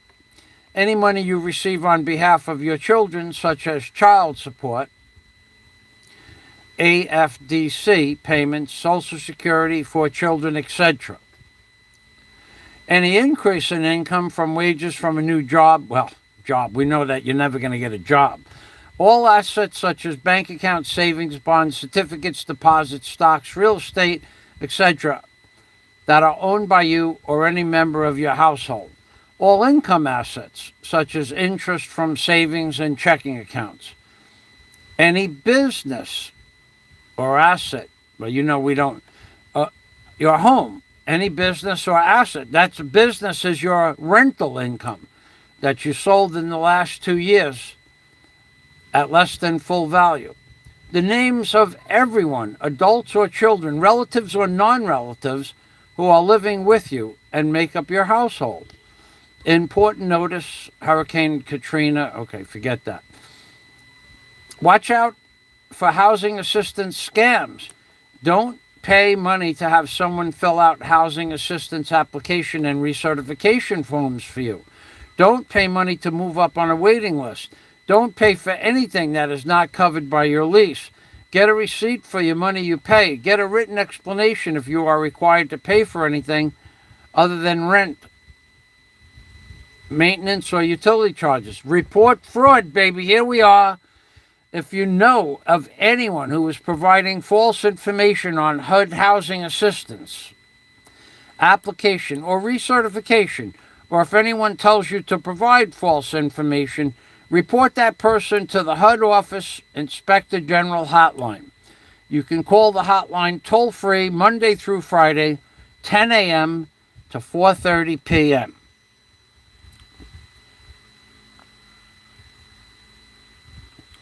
So 3 o'clock, takeaway 6.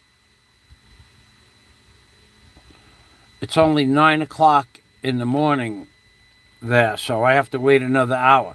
Eastern Standard Time at 1-800 Eastern Standard Time.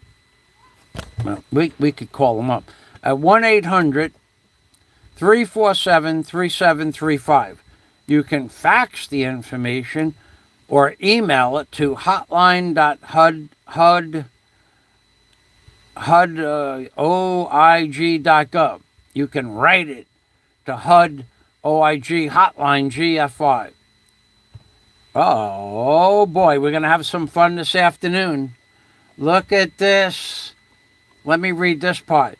Do you know if you commit fraud to obtain housing from HUD, you could be evicted from your apartment, required to repay all overpaid rental assistance you received, fined up to $10,000, imprisoned up to 5 years, prohibited from receiving future assistance. Oh, yeah, baby. Oh, yeah, baby. You gotta like this. I'm gonna have to wait 2 hours. I'm going to have to wait 2 hours to call this number up. But I can wait. I waited all day yesterday and didn't get to it. I can wait another couple of hours. I'm going to call up. I'm going to leave my name. I'm going to leave my telephone number. And then on top of that, I'm going to email them with all of the information that they request. Just so happens that I have a document with all that information on it. So all I have to do is copy and paste it. Yeah, just keep posting those bullshit videos and I'll just keep writing reports to the federal authorities, the government. Yeah. Look at that. Look at that. Look at that. Look at how much trouble you could get in if you lied on your assistants. Yeah, you could get in trouble. You could be responsible to pay back all the money they gave you. All of it. So that would mean that if, let's say you had a house and the house was worth $200,000 and you had a $200,000 mortgage, you couldn't sell the house. Or you'd have to go into, if you got $600,000 for the house, if you got $400,000 and you had a $200,000 mortgage and you scammed $150,000 in HUD housing assistance, well, HUD takes that $150,000 out of the $400,000. That's how it works. Any lien, they'll put a lien on your house. You won't be able to sell your house, and if you do sell your house, first they got to get their money. Believe me when I tell you, I know all about housing liens. I used to be a contractor, remember? Oh, baby, this is nothing but good news. Now let's go to my regular mail.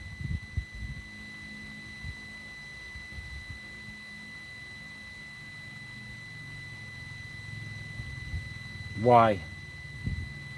I got more good news. More good news. This one I can't read you though.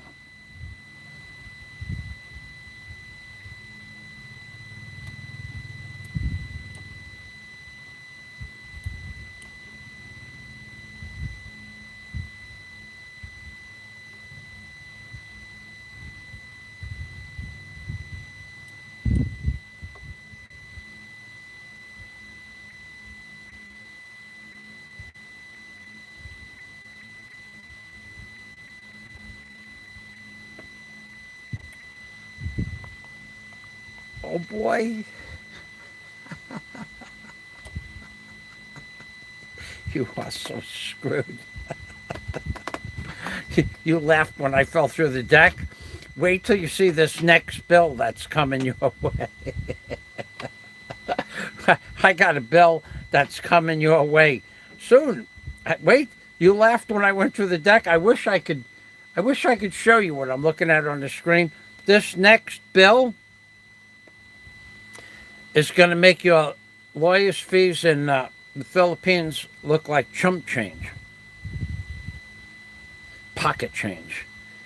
Remember how you used to say, I could spend that much money, it's like pocket lint, when you were talking about how much money I made and how much money I have? It's just pocket lint to me. Dude, I'm going to clean out your piggy bank. If I read this to you, if I showed this to you, if I showed what I have on my screen right now to you, I think I will. I think I will. I think I'll just do that. I think I'll just show you what's on. See? You see the screen there? Can you see the screen? Watch what happens when I scroll down. You see the next page? I just scroll down to the next page. That is going to be... Oh, you couldn't see it. Sorry. Okay, so if I would show that to you right now, you would jump through the roof. You would jump up and down and keep jumping up and down till the spring, like a spring that got harmonic vibration, and you'd go right through the roof. If I showed you what's on this page right now, you'd go through the roof. You would really go through the roof. I'm not kidding you. Dude, you'd be right through the roof.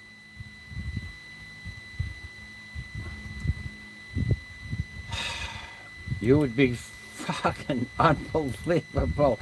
You would be so through the roof. I have to pass this. I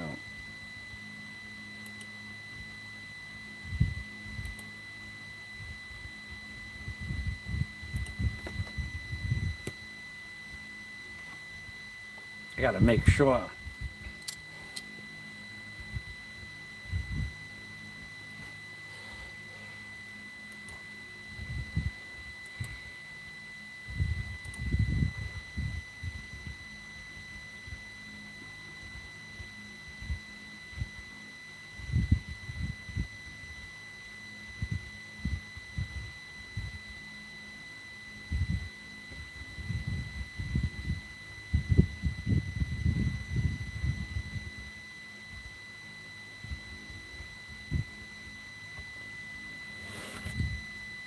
I would be. I want to save this for a special occasion. You are going to be so pissed off.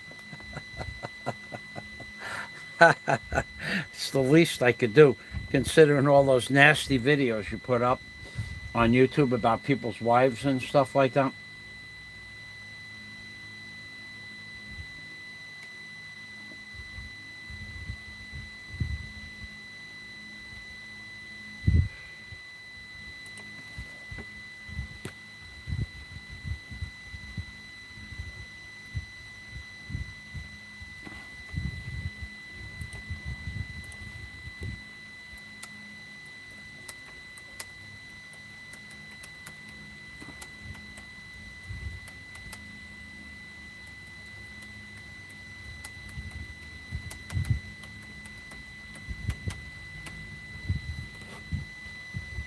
Yeah, baby.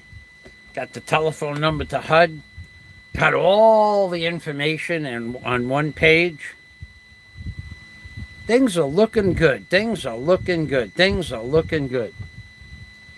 All right, now let's see what else happened today while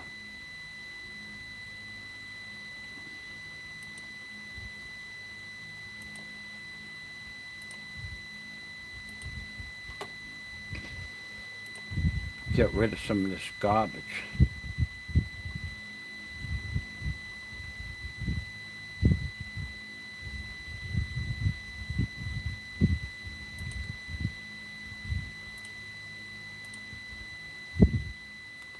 Why would she do that? I have people on Facebook that I have never talked to, ever. Since they were born, I haven't talked to this one girl who was, I guess she's 31 or 32 years old. She just sent me a message. She's my friend's daughter, but I've never had a communication with her.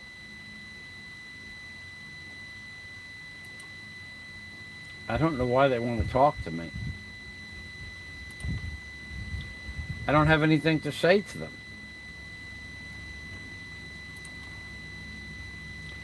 Facebook blocked me out. Every time I shut the computer off, Facebook asked me for a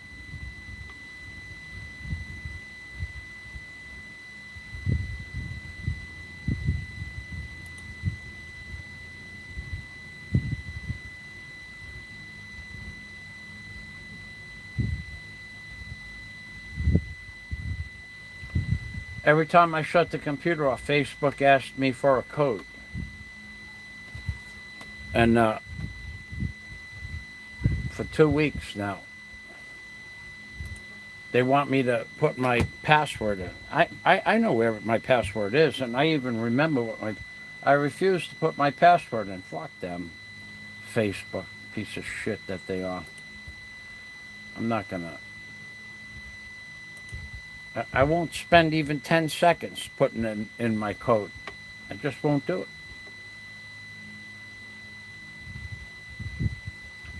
Every time I shut the computer off, they ask me to sign back in. And even though I have it in the box, remain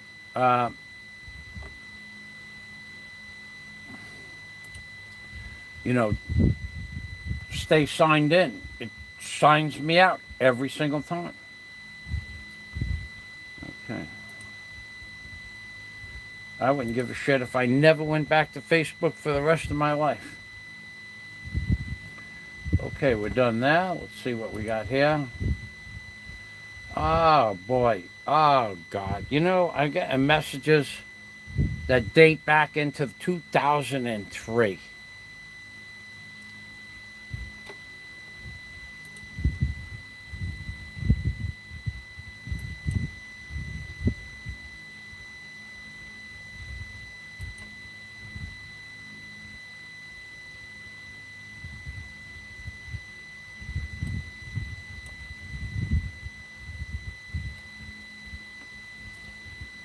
What? You did what?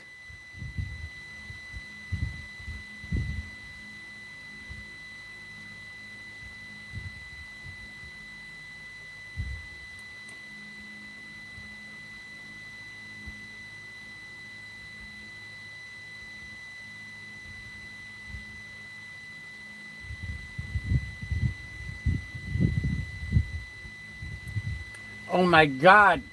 Oh, my God. Oh, my God. How much is 12,000 a year for 12 years? That's $144,000. If you take $12,000 a year times 12 years, that's 100. It adds up to $144,000. You believe that? That's a lot of money, man. That's a lot of money. That's a lot of money. To be responsible for $144,000, that would kind of screw up your profit.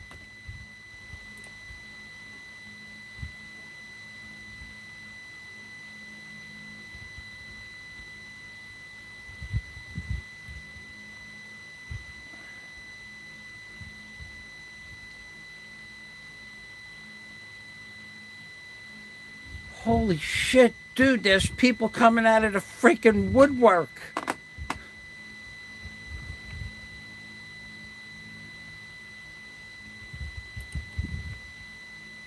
I have to go to my repose. Okay. You are so screwed.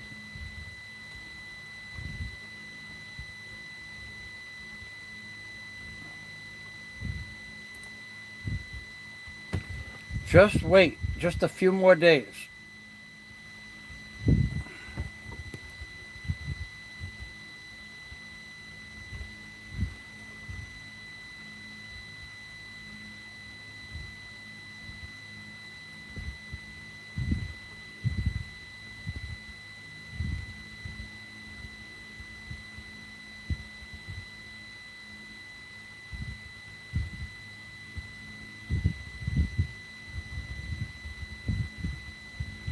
What the hell is over here? What is this?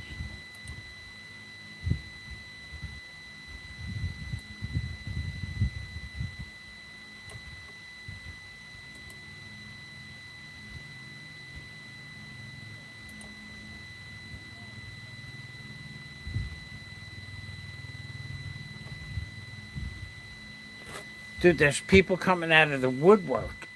I swear to God. I mean, I have never even seen these people. I have no idea even how they got my email.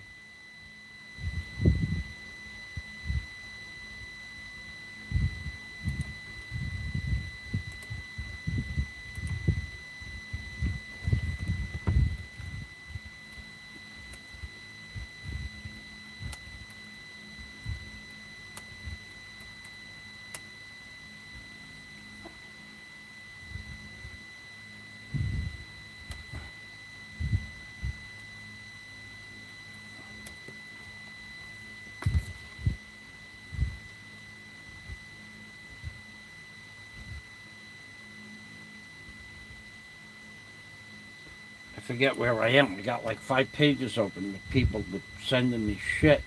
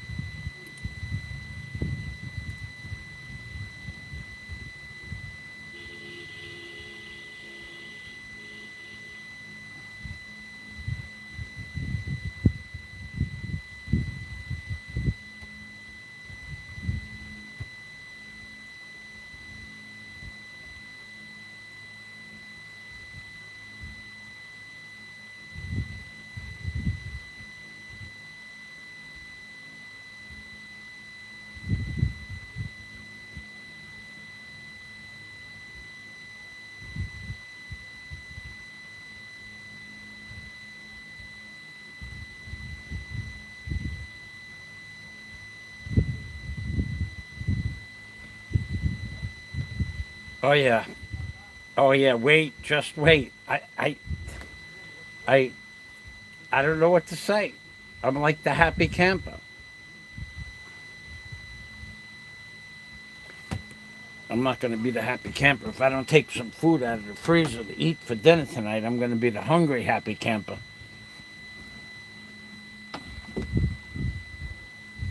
Oh.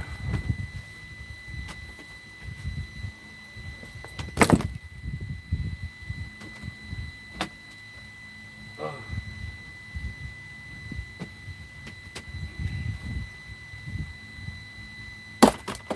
Wow.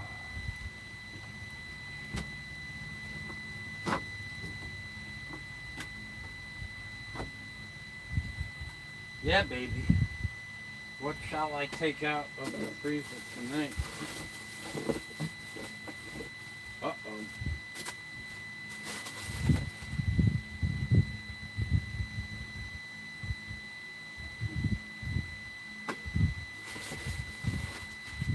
Let's find that one.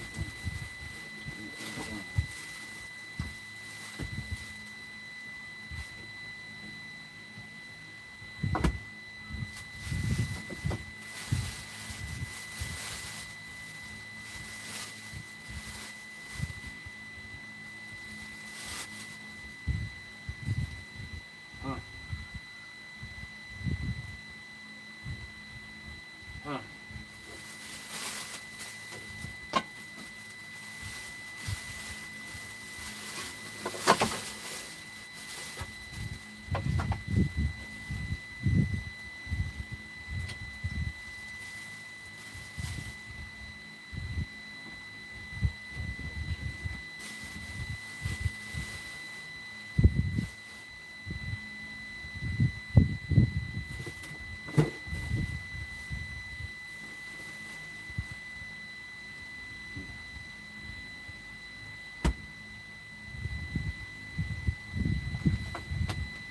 Huh.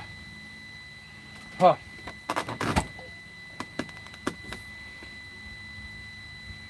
What is this and why is it?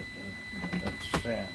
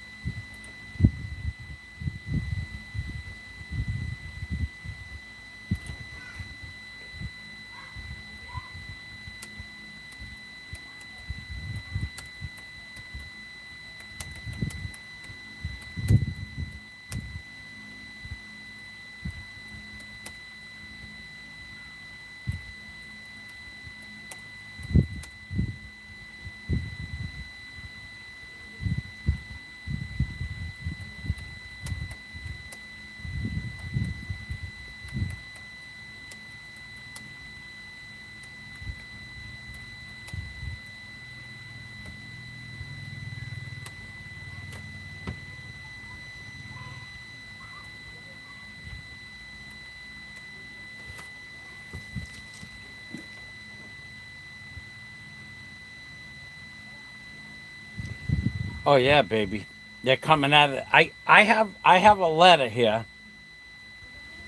I don't know who that guy was on my channel this morning, and I have no idea how he got my mail. I have no idea who he is or how he got my email, but anyway, I have people on my channel right now. I mean, people sending me messages. I haven't heard from any of these people in, if ever, years. And some of them go back to where they know you from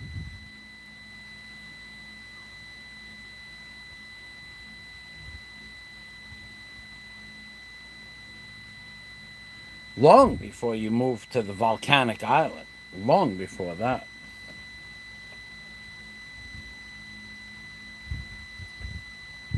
And now I'm reading another mail that another party is absolutely, beyond any shadow of a doubt, going to call up HUD and send them mail. And another party that I don't even know who they are sent me mail. I don't know how they got my mail. Sent me mail that that guy on my channel this morning was 100% accurate in far as hiring a lawyer pro bono. And if that's the route that's got to be taken, I'll follow his instructions. He actually is in that business, but he doesn't want to get involved with you. But I mean, if he's going to send me $1,000 for a lawyer, but you know, and he's going to send me the name of a firm and a name of a lawyer that will take care of it. Oh, geez, what? Who's better than me? I'll take the rest of the money out of my pocket if there's more money than that, just to get the issue moving. You know, just to stop the, stop the wheels that might be in motion. We got to jam those wheels up. We're going to jam them up solid so that the train stays right on the tracks, right where it is. We don't want the train moving. We want the train stopped. I don't know where these people got my mail from. Either they know who I am and changed their name. I have no idea.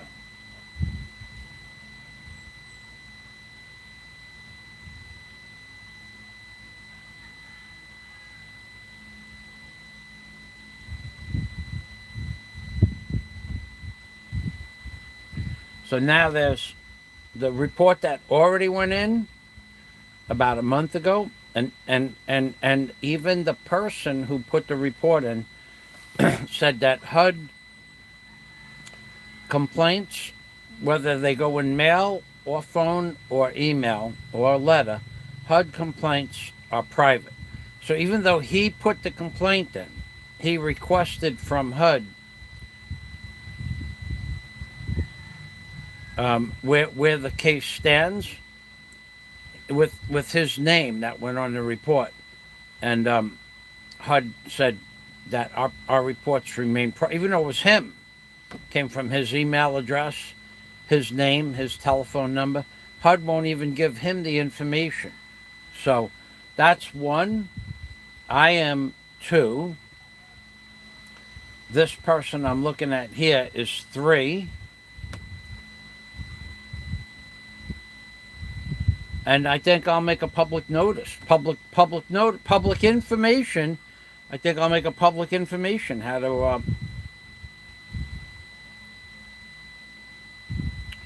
to report fraud to the HUD, whatever HUD is. I don't even know what HUD is. I like the name HUD. HUD. HUD. Come on over here, HUD. HUDdy. I like that name, but I don't even know what HUD means. I guess I should know what it means, but I don't.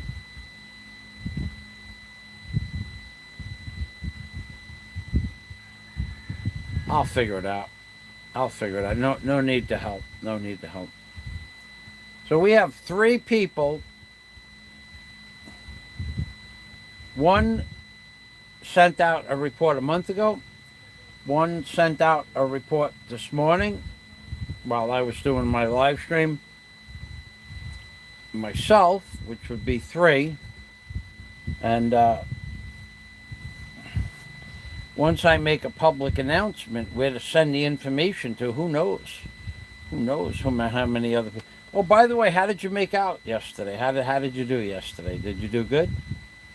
Did you pay? Did you pay? You paid. You paid yesterday, didn't you? You had to pay yesterday.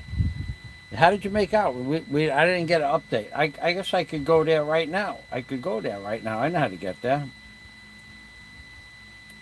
We'll go to the timeline. No, we don't need that. And we don't need that. What the heck happened here? Where am I?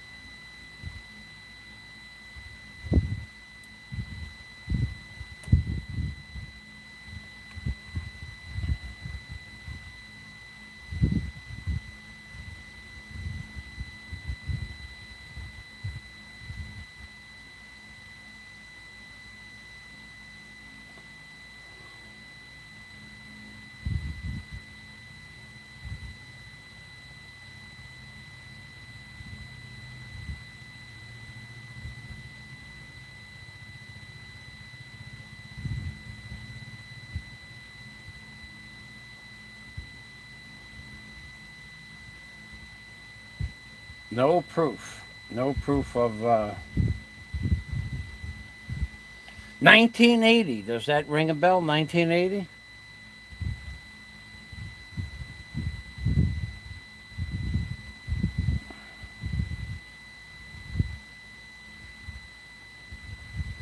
Susan. Susan had something to say.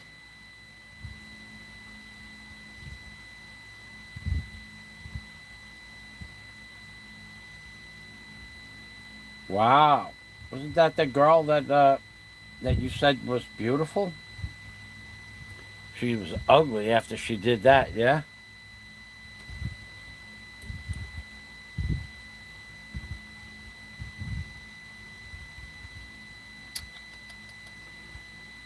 How's that gastroenterologist and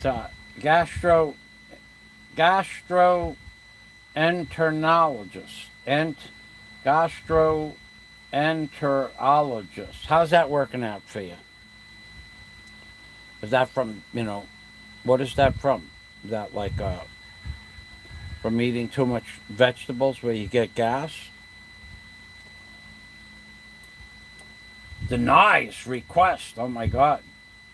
You see, it denies request. Have to go back again. What I need to do is get off this page.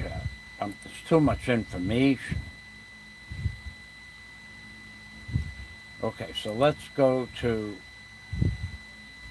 my history, because it'll be that.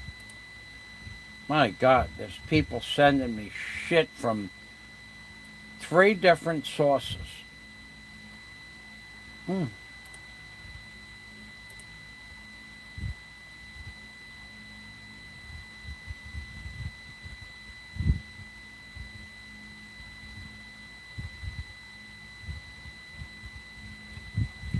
What?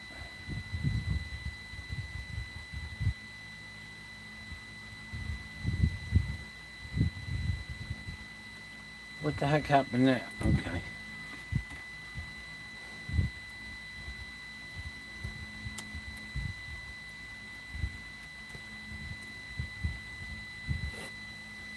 Go that way. There's many ways to get to that same website.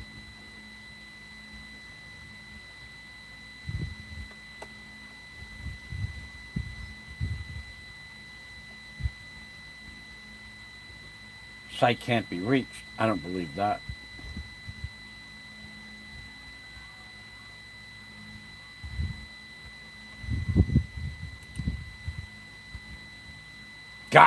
We're in, baby. Okay. Kokua.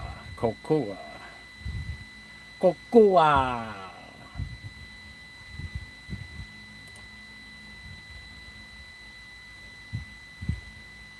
See. Public knowledge, public information.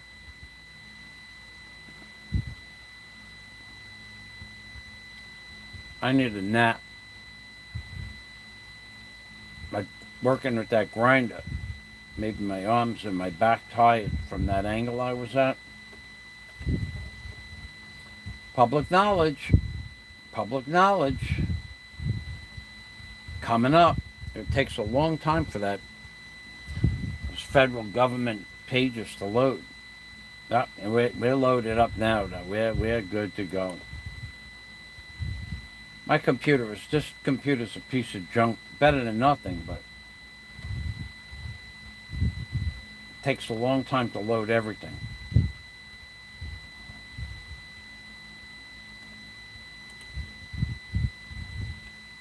Okay, traffic lights. Select all the squares with traffic lights. 1, 2, 3, 4.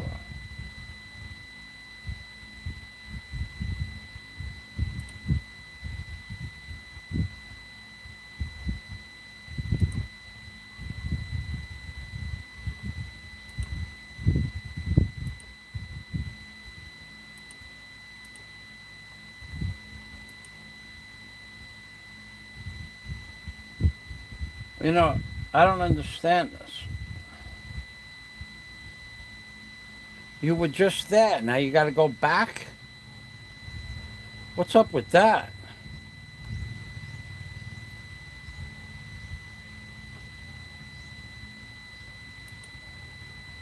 That's going to...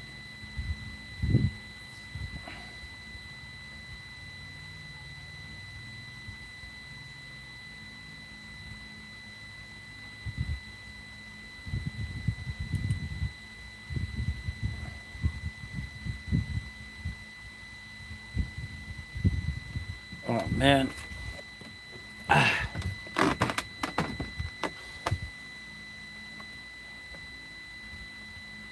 right, we're in. We have another event coming up in a month or so. How nice. But no reason. Why didn't you take care of business when you were there? Something wrong? Something wrong? You didn't take care of the business when you were there? Did something not go your way?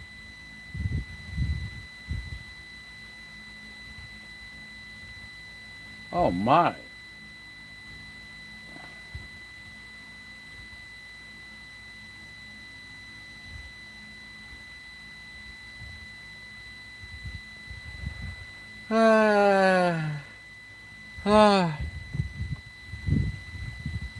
Yeah, it looks like something didn't go your way. Twice it didn't go your way. And you got to go back again. Well, that shit got to get expensive after a while. Let me see where my girls are.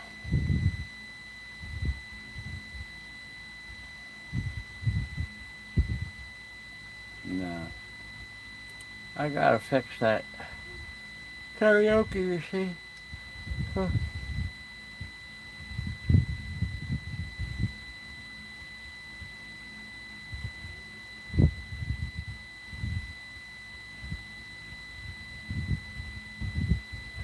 Oh, I know what I gotta do. Yeah, you gotta go back next month again, man. I bet you that gets expensive. Bet you time consuming. You gotta get there, you gotta get back. Somebody gotta drive you there. Somebody gotta drive you back. You gotta pay somebody to hold your hand. Oh, dude. Oh, dude. You're definitely a victim. There's no doubt about that. You are a victim of circumstances. I could see that now. From all of these past things that you have with your name on it. A lot of people don't like you, dude.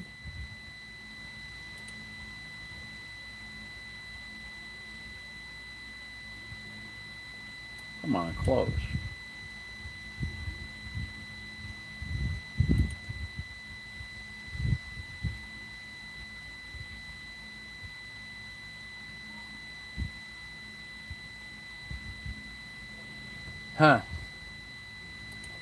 Yeah, there's a lot of people out there that don't like you. I don't know where these people got my damn email from. Now that I really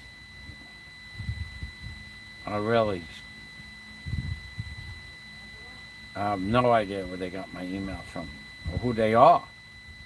But they're giving me advice, information, though. All right, where am I here with this?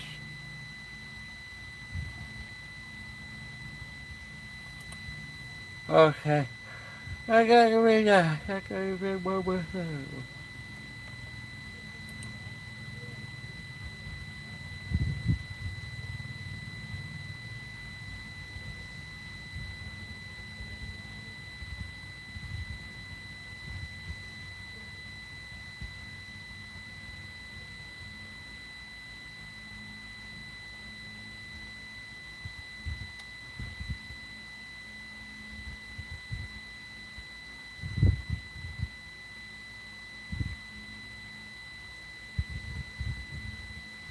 Wow.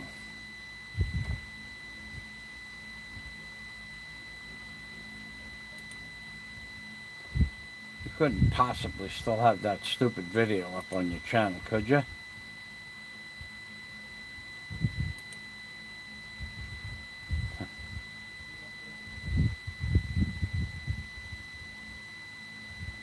More stupid shit.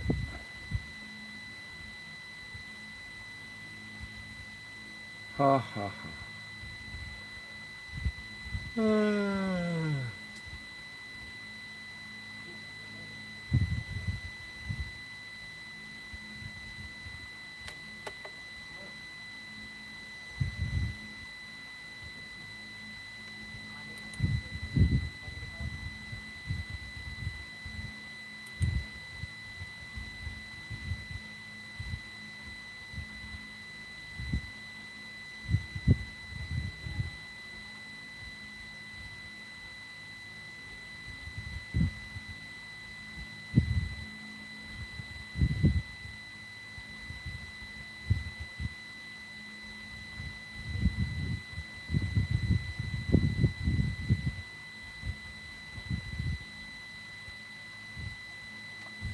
Oh man, I need a nap.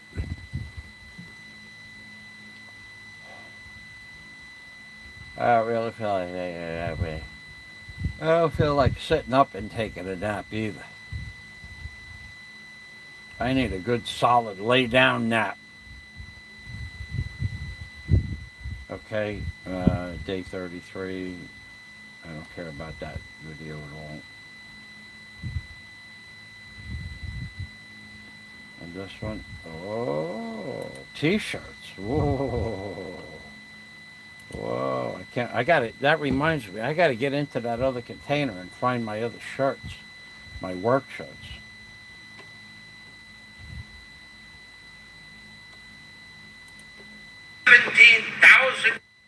$50,000.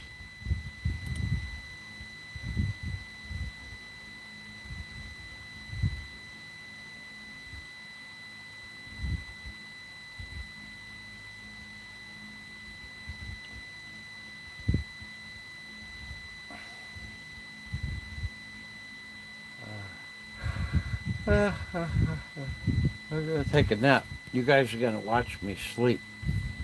That's what you're gonna do. Watch me sleep. Oh.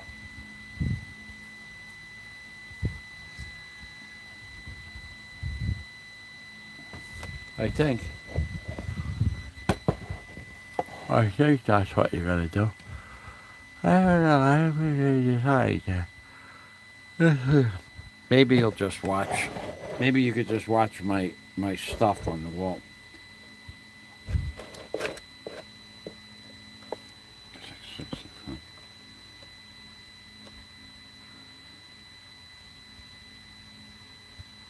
Let's see.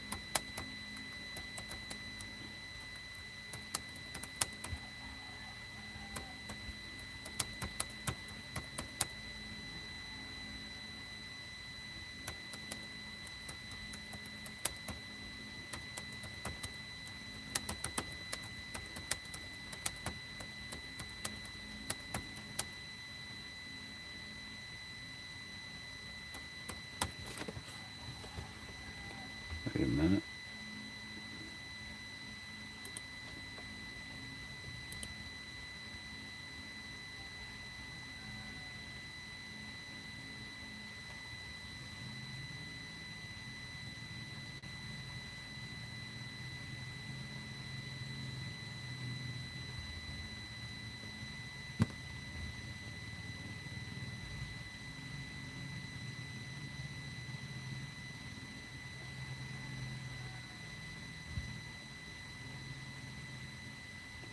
Oh, that's in Washington. Well, they're open now.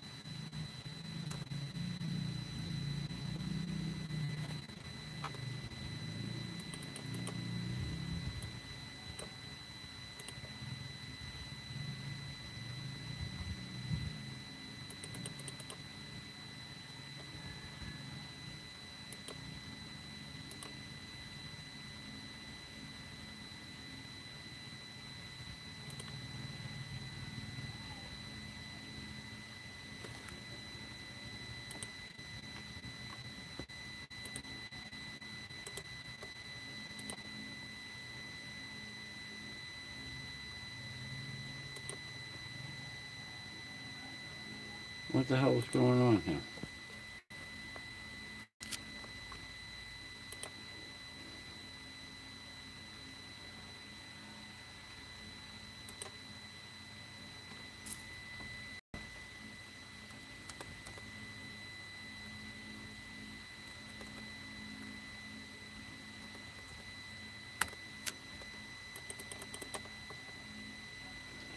I don't understand this.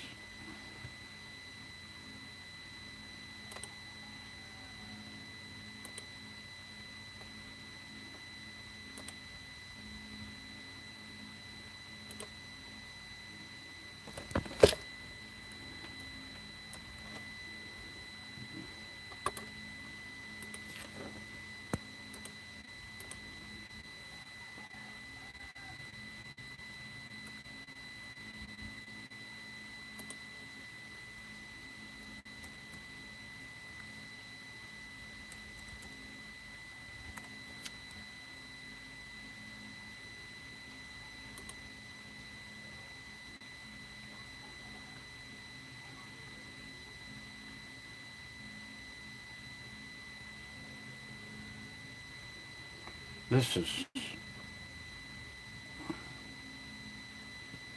Well, you are one lucky son of a gun. Skype is telling me that they can't add that number. Okay.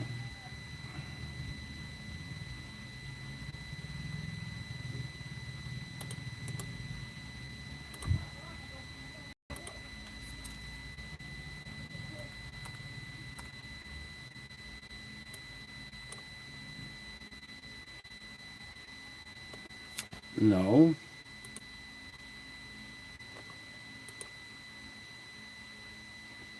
No. It wants to fill it out in Filipino.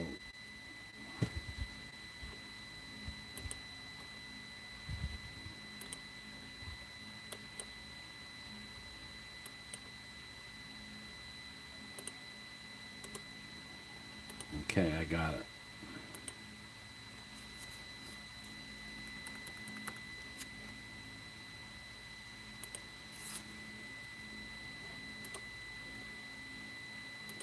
I don't know what the hell I was thinking.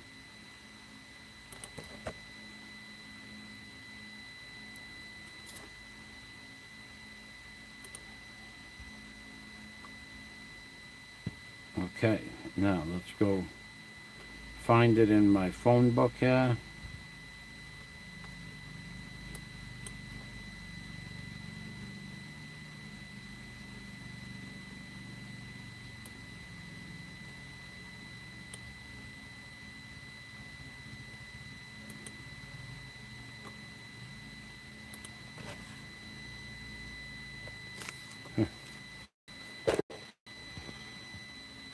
Uh-oh.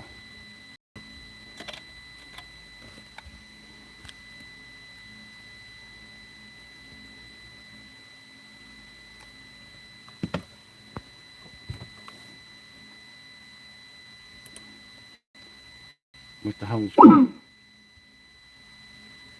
Unavailable.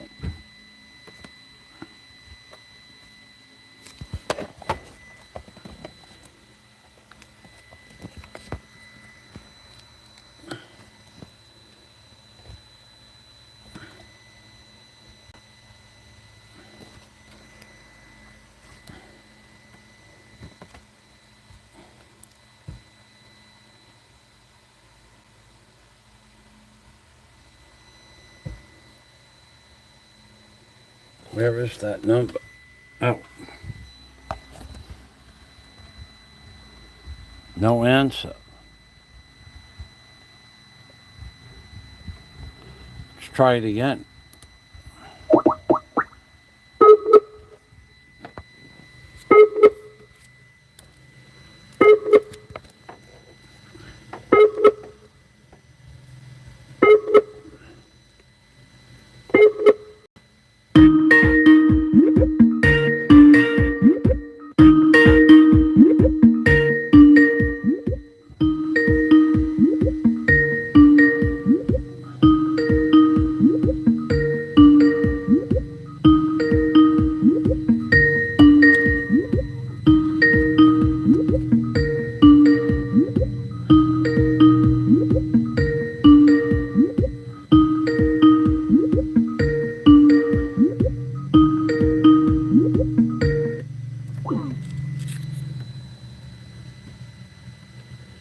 My connection is weak.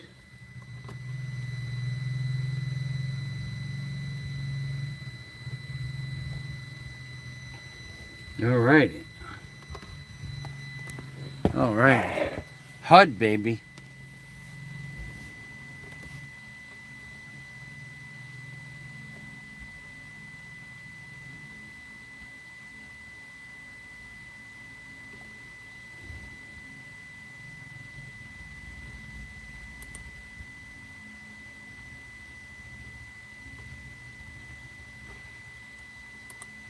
Try it again. Let's see if the connection got stronger. Let's try it again.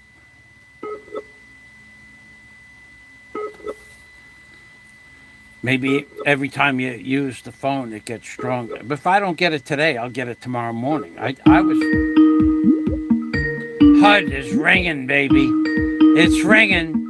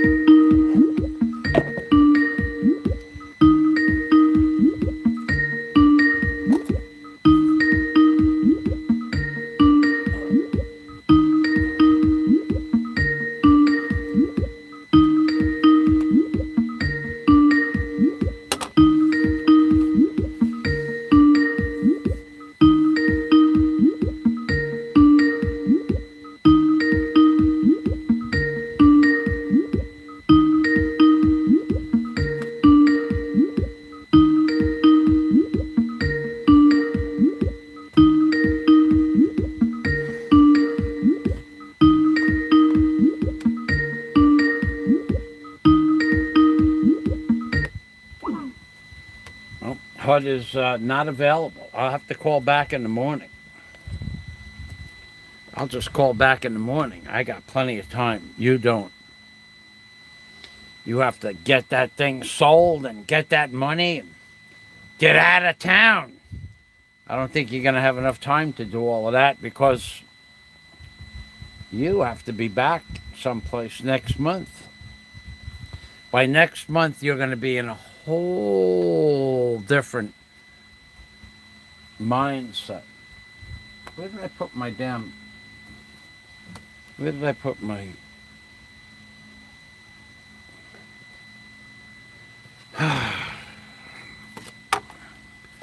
Where did I put my...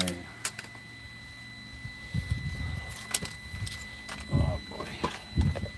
I had a flashlight around here somewhere. Yeah, by next month you'll be doing... You'll have a whole series of things that you're going to be doing next month. You're going to be one busy little fella. Yeah. You're going to be one busy little fella.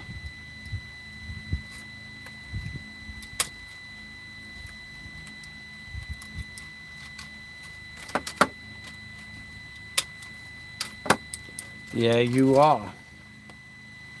Where the hell did I put my flashlight? Ow. Oh. Where did I do with that? I know I saw it this morning.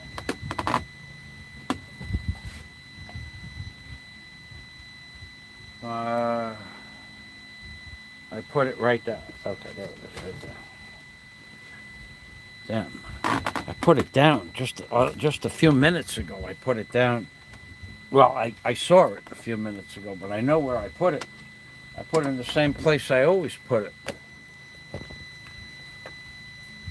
Huh.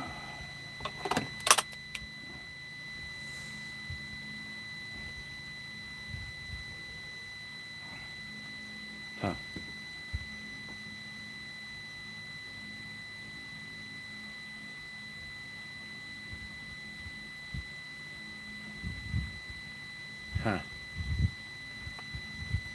Oh boy, I need to do a bunch of shit this week in the city. Oops, HUD is not available again. You got lucky this time. You know, the cards seem to fall in your favor quite often. But I guarantee you, tomorrow morning at 10 a.m.,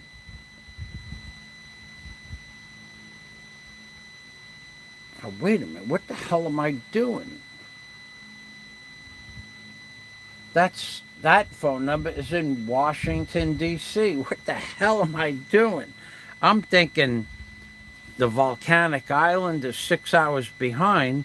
This is 10 a.m.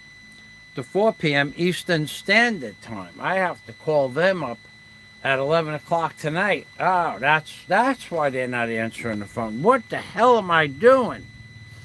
What the hell? You know, I worked outside. First, I worked out in the hot weather this morning, and then I worked with that grinder that weighs about, I don't know, 3 kilos, I guess. And I did, you know, grinded for what? Close to an hour. It takes a lot of energy. But then when I worked out in the rain also, for a solid hour, it poured. But the rain was not really cold, but you can die of hypothermia in 80-degree water. If you're in 80-degree water long enough, it'll take a long time, but 80-degree water will eventually bring your body temperature down. So I guess that's what the rain was, 78 to 82 degrees. Now, I didn't get cold. I didn't get cold at all. I never got cold. If I would have got cold, then I might have come in and put on a... you know, I had that plastic bag I could have put on. I forgot all about that. I have a plastic bag that I put over my head. Yeah, I didn't do it. So, anyway, but it takes a lot of energy out of you to work outside in the rain. Made me tired. like my eyes want to close right now. So I think I'm going to take a nap. And you guys, I don't know how to. I don't have an alarm that I could set. I'll just leave the live stream going and.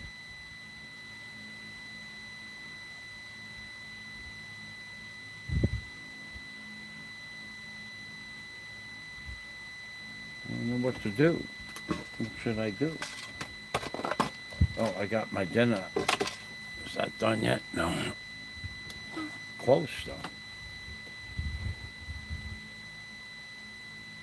I took out 3 kilos of meat, defrosting 3 kilos of meat, because I'm on a carnivore diet now.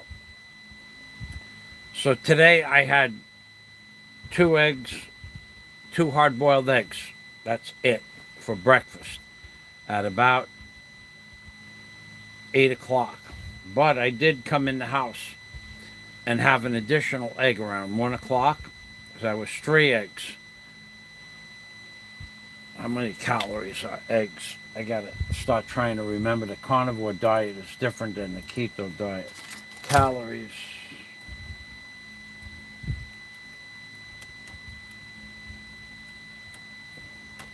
Calories in eggs, they're not that much.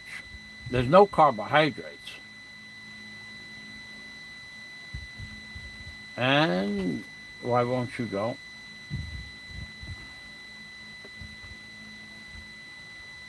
155 calories.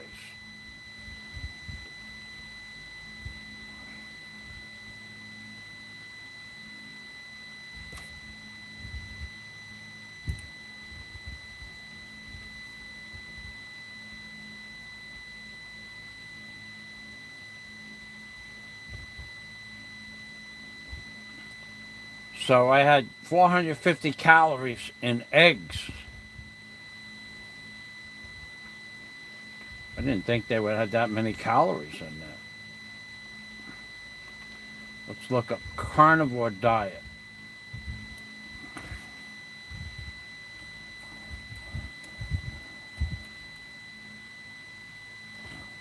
Carnivore diet, eggs. How many eggs?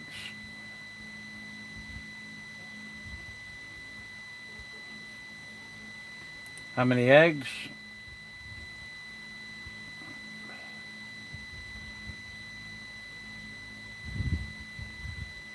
Okay, so there's no carbs in eggs.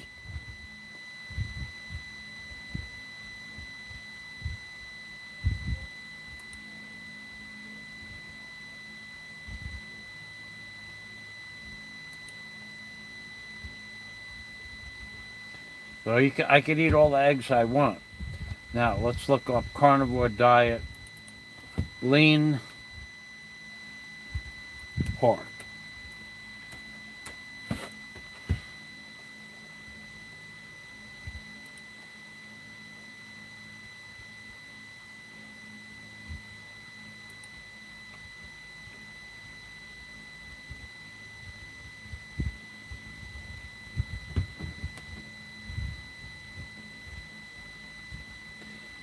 No, minimal processed, lean, fully cooked pork, eaten in moderation, can provide benefits to your diet. So I guess I got to go out and get a different kind of meat also.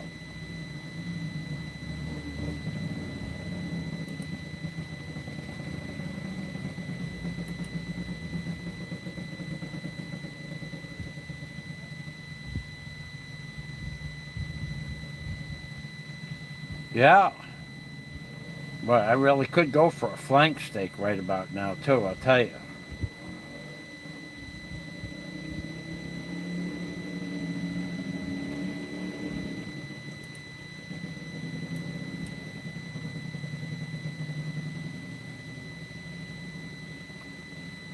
The worst meat to eat is beef.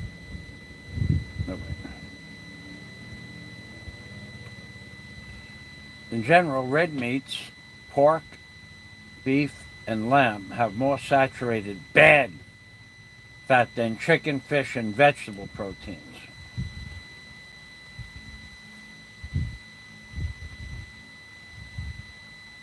The most unhealthy meat to eat Well, we know that. Hot dogs. Sausages is garbage. I don't eat any of that. Canned meat. I haven't had a canned meat in any way, shape, or form. Probably 20 years since I had a can of Spam, and that might have been one can. And that was probably the last time I ate meat out of a can, back in 1999 or 2000.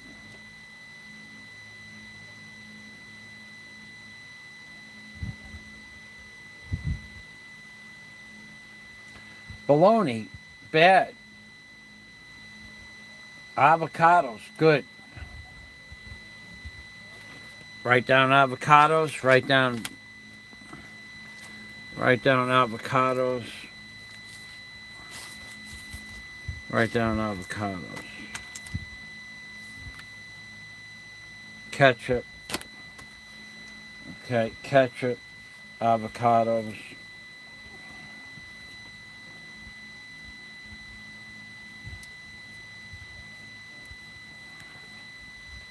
MBI clearance.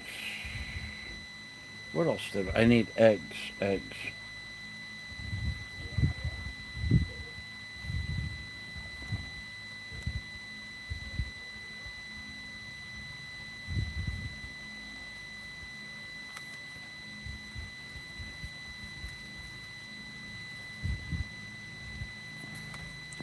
How much were those eggs? Those super big eggs. They were really big.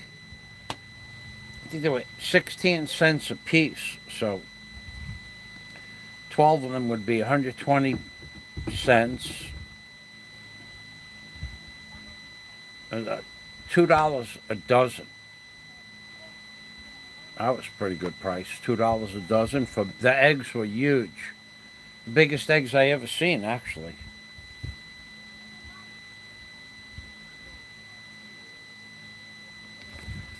Huh. Yeah, I'm ready for a nap.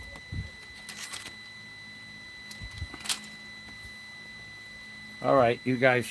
I'm gonna tell you right now. I'm gonna write it down in the live stream. It's 4:30. Boy, I lost my cognitive thought there. I'm thinking 4:30. I thought it was Hawaii I was calling, but I wasn't calling Hawaii. Calling Washington. HUD is in 451 7th Street, Southwest Washington, D.C.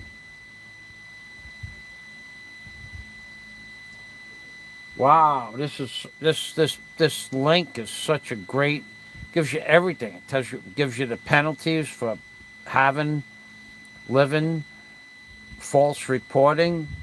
If you have found that you have a false report for your HUD, you have to pay it all back. Everything, it says. Nothing even, not partial payment. It says you might be required to pay it all back. Let me read that again.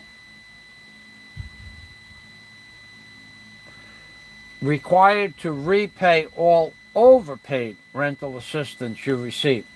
So if you filled out a form for a unit that was worth, say, 1,000, say 500 for that unit, and then you said it was worth 1,500, and that would be $1,000 a month for 12 months a year for 12 years. That's $144,000 you would owe. Is that pocket lint change also? Lint in your pocket? I remember you used to use it. Lint in your, it's $144,000. Is that lint in your pocket?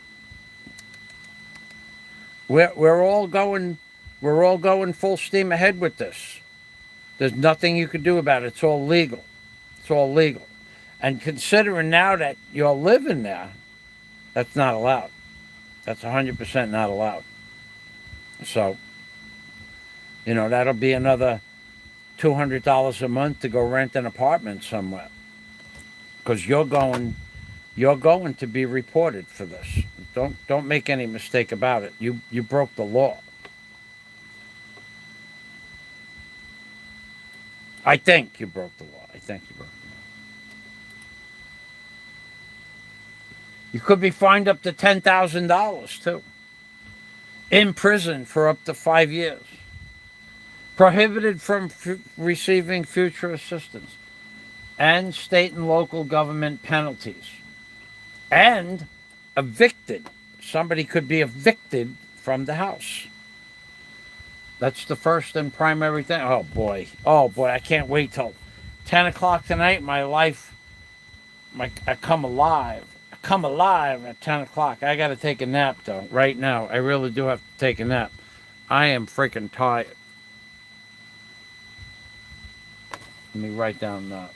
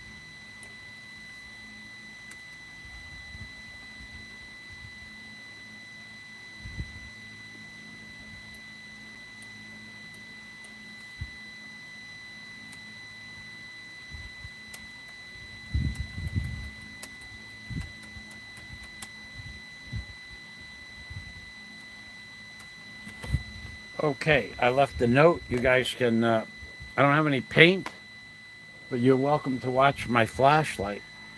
You could watch the flashlight. All right. Oh, I need to go to the city get medicine too. Huh. Not today.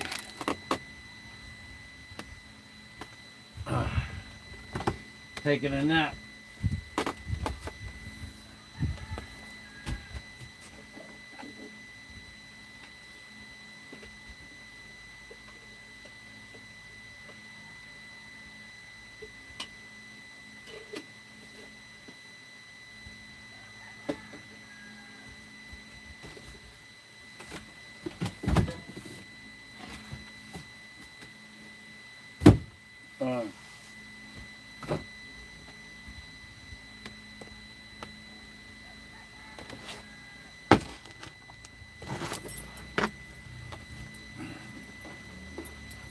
My pants are soaking wet still. Oh.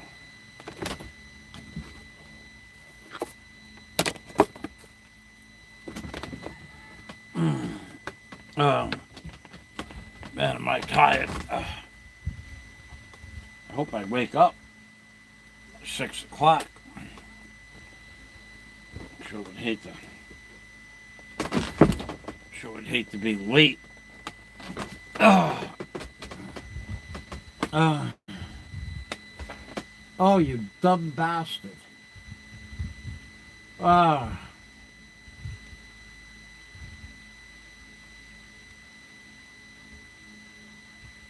I forgot to take my pill. Get up and take it now.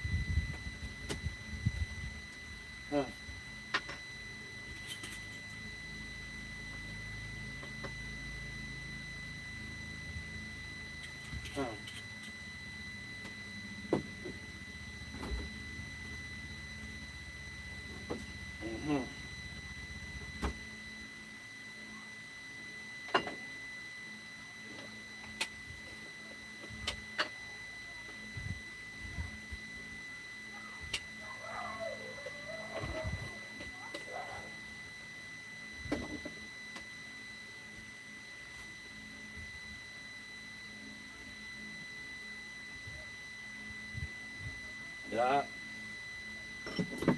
Yeah.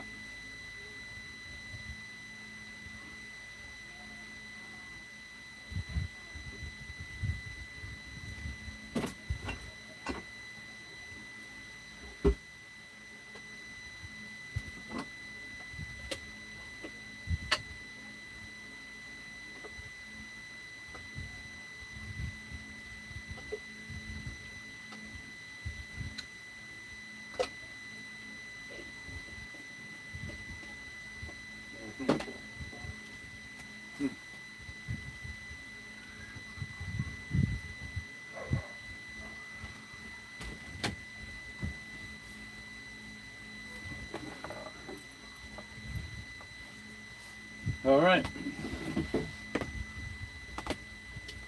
Yep.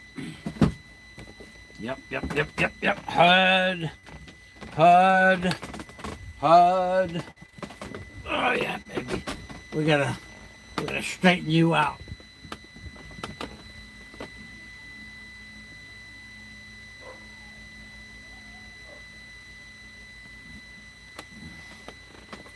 Straighten you out.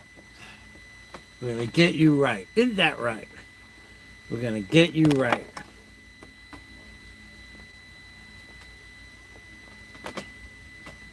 Ugh.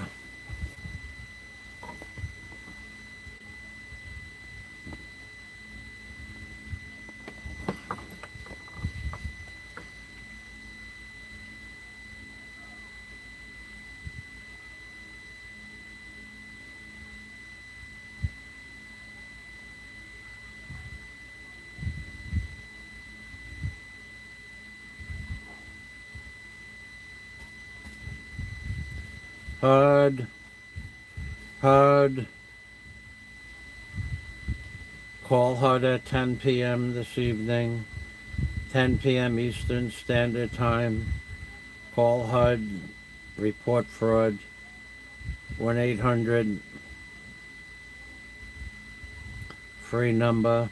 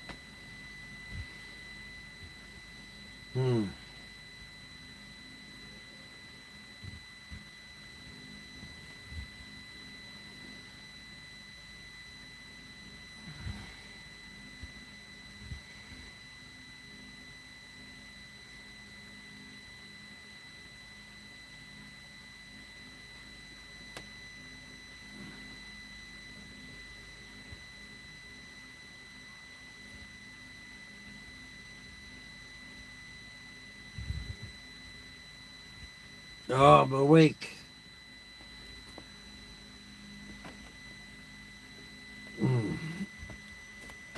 Ah, I'm awake. Oh, oh, oh.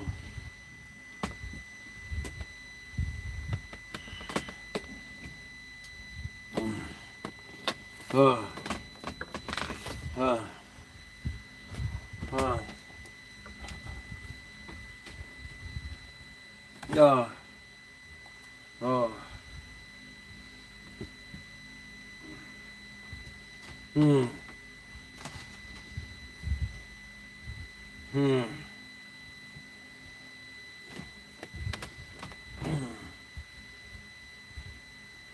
I'm awake. Ah.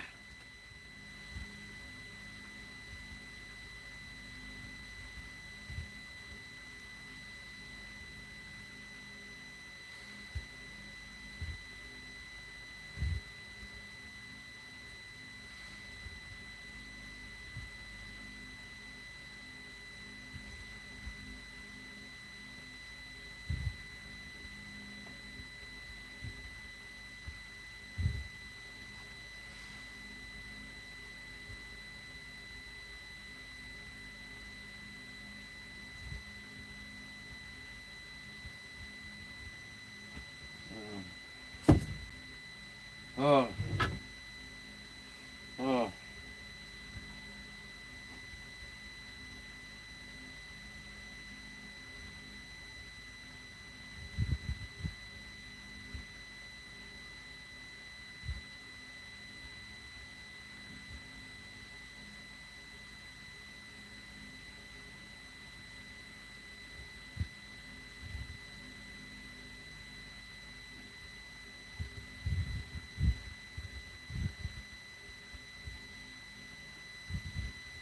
Oh.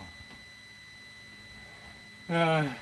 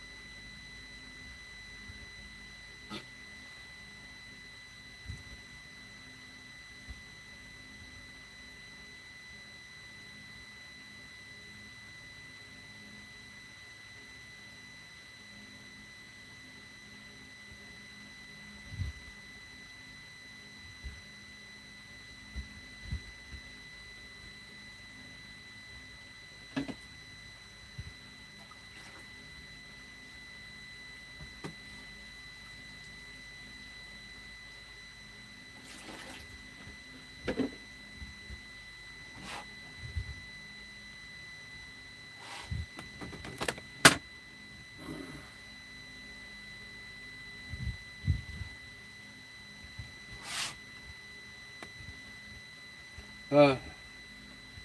Ah. Ah.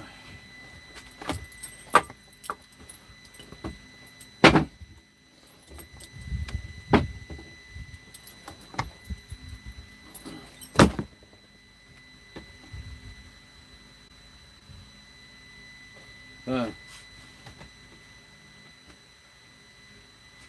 Uh, uh, uh.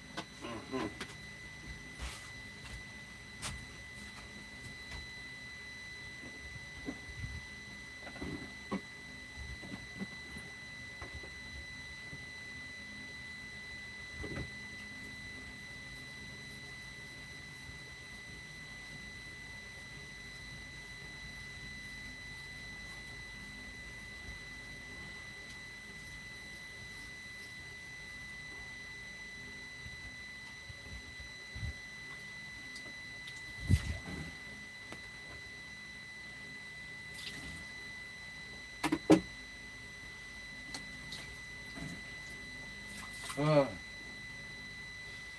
uh, uh.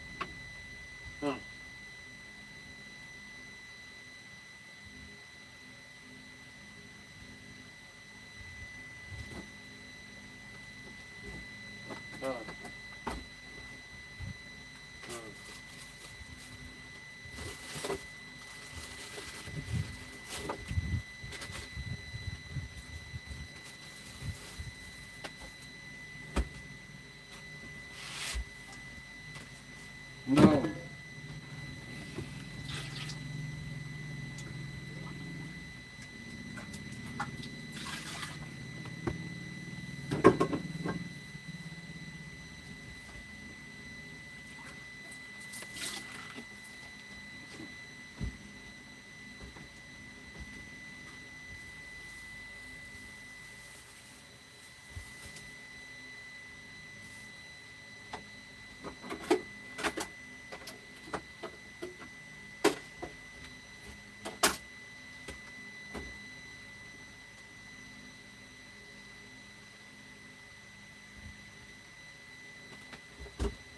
Oh boy.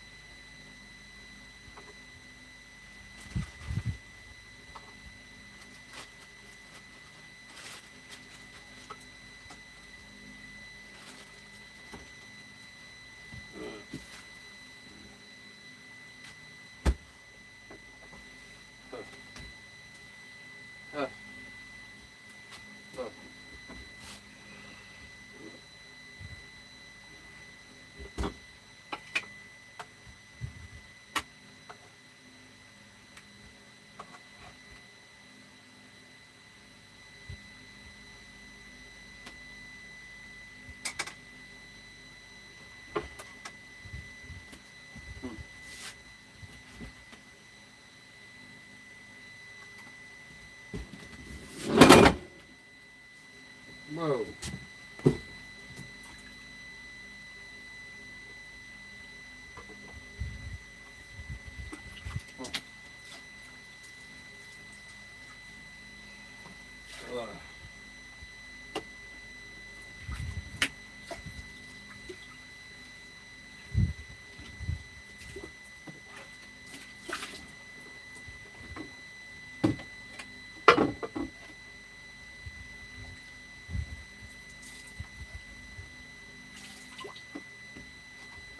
Huh. Huh. Huh.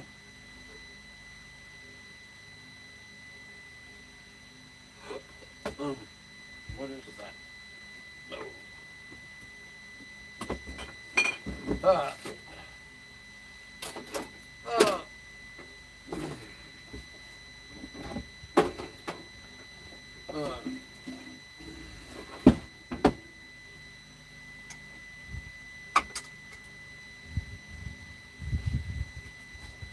All right.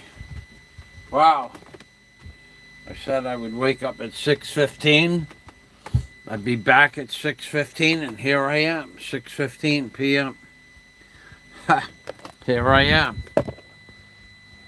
Hey, how you doing? Oh, what a great sleep I had. I had some weird dream.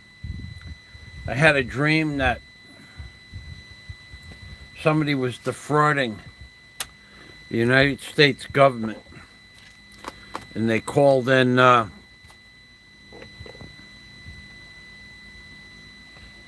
don't know who the hell they called in, some kind of fraud expert. And the guy was a fraud expert, and when they called him, he came riding in on a horse right into the office. Strange dream, man. He didn't like walk into the office, or they called in the expert on fraud, and he came from galloping in to the office on a huge white horse. Strange. And then I woke up. Huh.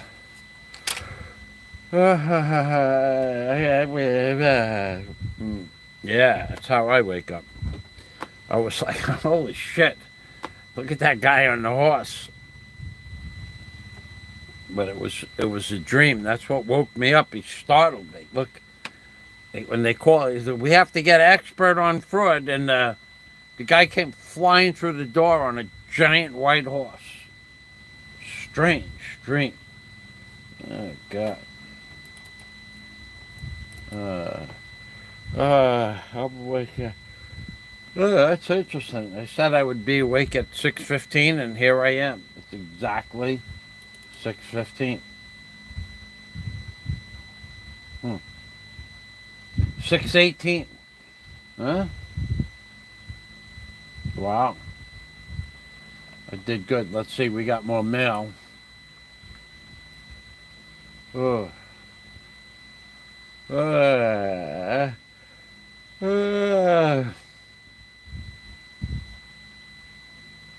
Yahoo Mail. And let's see who else said hello.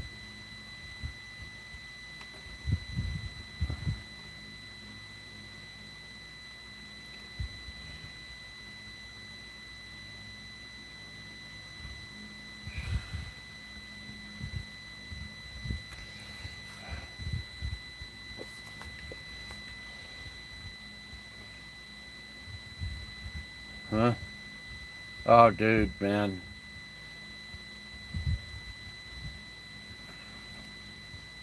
I wish I could show you this mail. This gets better and better. Oh boy, let's see, we're done with that.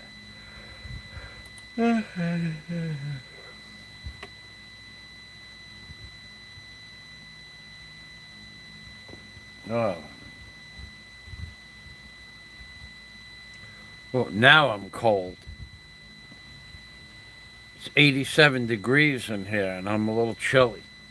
Yeah, that rain took a lot out of me. It's okay, I'm gonna live.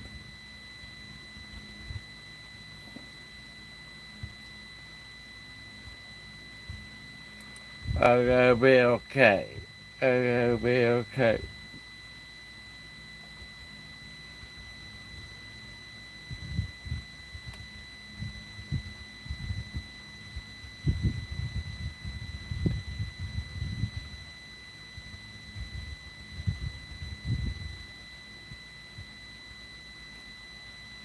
Jesus Christ, it gets better.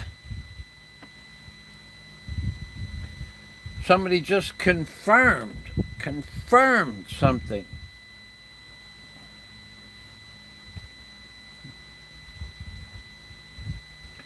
Now, what was it that you posted about me? Some bullshit about t-shirts? Uh, oh,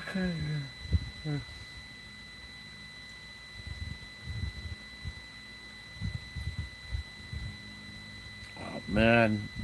Oh, man. Ah, ah, ah. Oh, yeah.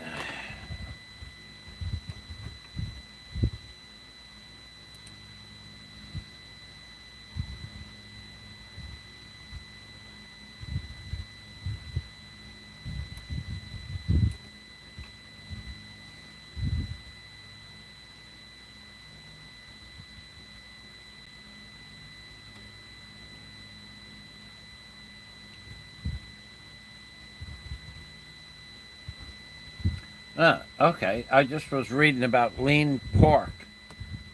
When I order that pork, I go into the ICM mall, and the butcher. I guess it's, I guess it's over a year, maybe 2 years now. The butcher's name is Igor, Egore, Igor, and they will butcher meat for you to order. In other words, at the meat counter in the ICM mall, they have packages of lean meat. And in those packages are several pieces. It's cut about 3/4 of an inch thick, right about there, 5/8 to 3/4 of an inch. But in those packages, there's a lot of those lean pieces are, are pork, but then they have the fat at the end that's not been trimmed off. So in some of those packages, you could get 15 or 20% fat, but then you could trim the fat off if you want. But you're still paying for the fat at the price of 200 and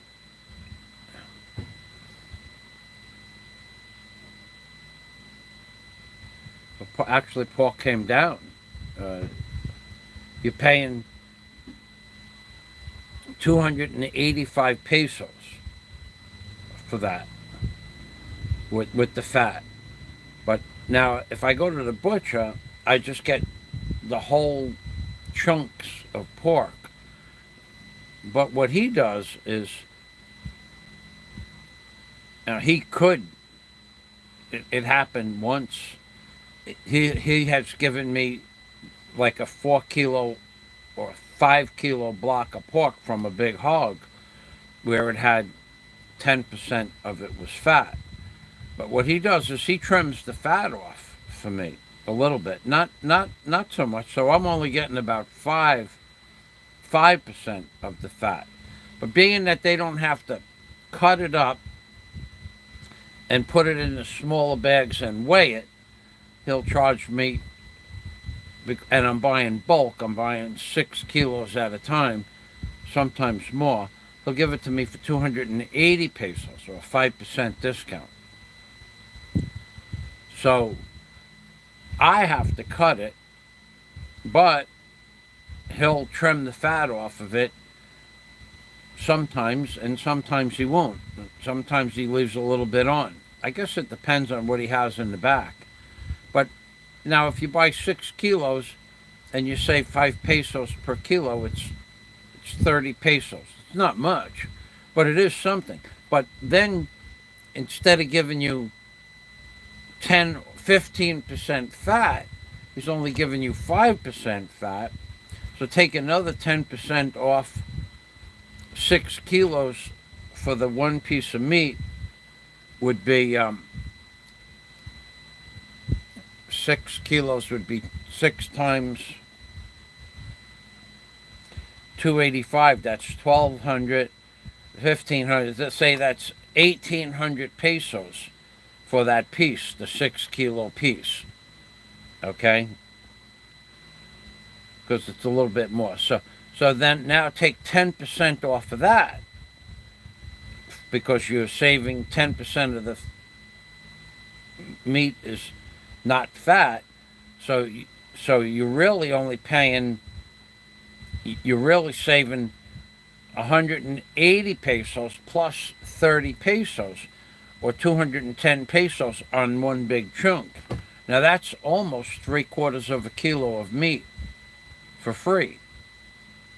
And I don't mind cutting it up, because I would prefer to cut it up into 1-inch blocks and then fry it up like that, because that's the way I found that it cooks the best for me. For me, it cooks the best like that. Now, I think what I'm going to do, I don't barbecue anymore because I don't season the meat. I have a barbecue outside, and I have a bunch of barbecue wood. I won't be barbecuing tonight. I'm tired, but maybe I'll. See, the barbecue is only good when you season it with soy sauce and salt, and I'm not going to ever use salt again. The salt is preventing the salt, I'm sure, is preventing my leg from healing up. If I use salt, the wounds get worse. Now I haven't used salt in going on 9 days, and the wounds are all healing up. And then that one day, the 2 days I had the fiesta, they were leaking. They were leaking fluid from the salt and the MSG. So anyway, so that's how I buy my pork. Now let's shut this off.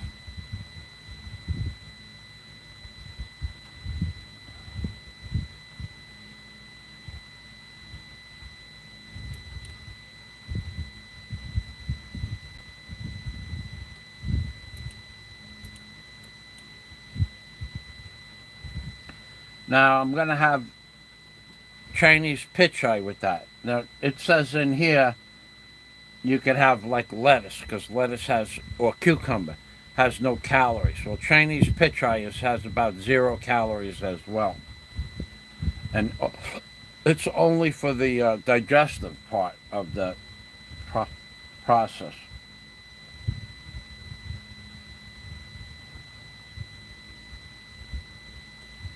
What are 3 foods to never eat? Sugary drinks? No. You know what? I haven't had... Boy, they kept trying to pour soda for me at the fiesta. They wanted me to have soda, because soda is a very, very... At the fiesta that I went to, they had great foods. I don't know where, I don't know how they can afford to feed 300 plus people, but they did. But soda is a scarcity, and for them to offer you soda to drink, very, very, very gracious. You know, a very gracious host has soda. They had cases of soda, like, you know, six cases of 12 bottles each of soda. I didn't even taste it. I wanted to, but I didn't. Most pizzas can't eat that. White bread. Well, haven't had a slice of white bread in 34 days. Fruit juices, months. Sweetened breakfast cereals? Years since I had breakfast cereal. Fried, grilled, or broiled food? Uh-oh. Uh-oh. Uh-oh. I fry up my meat. Uh-oh. Pastries, cookies, and cakes. Oh, these are foods that are bad, that you should never eat. Fried, grilled, or broiled. How else would you eat pork? You have to fry it, grill it, or broil it. I don't understand that. French fries. Oof. Oh boy. Oh boy, French fries.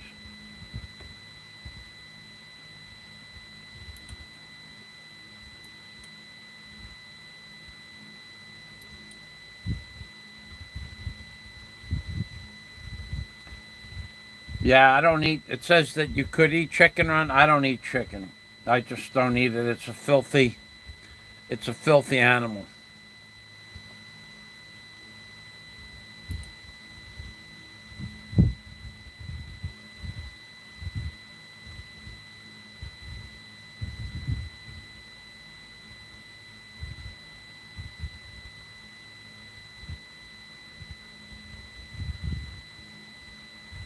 I eat the eggs, but not the chicken.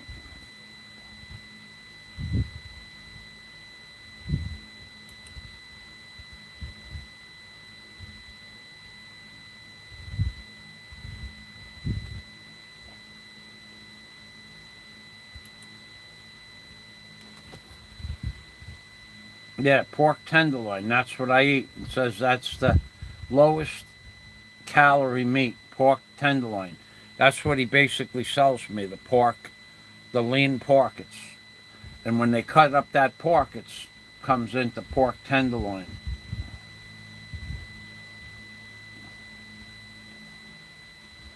Well, I'm doing okay with this lean beef, lean pork. What's better, fish or meat?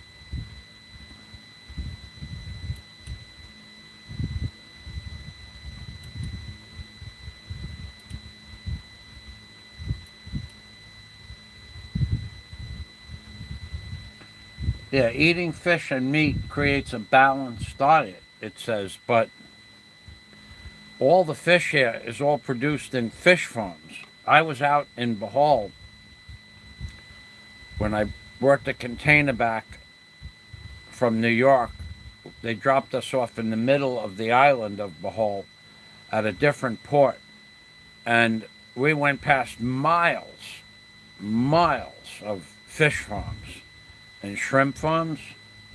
So most of the fish that gets into our supermarket here is from fish farms, fish ponds.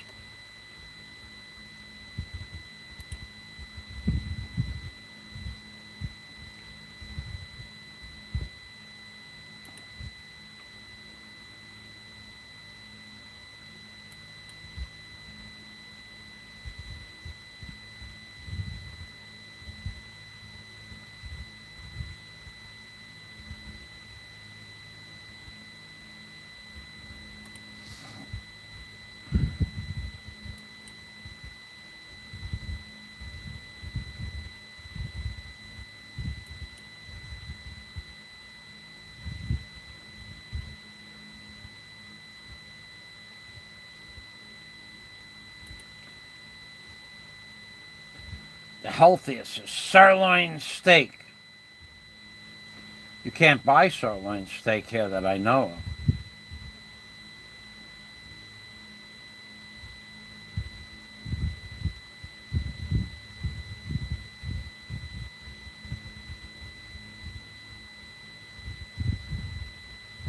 What is the number one healthiest food in the world?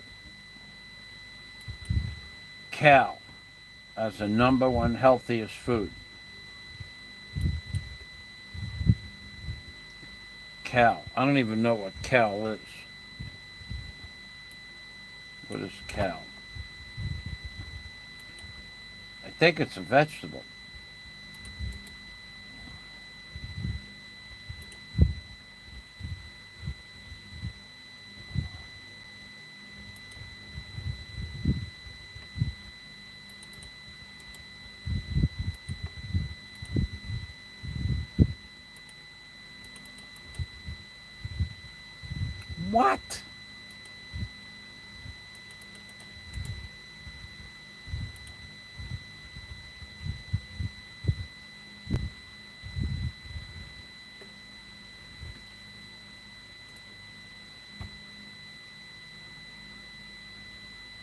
kale. It's a green leafy cruciferous vegetable that is rich in nutrients and offers a range of health benefits. Yeah, I think I know what it looks like. We don't have that here anyway, so it doesn't matter.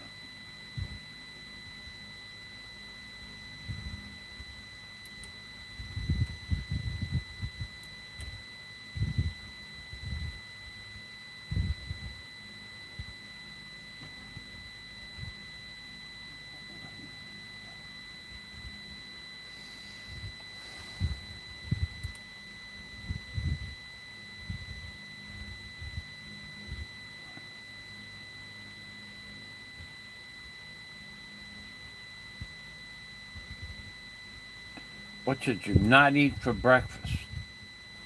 Cereal, pancakes, waffles, don't eat. Toast with margarine, don't eat it. Muffins, don't eat it. Fruit juice, don't eat it. Toasted pastries, don't eat it. Oh man, a Pop-Tart. They're talking about Pop-Tarts. I think I had a Pop-Tart when I was a kid. Well, I'm sure I did. I never liked those.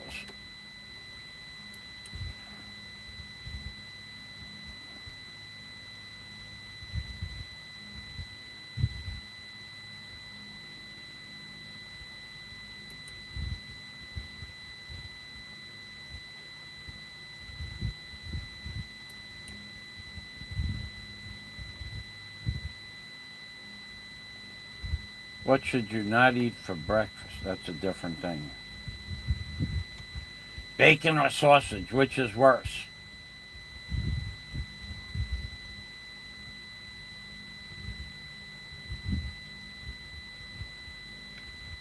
I haven't had bacon or sausage.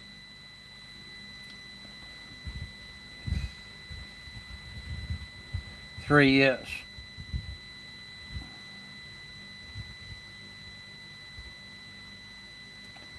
What can I eat that has no calories? Celery has no calories. Apples. Agrula is a dark leafy. They don't have that. Asparagus. I don't think I've ever seen asparagus here. Beets. I think they have beets. I don't eat beets. Broccoli. Broccoli is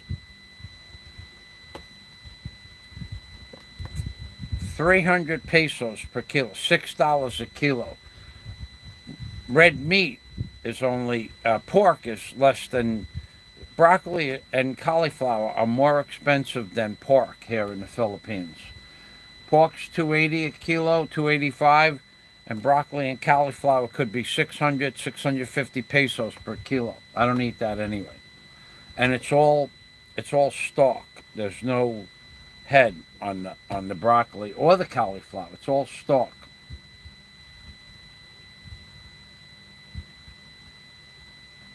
The healthiest fish to eat.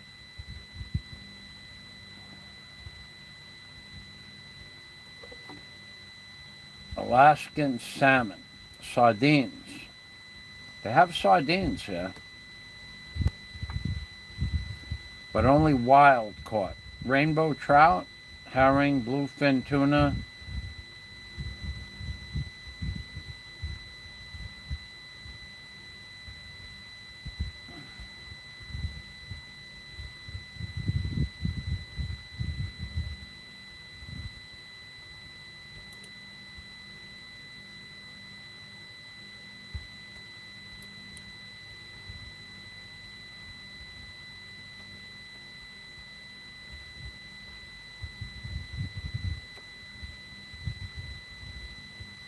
I gotta write this down anyway. I forget. I'm gonna write down red meat, but I don't think we have. So I've gone into the supermarket where there isn't any steak at all.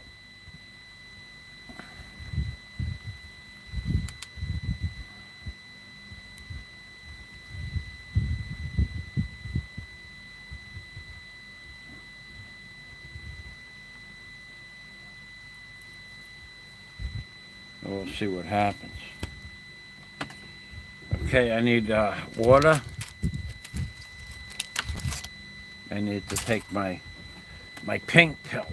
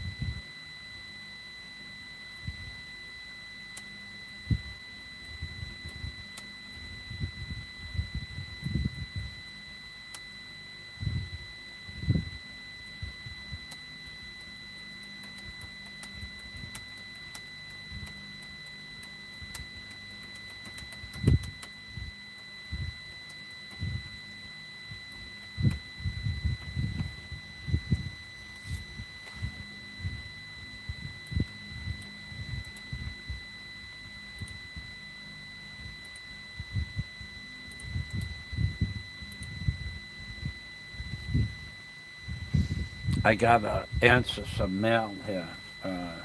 Legal stuff. Legal stuff.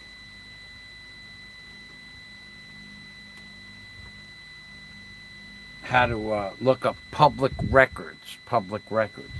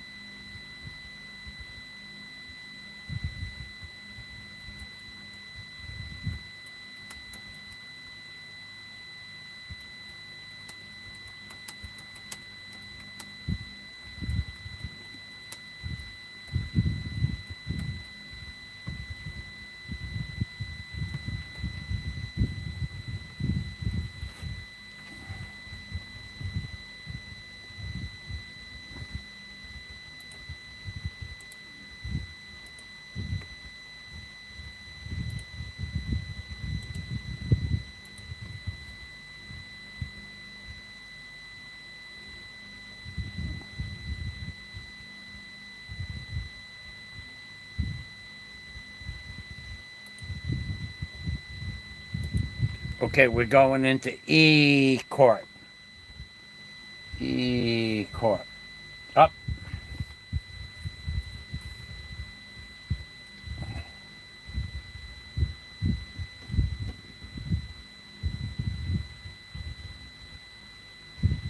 It's closed for general maintenance.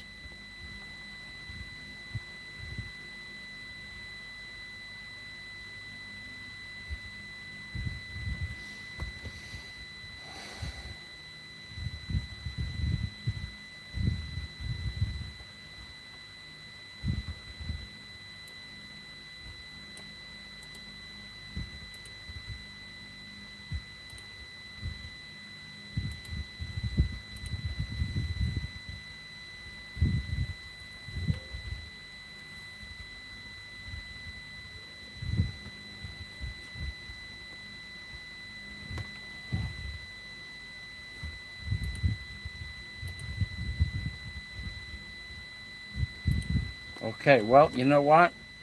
I don't have any more mail, but I had good mail. I had good mail. That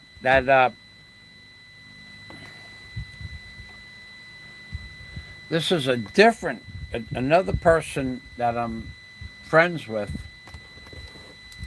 uh, just sent me a message that they tried to email the the HUD, and that the email came back as undeliverable. I don't know what's up with that, and I'm going to call them up and talk to them in person, so it doesn't matter. All right. Okay, we're done.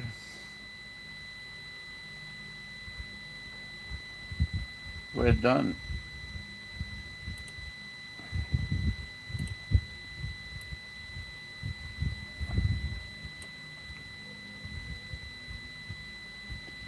Yeah, if I can't get if I can't call them now for at least 3 hours and 11 minutes. So there's probably no sense to go live stream any longer. I guess I could shut this off. But that makes 4 people that are filing reports.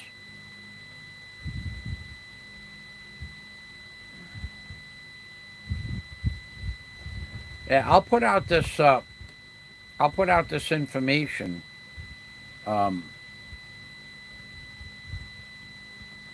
on how to look up public records in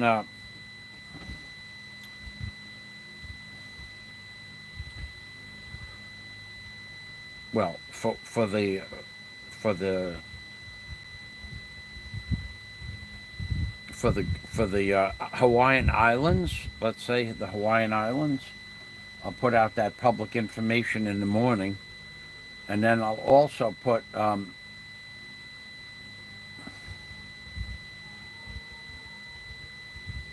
the information when I speak with HUD. I'll put the information online uh, for the HUD office in Washington, D.C. It gives you the phone number, the email address, physical address if you want to write them, and also a fax number. I'll put that out in the morning for as a public service announcement. You know, here, like the government, I'm here to help. You know that. You know that. So we have, let's make sure we have what I want up here. We have the HUD. We have the Keto. What else did I want to put up there? Yeah. I want to put I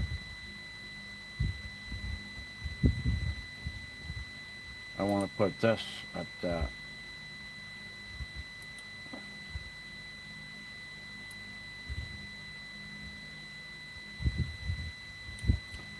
So my last 2 links at the top will be part of my tomorrow's public service announcement.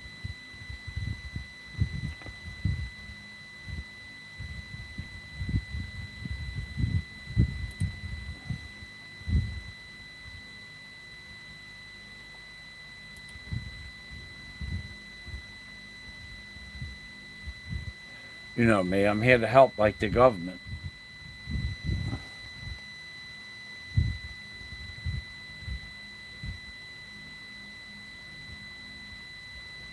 Boy, this government page takes a long time to load. But here we are. Judiciary. Judiciary. Judiciary. E-court. E-court. E-court. E-court. Basically, if you wanted to look up any kind of public record for case filings in Hawaii,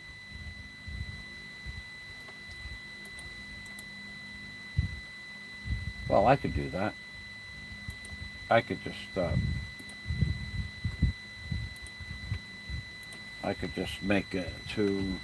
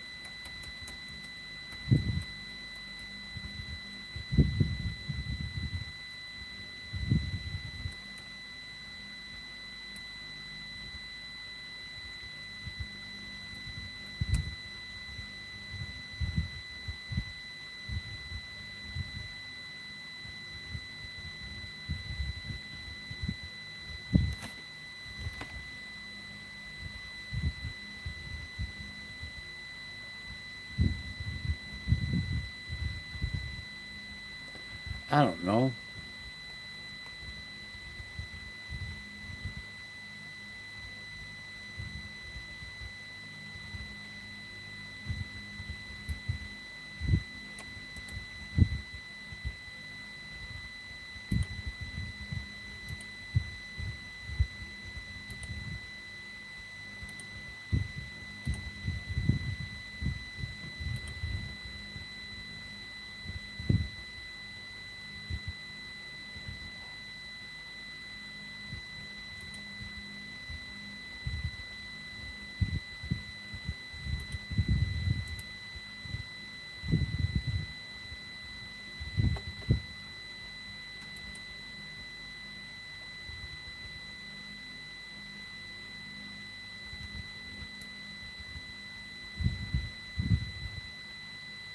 What happened now?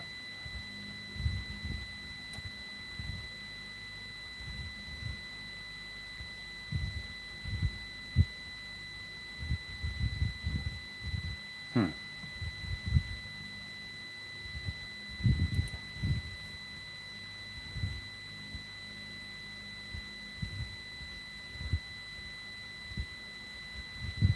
What happened now?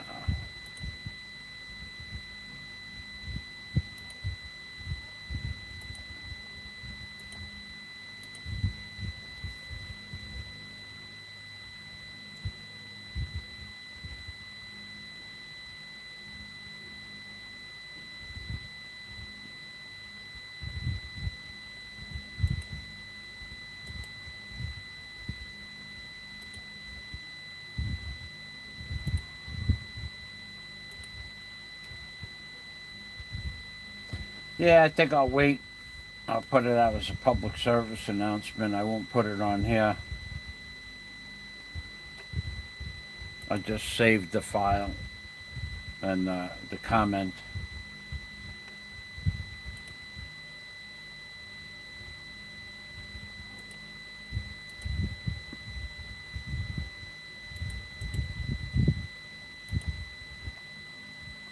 What the hell? What is going on here?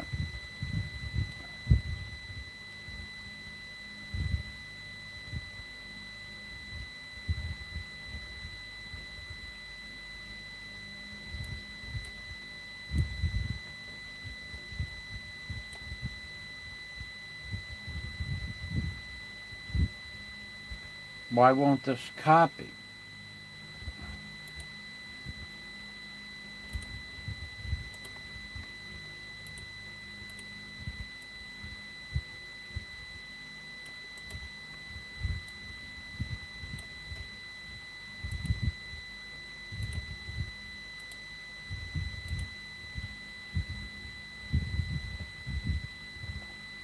Oh, it is copying.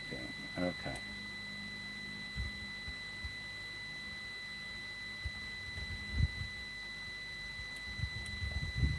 It's copying.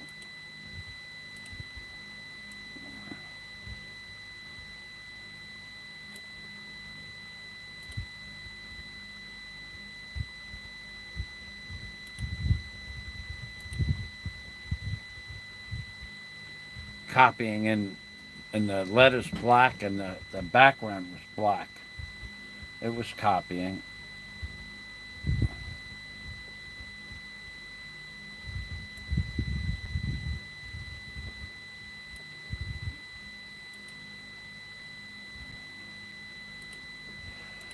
Let's see. I think I'll end the live stream. Yeah, we're gonna have some dinner.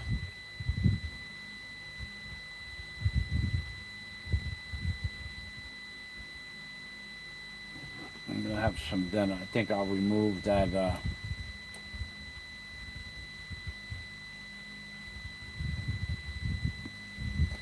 I'll remove that last comment. I'll make that a public service. You know what I'll do? I'll do a whole live stream on how to look up public records in Hawaii, and how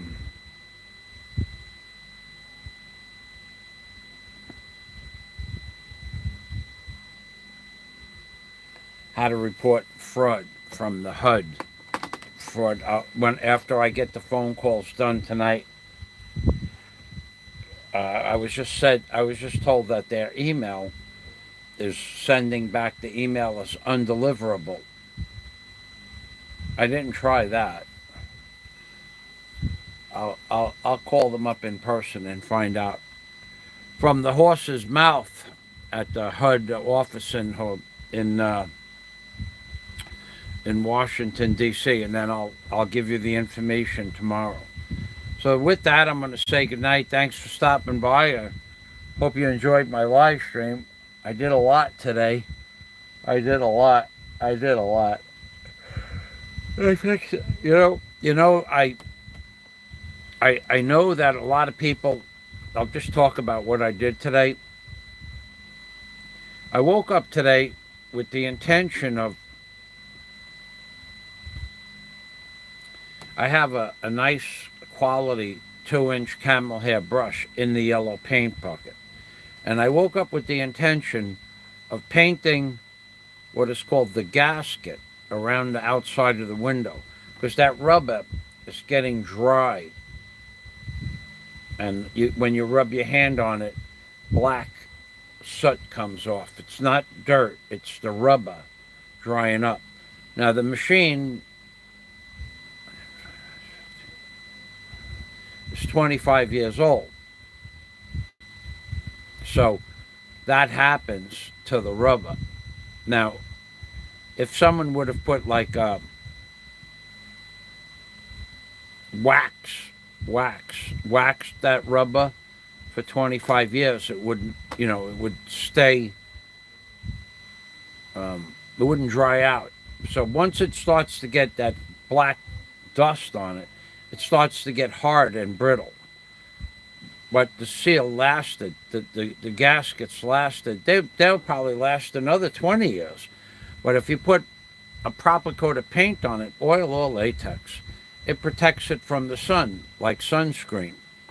So that was my intention, to trim out at least the outside window on the door where the sun hits it in the afternoon, all day in the afternoon. The front window I have wood over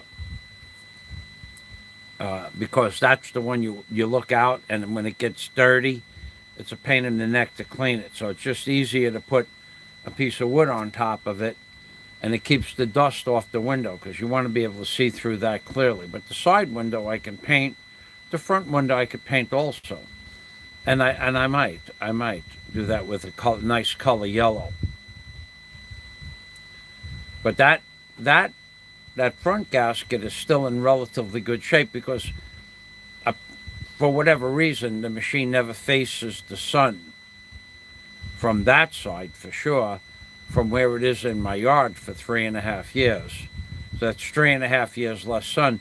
And also, maybe when they put the machine away, most of the time it wasn't facing the sun. You know, a good operator will put the machine away where the sun doesn't beat up inside the cab. If it's your machine and you're using it every day for the same thing, you'll just put it in its perch, in its cubby hole, wherever it goes, and so that the sun doesn't beat up the instrument panel and the seat and stuff like that. You know what? I could, I could, I could cook. I could cook now. Being that we have lurkers, I wonder if Jack is lurking.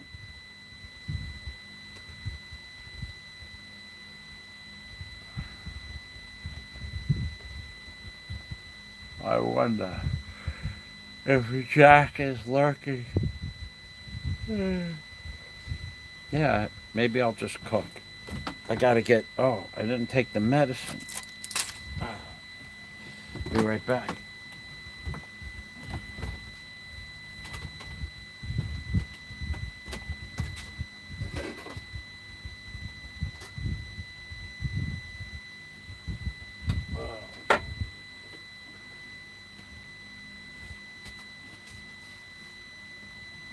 Uh,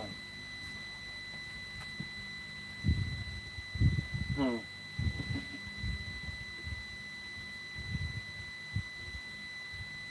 uh, ah.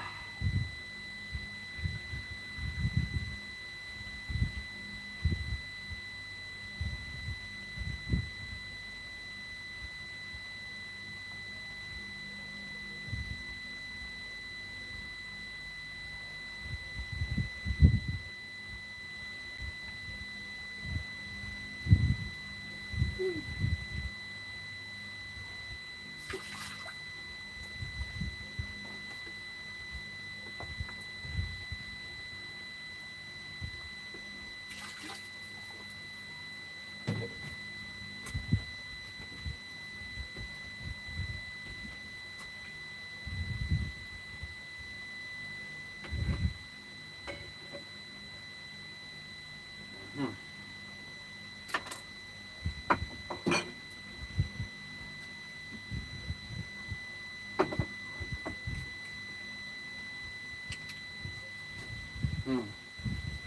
Hmm. Hmm. Hmm. Huh. I don't have a lot of time to get back over to that cooking pot.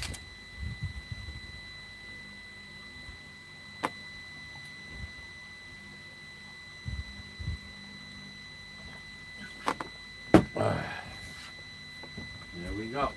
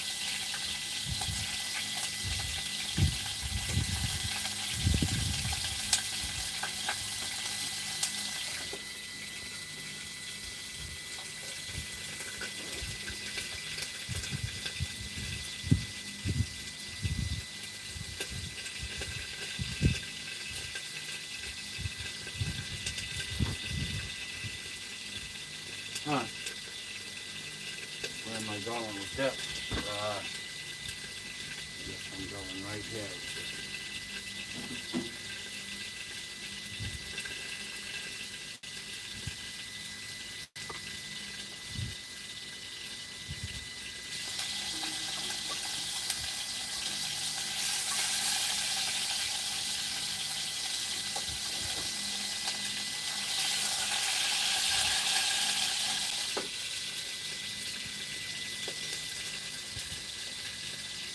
That don't look like much.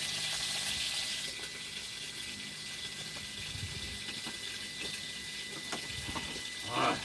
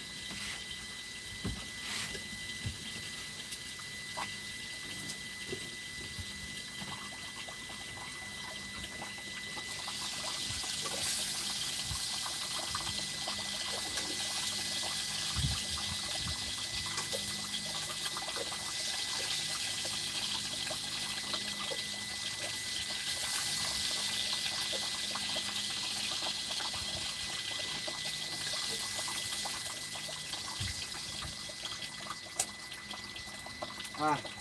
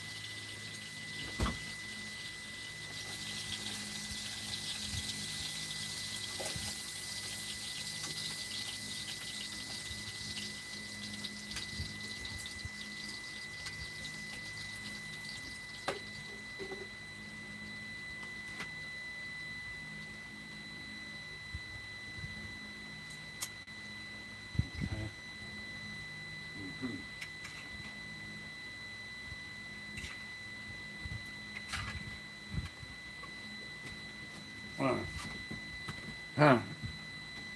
Huh. Huh. No.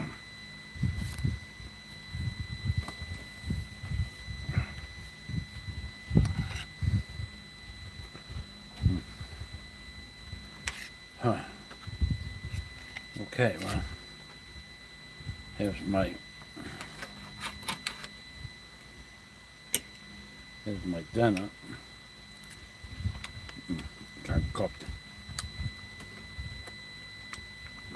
Well, lean pork, fried, but I dried it off with paper towels, and Chinese pichay, cabbage.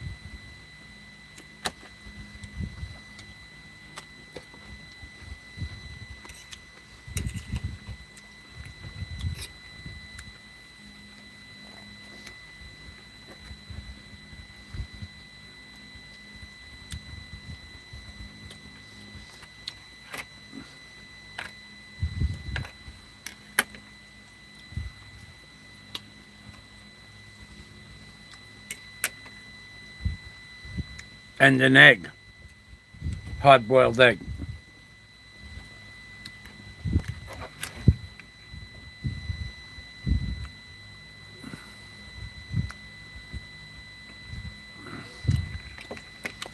About half the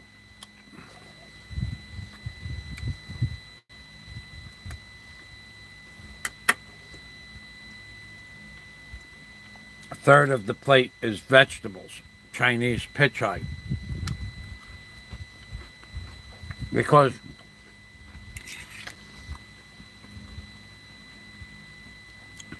Chinese pichay basically is like a cucumber or lettuce. It has almost 0 calories and 0 carbs. I think the closest thing that comes to Chinese pichay is, I guess, celery. It's hard and it's thick, the bottom stalk of it. And I love celery. Oh, how I used to like to eat celery with a little salt on it. But they don't, if there is celery in the Philippines, I've never seen it. Now, it might not be something that grows all year, but I've never seen it in a restaurant, at a buffet. I've never seen it in the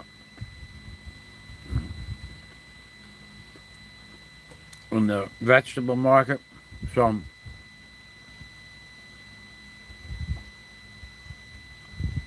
I don't think they have celery here. Same thing like broccoli and cauliflower. You buy a head of broccoli, it's about 6 inches tall, and the stalk is about 2.5 inches in diameter.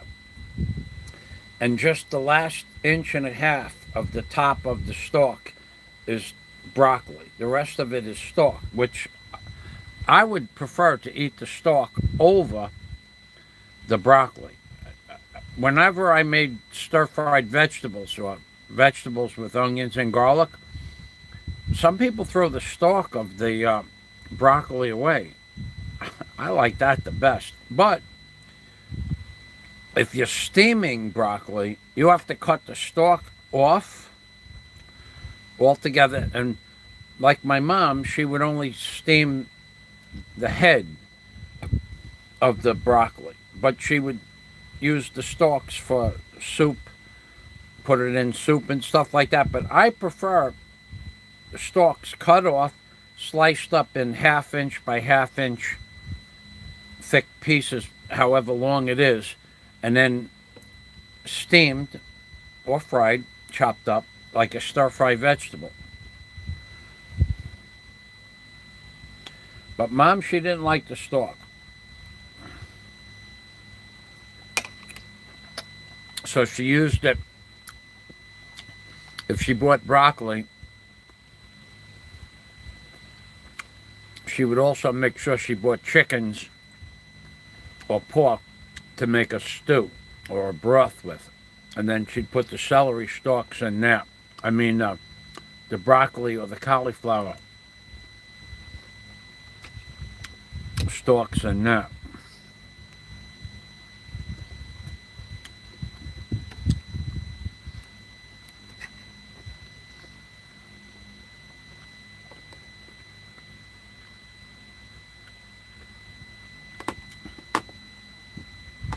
All right. See if we got any more messages here.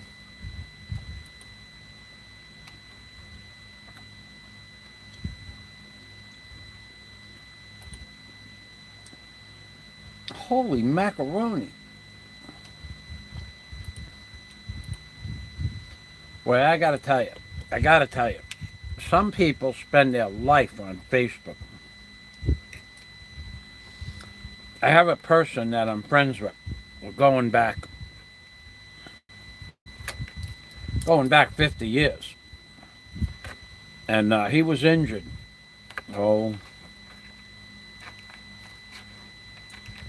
Sometime after I moved out of New York. He was a hard-working man. A very hard-working man. You've seen him in my videos or my pictures.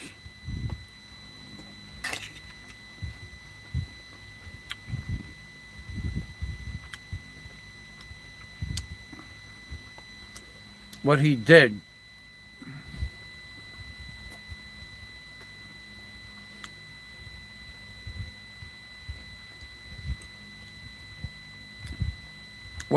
to get injured was something that I trained him to never do. Never. I trained him how to operate heavy equipment, and I trained him where to never be on the heavy, never get under a load, and never trust the hydraulic hoses or the cables that they won't snap, and never trust a dog on the machines where it won't give way from the vibration of the machine. I told him. And he was really good. I taught him how to operate a crane in 2 hours. He was a crane operator. Because he was good at those games. Plus, his brain...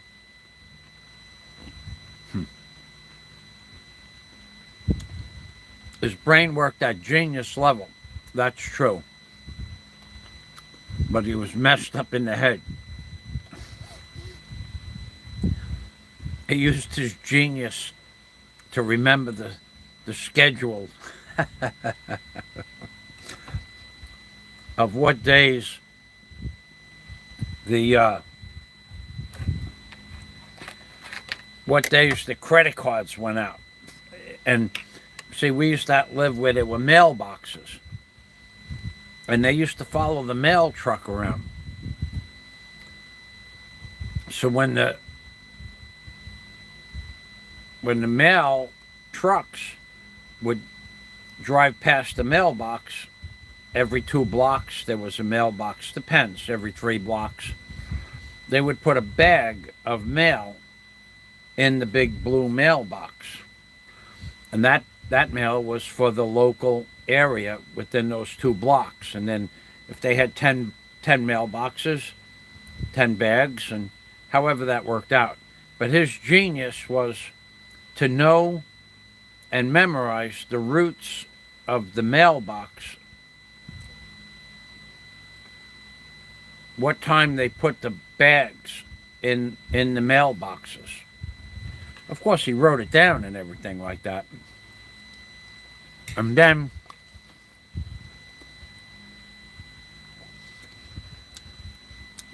his genius brain went into action to open up those mailboxes.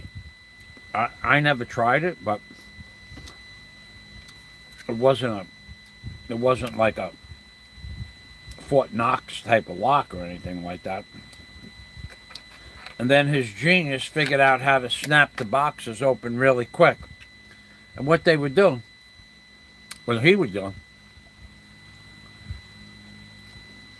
they'd get a pickup truck and they'd go to the mailboxes and take the bags of the mail out of the mailboxes, all the mail, whether it was Christmas or July, and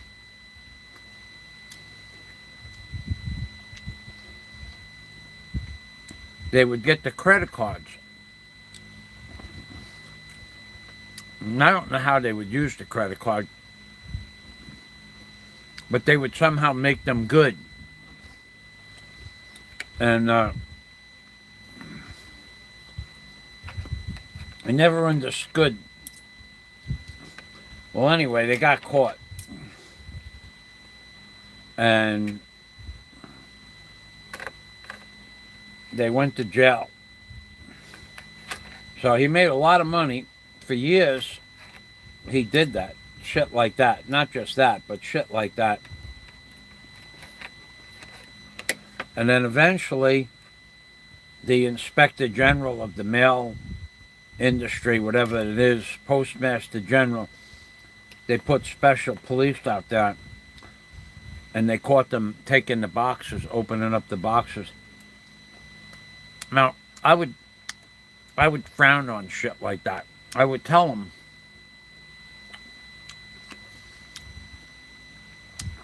what you're going to pay for lawyers, and when you go to jail, it's not worth it. It wasn't a big money operation. Yeah, they would make $3,000, $4,000, $5,000 in a day, banging out people's credit cards. But at the end of the day, whatever he made, he spent on lawyers. And then jail time, of course.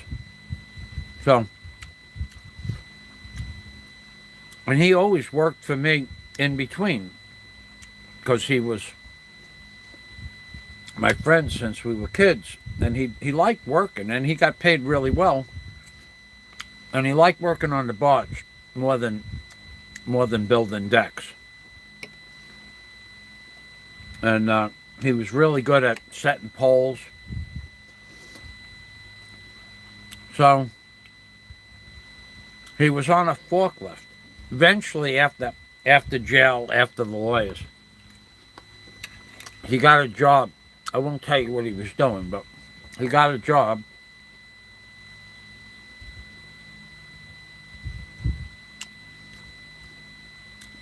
And it involved using a forklift. Now, I'm not sure how it happened. I'm not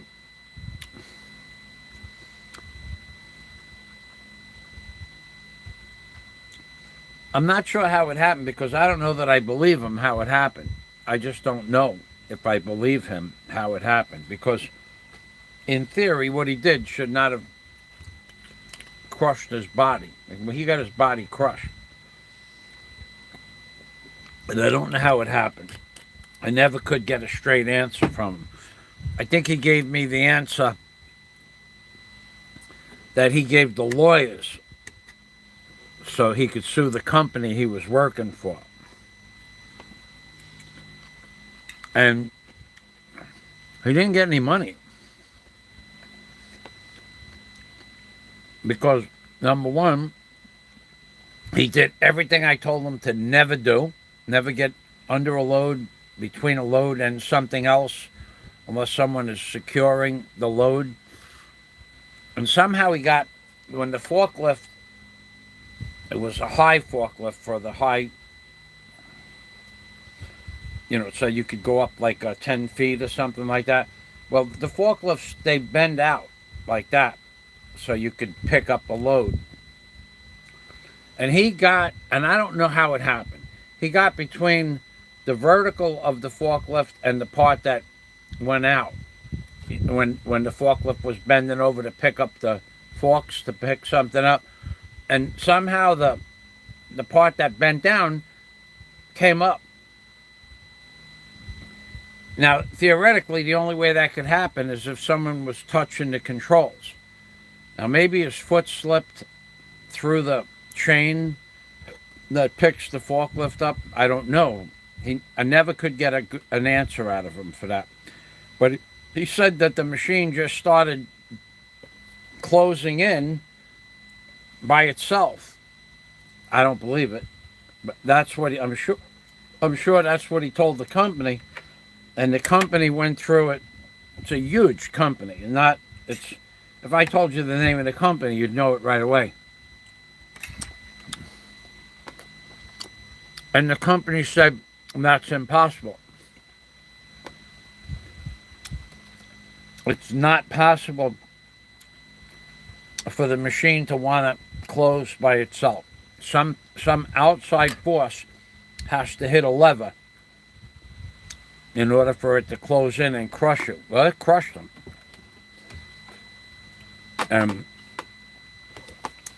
He got stuck between the vertical and the part coming in, and it crushed him almost in half. It squeezed his entire torso and did all kinds of internal injury, snapped his bones in his chest and his ribs. And years he had that lawsuit going. And at the end of the day, they determined that it wasn't possible for the machine to, on its own, do what he said it did. Now, is it possible? I don't know. I don't think it is, because they kept the machine separate. It was part of a major horrific accident, and they tried to reenact what he said happened, and they couldn't reenact it, not on that machine or any other machine ever. And the company, Clark Forklift, they said it was impossible too. Clark is one of the biggest forklift companies in North America.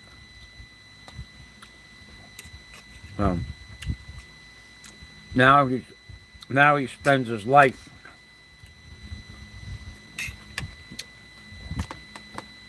on Facebook.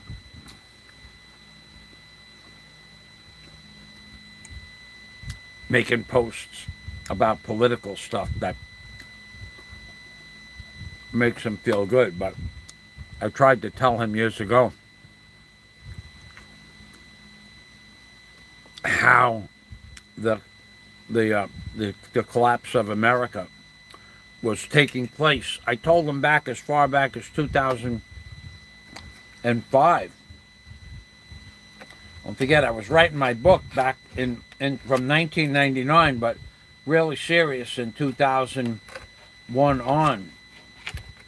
And I told him what was going to happen to America, and he just happens to be a Mason also.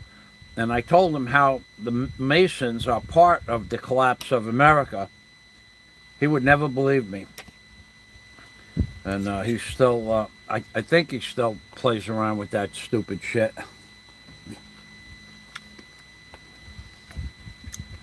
I think he's actually a tiler for the lodge, because he had nothing but time. But the one thing about the Masons, even though they that were in hell bent on destruction of America on the upper echelon, is when he got injured, he had no money. The unemployment ran out. The company wasn't going to give him any money. The lawyer said, "You're never going to get any money," and he never got any money. But the brothers, the Masons, paid for all his hospitalization and all his bills, and then one of the brothers gave him a house to live in for free until he got back on his feet. Well, getting back on his feet, eventually he got a reasonable inheritance, and now he just lives on Facebook, posting videos about Trump and Biden and Clinton every day, just one after the other. He takes a link from here, the genius in him has come and gone.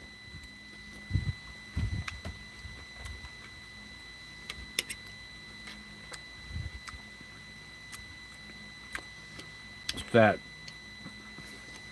I told him, I used to be so careful with him too, because he was good. He was good operating the machines. And he could even run the barge. Not a lot of people could drive the barge. But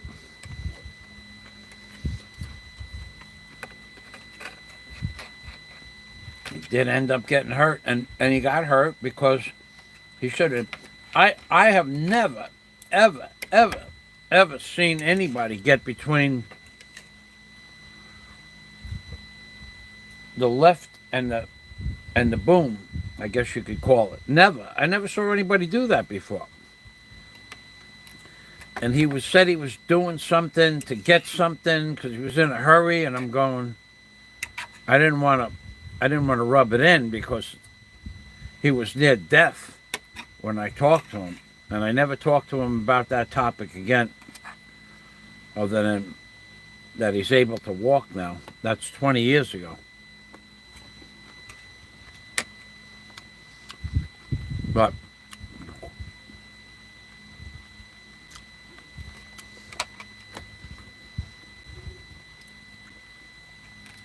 like I said, his foot probably slipped through the cable, through the chains, and hit the lever. Or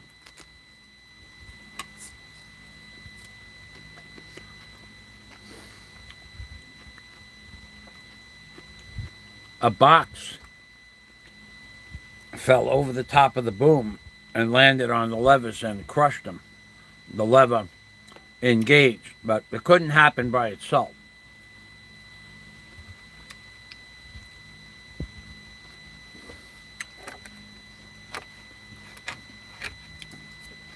And he was good in a lot of ways. I tell him, go down and do this, this, and this, and this. I'd give him like 5 things to do in order, and he'd remember. He was genius. But not a lot of people could do what he did. And a lot of people would say, no, I ain't going to do that.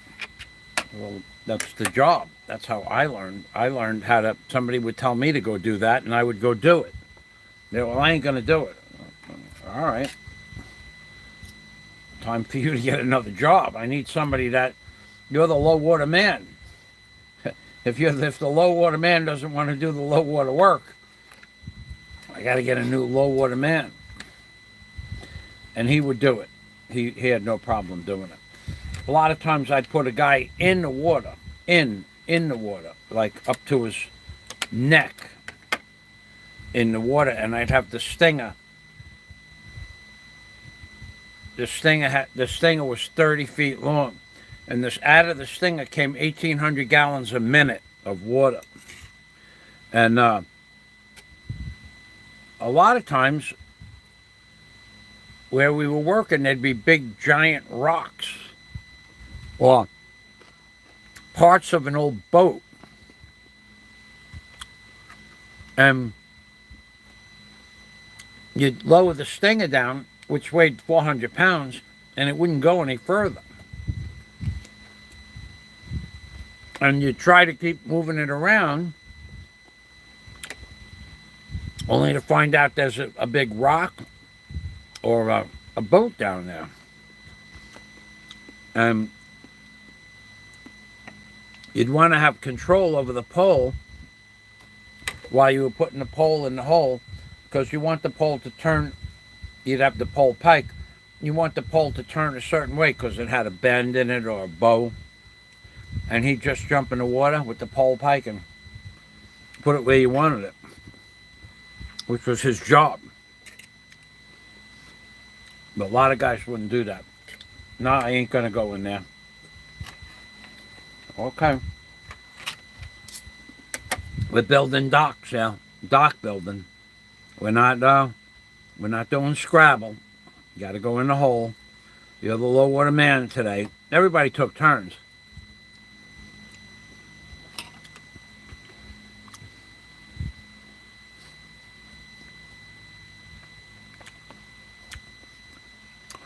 Everybody took turns in the low water man. That was funny.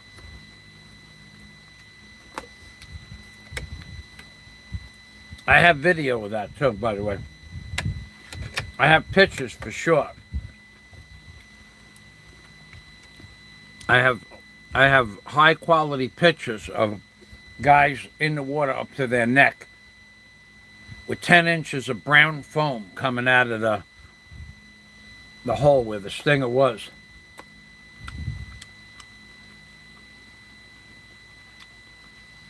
I have pictures of Hennessy, Tennessee, my brother,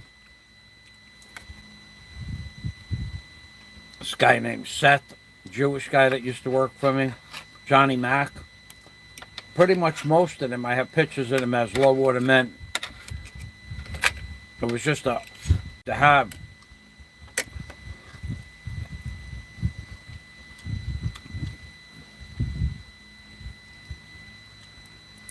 And I would always try to take pictures of it.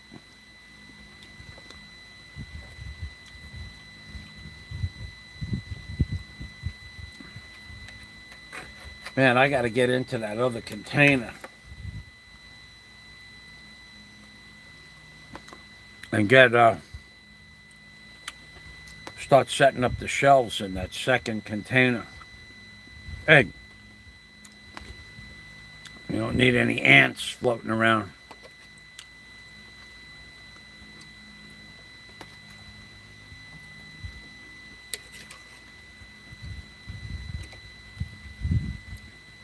If you don't mind.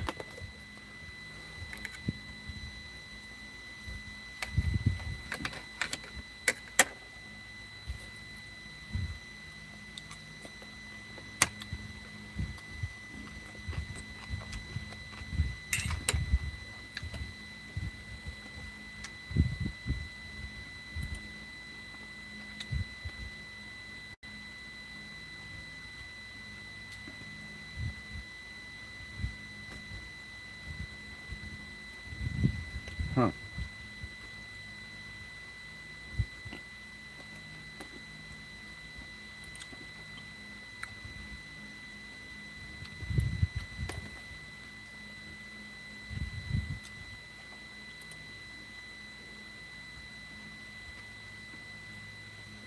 Okay, we still got a stream going.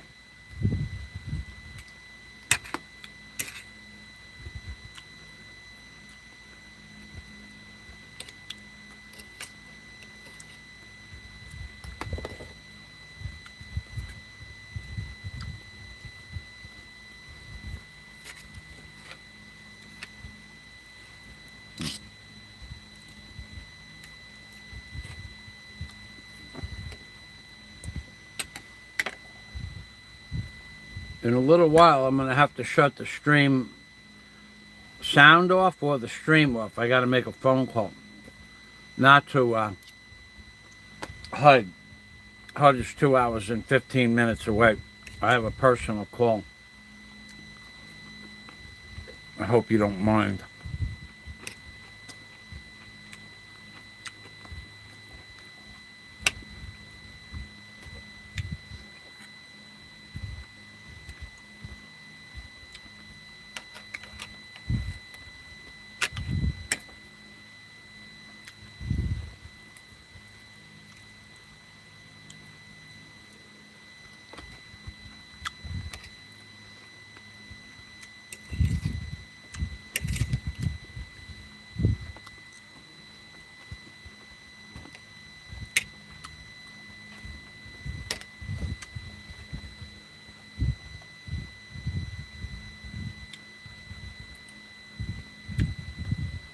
Wow.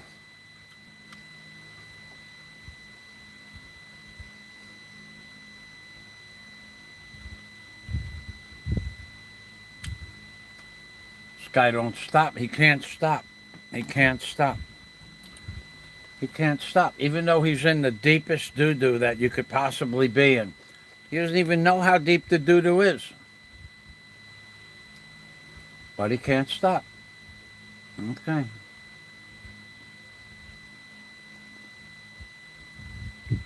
Wow. It's an amazing thing. Ah. Oh, there's the video I was looking for. Fiesta. Friends and neighbors. Now, I have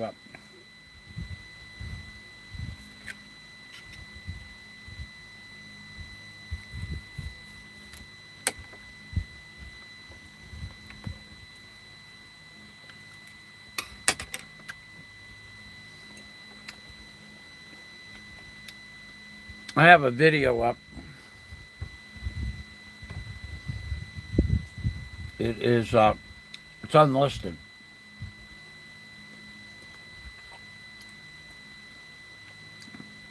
I only sent it out to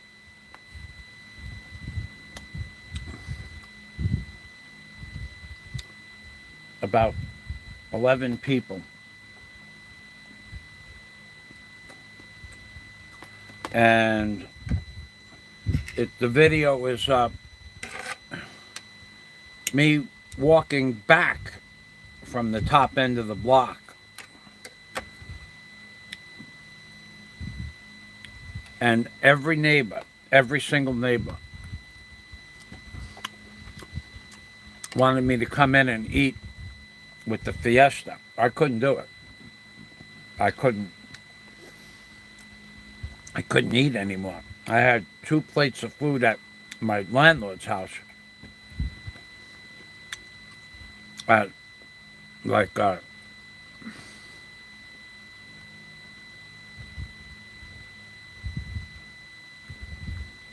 maybe finished the second plate at 2 o'clock in the afternoon or 1:30. I came home and went to sleep for 2 hours. And then I was still bloated. And then I did my walk. And every single person on the block wanted me to eat. And I'm going, no, I just ate at so-and-so's house. No, I just come in out of respect and have some food. I'm going, I cannot. I couldn't eat another thing. After that second meal on the day of the afternoon of the Fiesta, I didn't eat again until the next morning, which is my normal schedule. But if you stop at 2 or 3 people's houses, they all want to give you food. It's the custom here. I couldn't eat another thing. I just couldn't do it.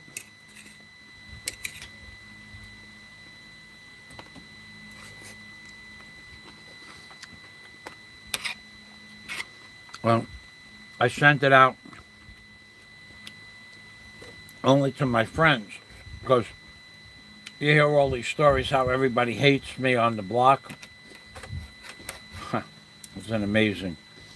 The idiot makes up these stories. If I ever showed that video, which I wouldn't, well, I could. There wasn't anybody in the video that wasn't in a public street. I just don't show my neighbors on camera. But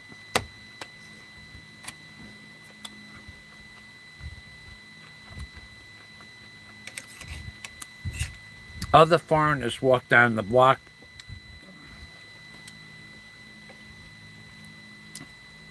People won't even pick their hand up to say hello, let alone talk to them. Even during the fiesta.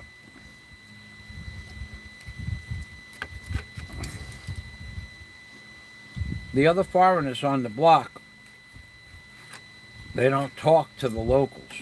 I'm the only one that talks to the locals. They have their reasons, I guess. I don't know what they are. I know foreigners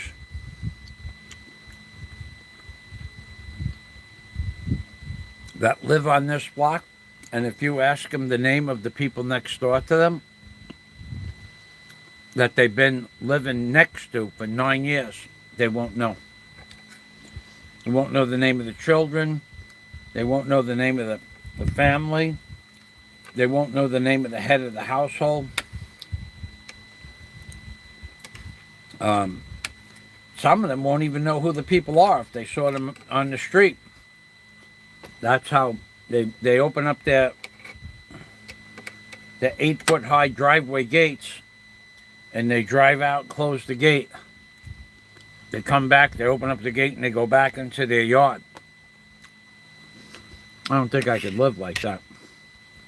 But then again, those same people, they don't go to the beach. Why they live in the Philippines, I have no idea. They don't own a boat. None of the foreigners on the block own a boat. One did, but that was 7 years ago. They don't own a boat. They don't fish. They don't go to the beach. And if they do go in the water, I guess it's on a dive boat. I don't know. I've never seen any of them. I know foreigners that have come here from other countries. They don't fish. They don't swim, ever. They've never been in the water, in the ocean. They don't do spear gun fishing. They don't do diving. They don't go out on the boat like day trips or anything like that. All they do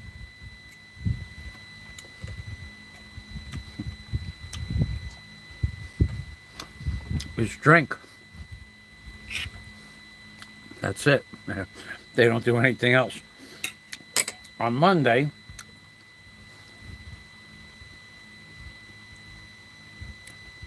it's like this in America too. They go to a certain bar for a certain time of the day, usually starting at 10 o'clock in the morning. And then they go to a different bar, or they come home for lunch, and then they go to a different bar for happy hour. And most of them, by 7 o'clock at night, they're in the house for the night. But they don't fish. They don't dive. They've never been in the ocean, never been on a boat that I know of. I asked them, do you go scuba dive? No.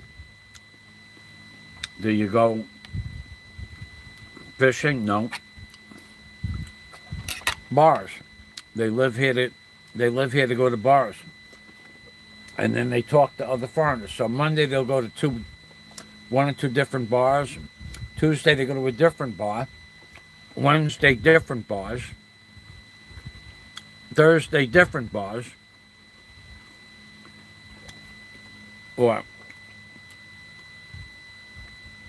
maybe on Thursday they go to where there's a pool table and they sell pizza. And also there's a bar there. So maybe they'll have a pizza. And maybe another place there'll be hamburgers and a bar. But 6 or 7 days a week, they just rotate from bars to bars. This way it doesn't look like they're in a bar every day, because they go to different bars. 3 or 4 or 5 different bars a week, 6 bars a week. And they tried to get me involved with that shit when I first got here. Oh, come to the bar.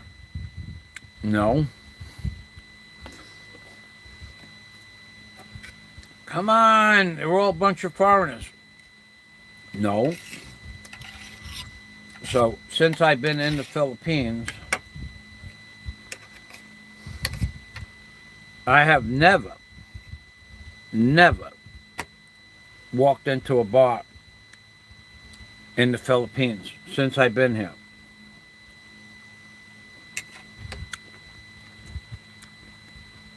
Now, an outside tiki hut where they serve outside, like on the beach,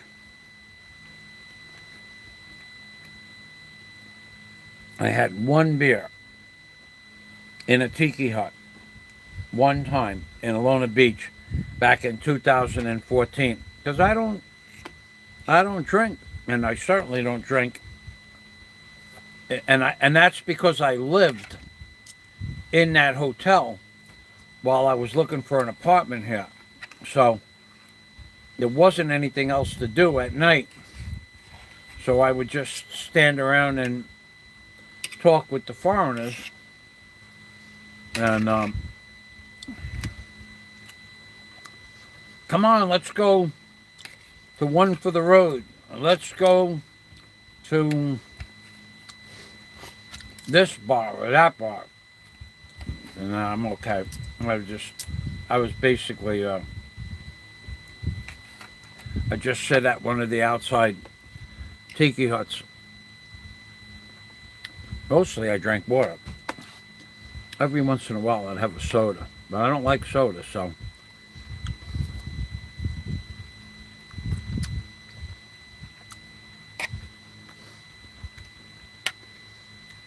But my experience with foreigners is that most of them, they move to the Philippines to drink. And it's warm here.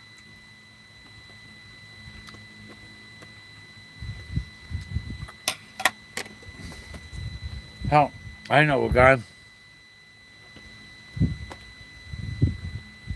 I don't know him.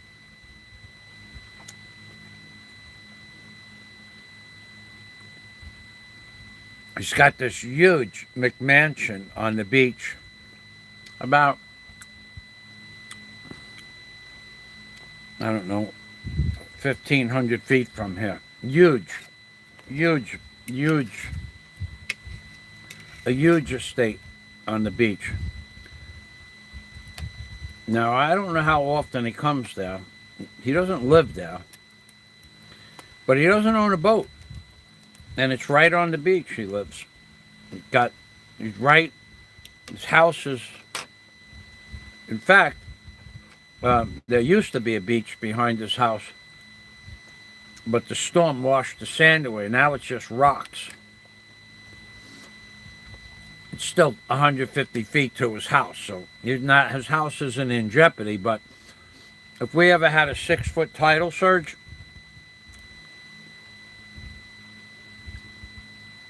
his house is only 4 feet above high water. He would have a lot of damage to his house.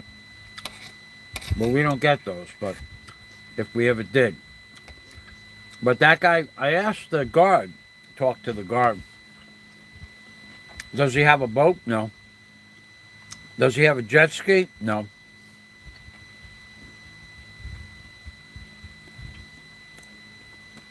And literally, you walk out of his house, there's 100 feet of grass, a path, and there used to be a beach, but he doesn't go in the water. Doesn't have a boat, doesn't have a jet ski.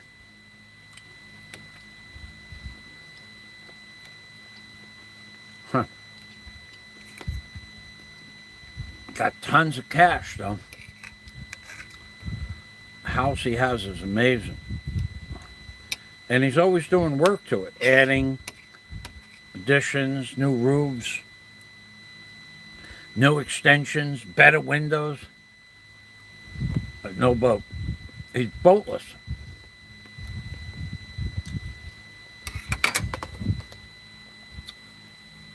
Imagine that.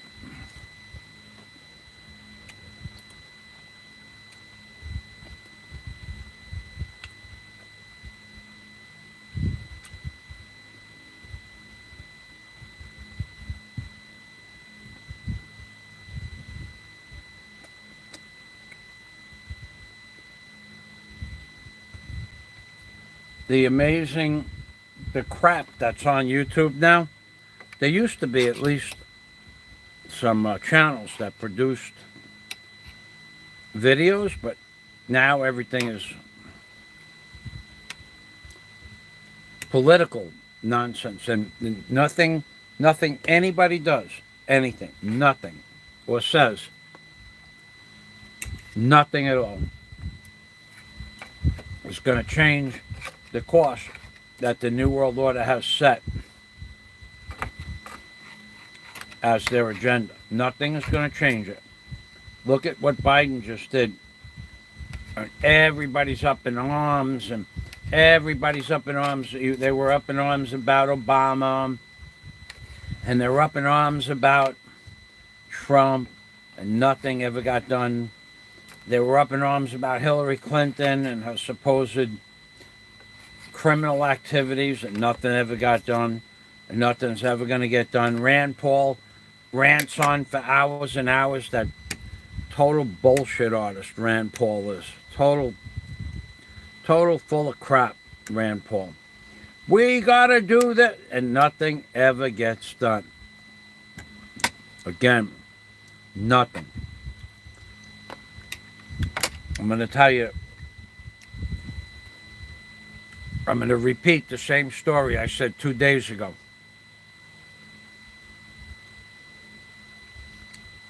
In Congress, possibly the Senate, I don't remember which it was, but there were a bunch of men on a stage, and the men were mostly in their, I don't know, I think late 40s, 50s, and 60s,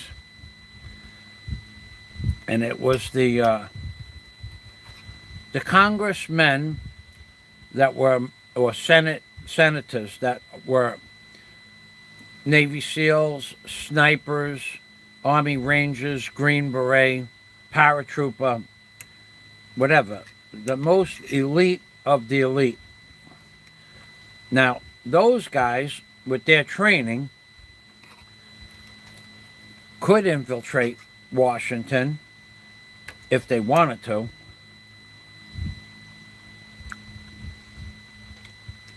And maybe make a small change. But all they were doing was pontificating the same bullshit that the news was repeating. Biden this and Biden that, he betrayed us, and our soldiers died in Afghanistan. But these guys are getting paid $200,000 a year, plus perks, plus inside stock tips. They're not going to risk their life to go after somebody. They're part of the game. And they all presented their credentials. I was a Navy SEAL, not me, but they. This is Captain so-and-so of the Army Infantry Rangers Division, and he hates Biden, and we have to get rid of Biden. We really wanted to get rid of Biden. I'm sure as an Army Ranger, you could do more than talk, but it's just talk. It's just all talk. They're just they've become part of the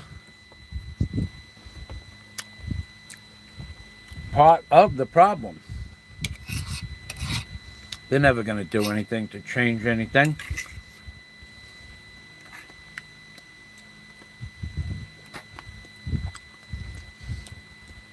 I just found it interesting how they were the elite of the elite. Those are the kind of people that you send in, according to movies or stories, you send those kind of people in small groups to take out entire governments, the leadership of entire governments. And they weren't about, they're not gonna change anything in Washington because it's all bullshit. They're never gonna do anything to make a difference. They're gonna collect their check, they're gonna get their inside information on stocks, and they're gonna talk the talk of a politician but never do anything. And those would be the guys that could. They're already in. They already have access into those buildings, into the meetings. They could go in there and call somebody an effing liar. And then, have a suitcase full of proof that the guy's a thief and a liar. They don't do that. They don't do any of that.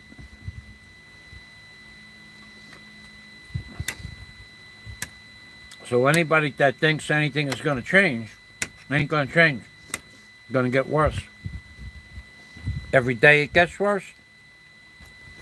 Every day it's going to get worse.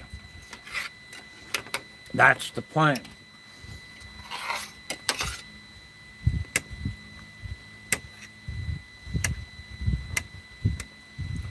You can't possibly tell me. Now, you've heard this 1,000 times on the news. You can't possibly tell me that they took out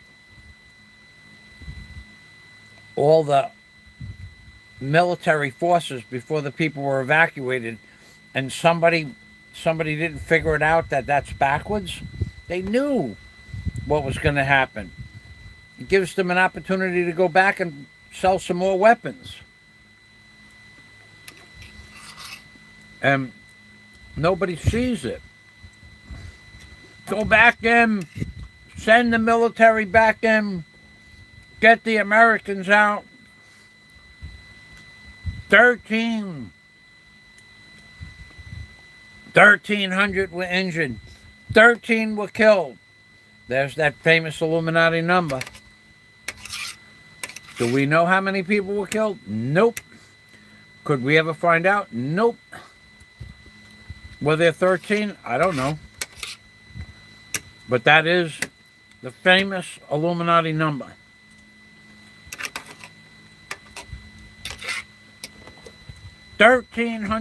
People was severely hit. 1,300. 13 people were killed. That's their code word for they're giving this to the American people.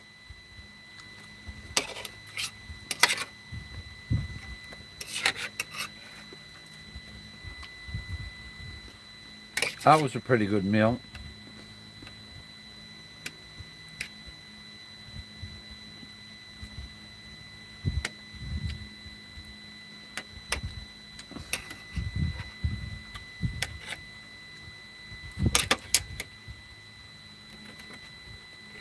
This is all the fat out of all that food.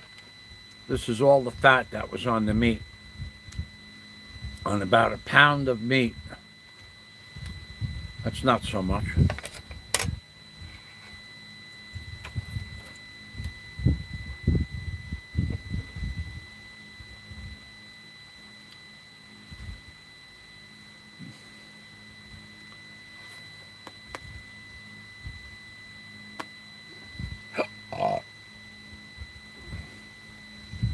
All right.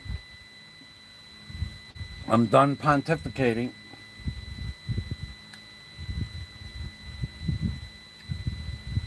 I'm going to get off my dais now. I've told you everything you need to know. Thanks for watching. Have a great day from Michael Fazio in the Philippines, baby.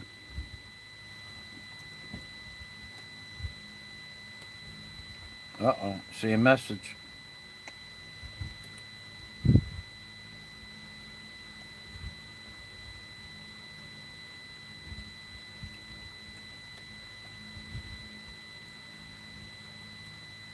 Well, another Facebook message.